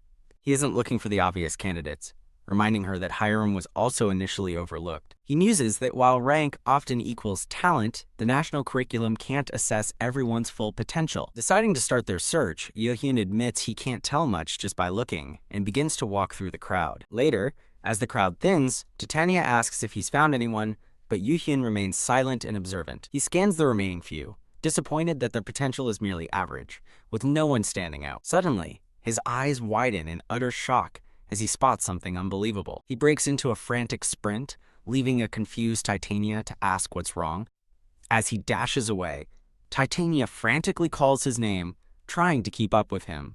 He sprints through the building, wondering if his eyes deceived him. Skidding to a stop, he calls out, to a person with long blue hair walking away. He watches intently as the blue-haired individual continues down a quiet alleyway. The person glances back over their shoulder, their eyes filled with cold annoyance. A brilliant vision reveals a rainbow-colored bookshelf, a sign of immense power, floating above the person. Yu-hyun trembles, realizing a normal person has only one book, and that this implies limitless reincarnations or regressions. He hurriedly approaches the blue-haired woman, asking her to wait a second. Catching up, he introduces himself as Kang Yu-hyun and asks for her name. She glares with murderous intent, telling him to get lost or she will kill him. Yu-hyun is thrilled by her response, recognizing it as a classic line from top-tier regressors that the divine spirits love. Unfazed, he cheerfully introduces himself again as being from Manhwa management, leaving her to question the unfamiliar name. She asks what he wants, and he replies that he has a very good offer for her. She dismisses him, but he grabs her shoulder, insisting she just listen for a moment. Her voice dripping with menace, she warns him to let go before she kills him. She walks away, leaving Yu-hyun standing alone in the alley. Titania returns, asking if he ran off because of that woman, and whether she's a future talent he knows. Yu-hyun coolly states that he doesn't know her at all. He reasons that someone with her power should be famous, but since she's not in his memories, something is wrong.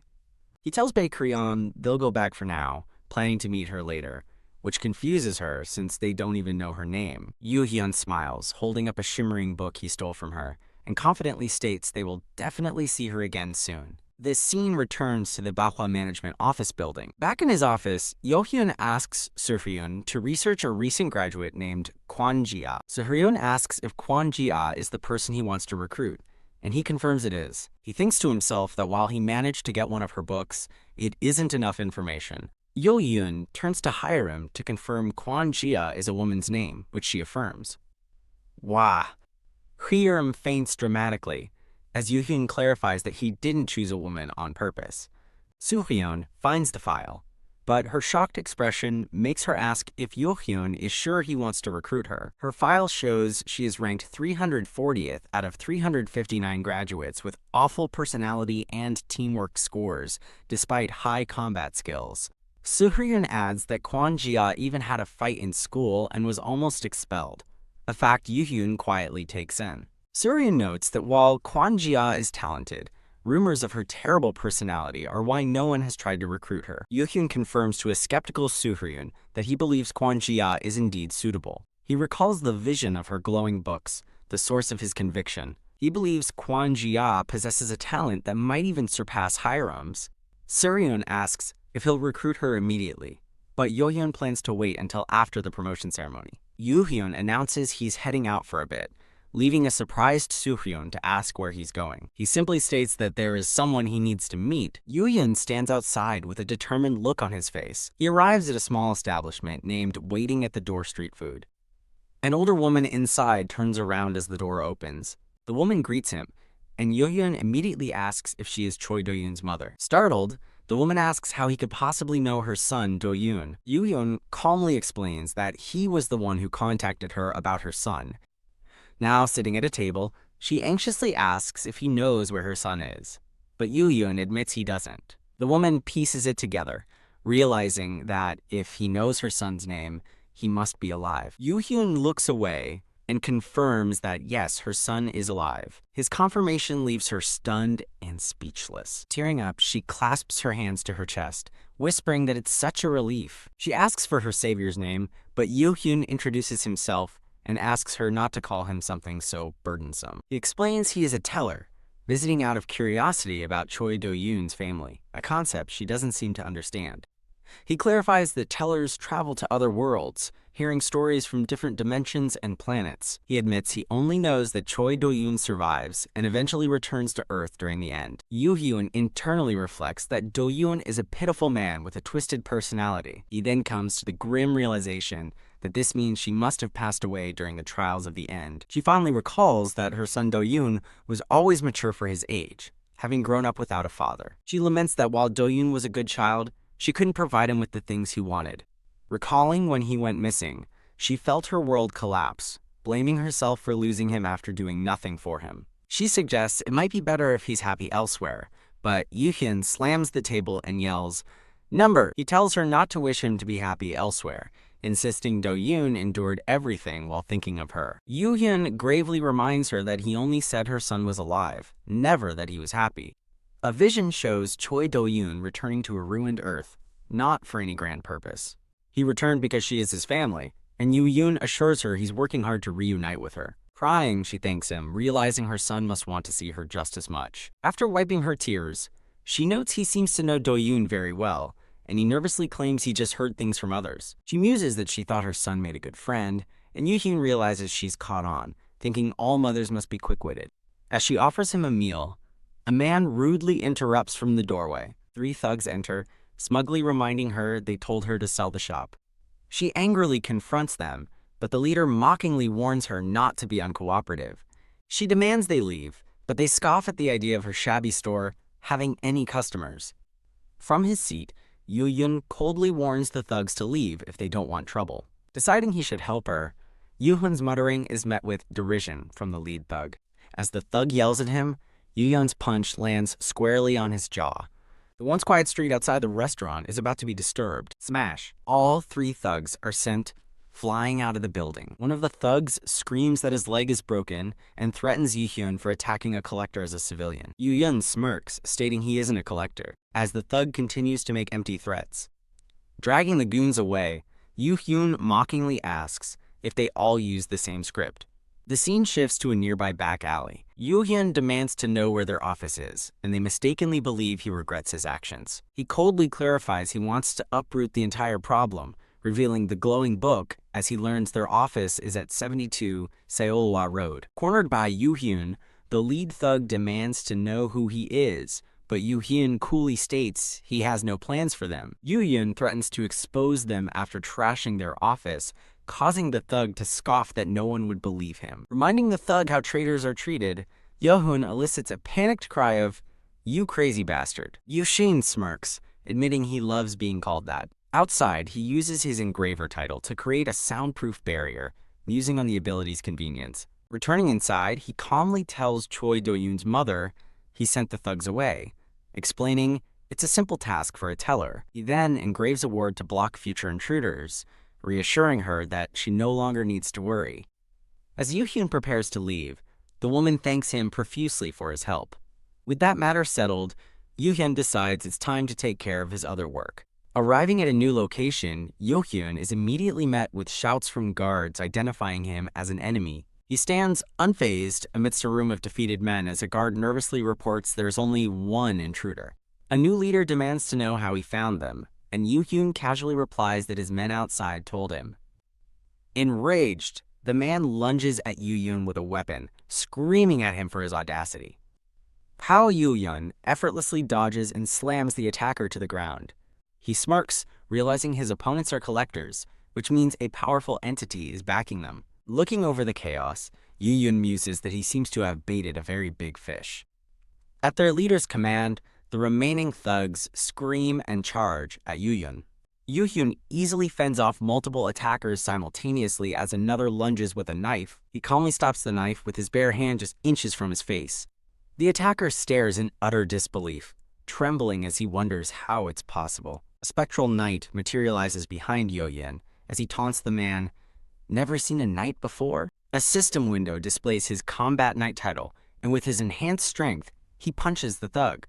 The man goes flying, crashing to the floor as his allies watch in terror. With a confident smirk, Yukyun gestures for the remaining men to come at him all at once.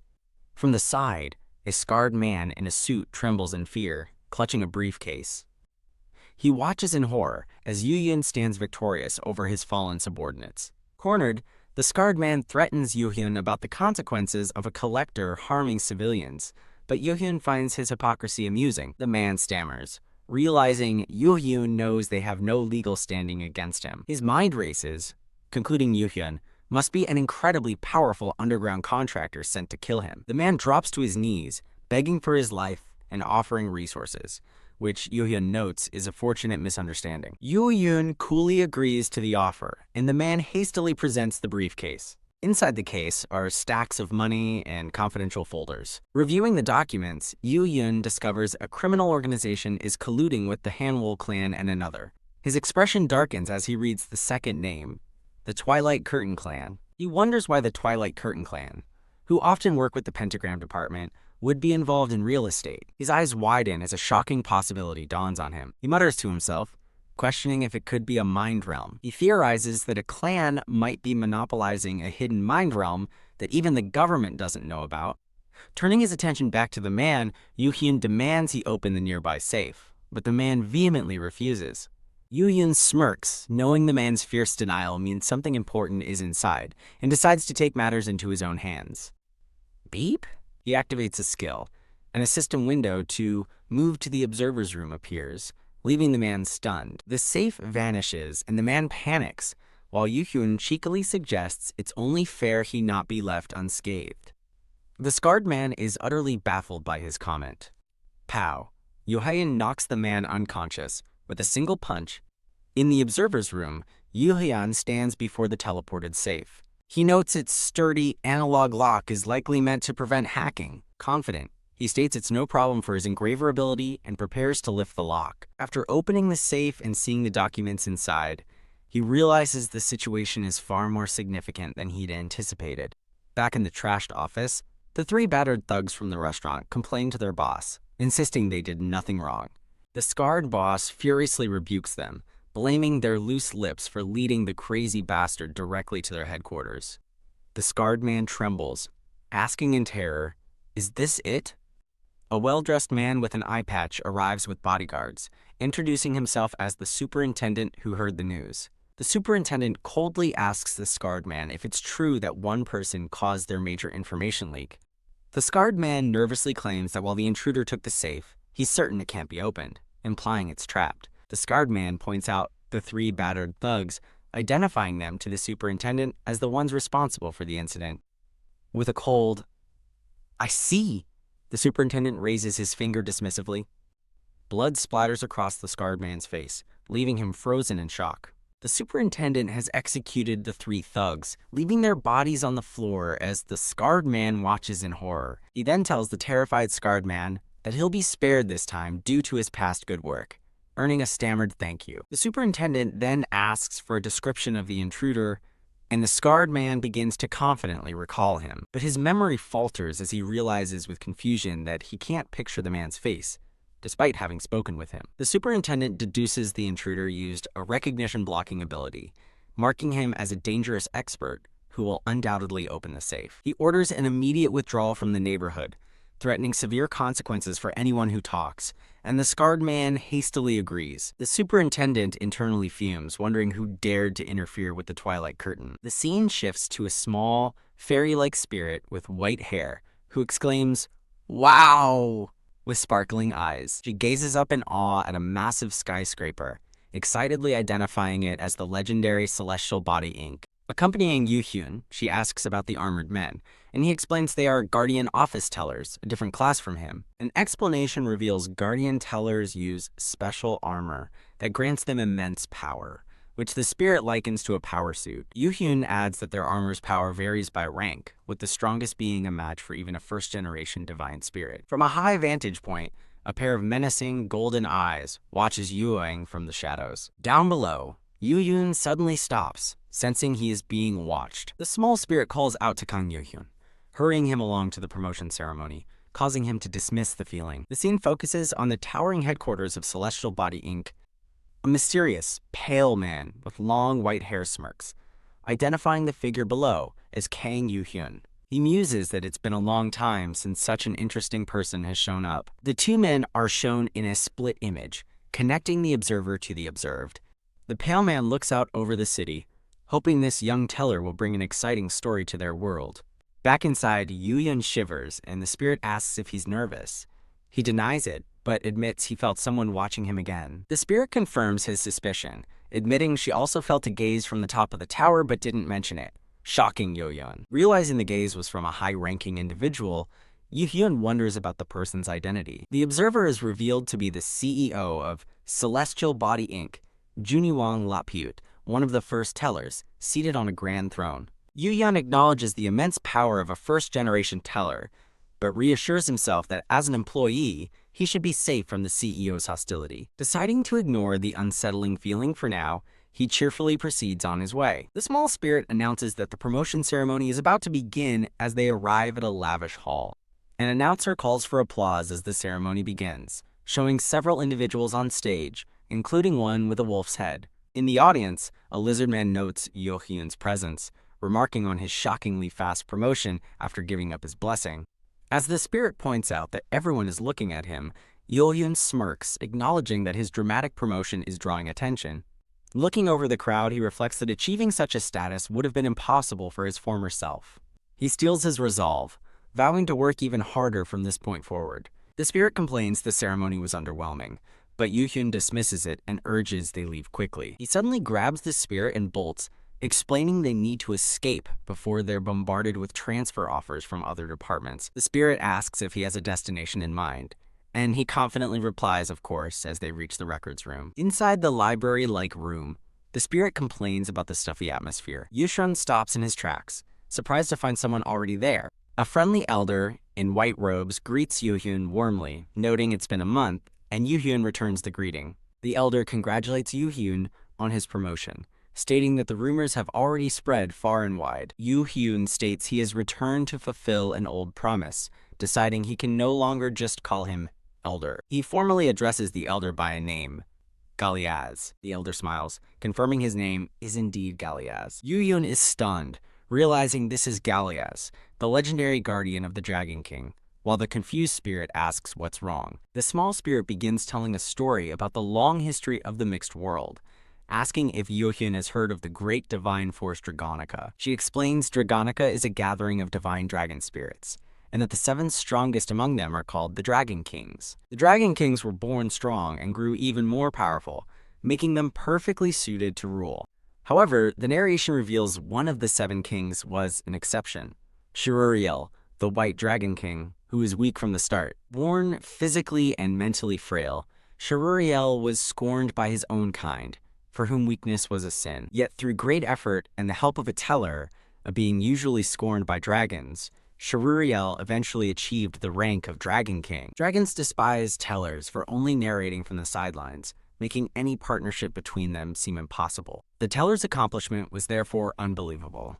He made a dragon his main character, and that dragon ascended to kingship. For this incredible feat, the teller earned the title Guardian of the Dragon King, and his name was revealed to be Galiaz. Back in the present, Galiaz notes Yu-hyun's shocked reaction, dismissing his past deeds as ancient history, and explaining he chose this quiet post to avoid going crazy from running endlessly. Yu-hyun playfully suggests he might retire here too, but then laughs, admitting he's never even considered retirement. Haha. Galiaz laughs at his own foolish question, acknowledging Yu-hyun is far too busy striving forward. Yu-hyun earnestly tells the elder that he can do it too, leaving Galiaz momentarily speechless.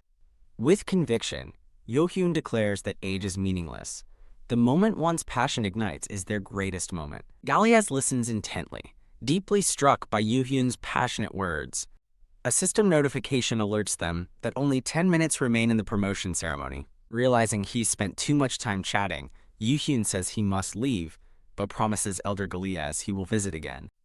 Ho-ho Galias smiles warmly, saying he looks forward to another interesting conversation. Yo-hyun smiles back, enthusiastically agreeing. Peeking from behind a bookshelf, Yo-hyun notes that the coast is clear and decides it's time to head back to Earth. Suddenly, he senses a presence and breaks into a nervous sweat. Startled, he turns to find a red-haired woman standing right in front of him. The woman, dressed in a sharp suit with an eye patch and a cape, stands with her arms crossed, exuding authority. She asks if he thought she'd left, and as he realizes there are still tellers around, his eyes widen in shock at a reflection. He sees a glowing golden book hovering near her, realizing in awe that she must be a department head. She asks if he is on good terms with Galias, and when he confirms, she remarks that knowing the elder's name makes him special. She connects the dots, identifying him as the rumored teller who was promoted in just 1 month, Kang Yo-hyun. Haha, she laughs, delighted that the rumors are true, and introduces herself as Celestina. Celestina leans in, asking if it's true that he gave up his blessing to fight alongside his collector, which he confirms. Kahaha Celestina grabs a startled Yo-hyun, praising his vigor and complaining that modern tellers are all boringly conventional. She directly offers him a position in her department, but Yo-hyun, confused, states he's already in the storytelling office. Hyok! Celestina clarifies that she's also from the storytelling office, the Celestial Being Department, leaving Yo-hyun stunned. The Celestial Being Department is revealed as an elite and highly selective group of top-ranked tellers. It's described as a unique department where size is considered a measure of power. Yo-hyun questions her rapid recruitment, but Celestina confidently asserts that as the department head, she doesn't make offers to just anyone. She formally repeats her offer, asking for his decision and promising to make it worthwhile. Seeing him hesitate, she presses on, pointing out that he's actually considering her offer after quickly refusing others. Yo-hyun acknowledges her department is less restrictive and would suit him, but ultimately, he apologizes and refuses. He explains his decision to work alone, and Celestina listens with a thoughtful expression. To his surprise, Celestina declares he passed her test, noting his rare passion explains his connection to Galias. Yo-hyun confirms he won't change his mind about joining, but then hints there's another way for them to connect, piquing her curiosity. He boldly proposes she hire him as a freelancer, suggesting they can work together when needed, a notion she finds audacious. Celestina admits that while she'd reject anyone else, his bold proposition sounds fun, and building a relationship with him is a good idea. She agrees but clarifies it must be a two-way street, and Yo-hyun concurs, stating he also prefers fair exchanges. They agree to discuss it later, and Yo-hyun excuses himself to see Galias again. As he leaves, Celestina stops him with one last thought. She warns him to watch out for the pentagram department on Earth, predicting they won't leave a teller like him alone. Yo-hyun smirks knowingly as he thanks her for the advice. As Celestina walks away, Yo-hyun's expression turns cold as he internally vows to destroy the pentagram department himself.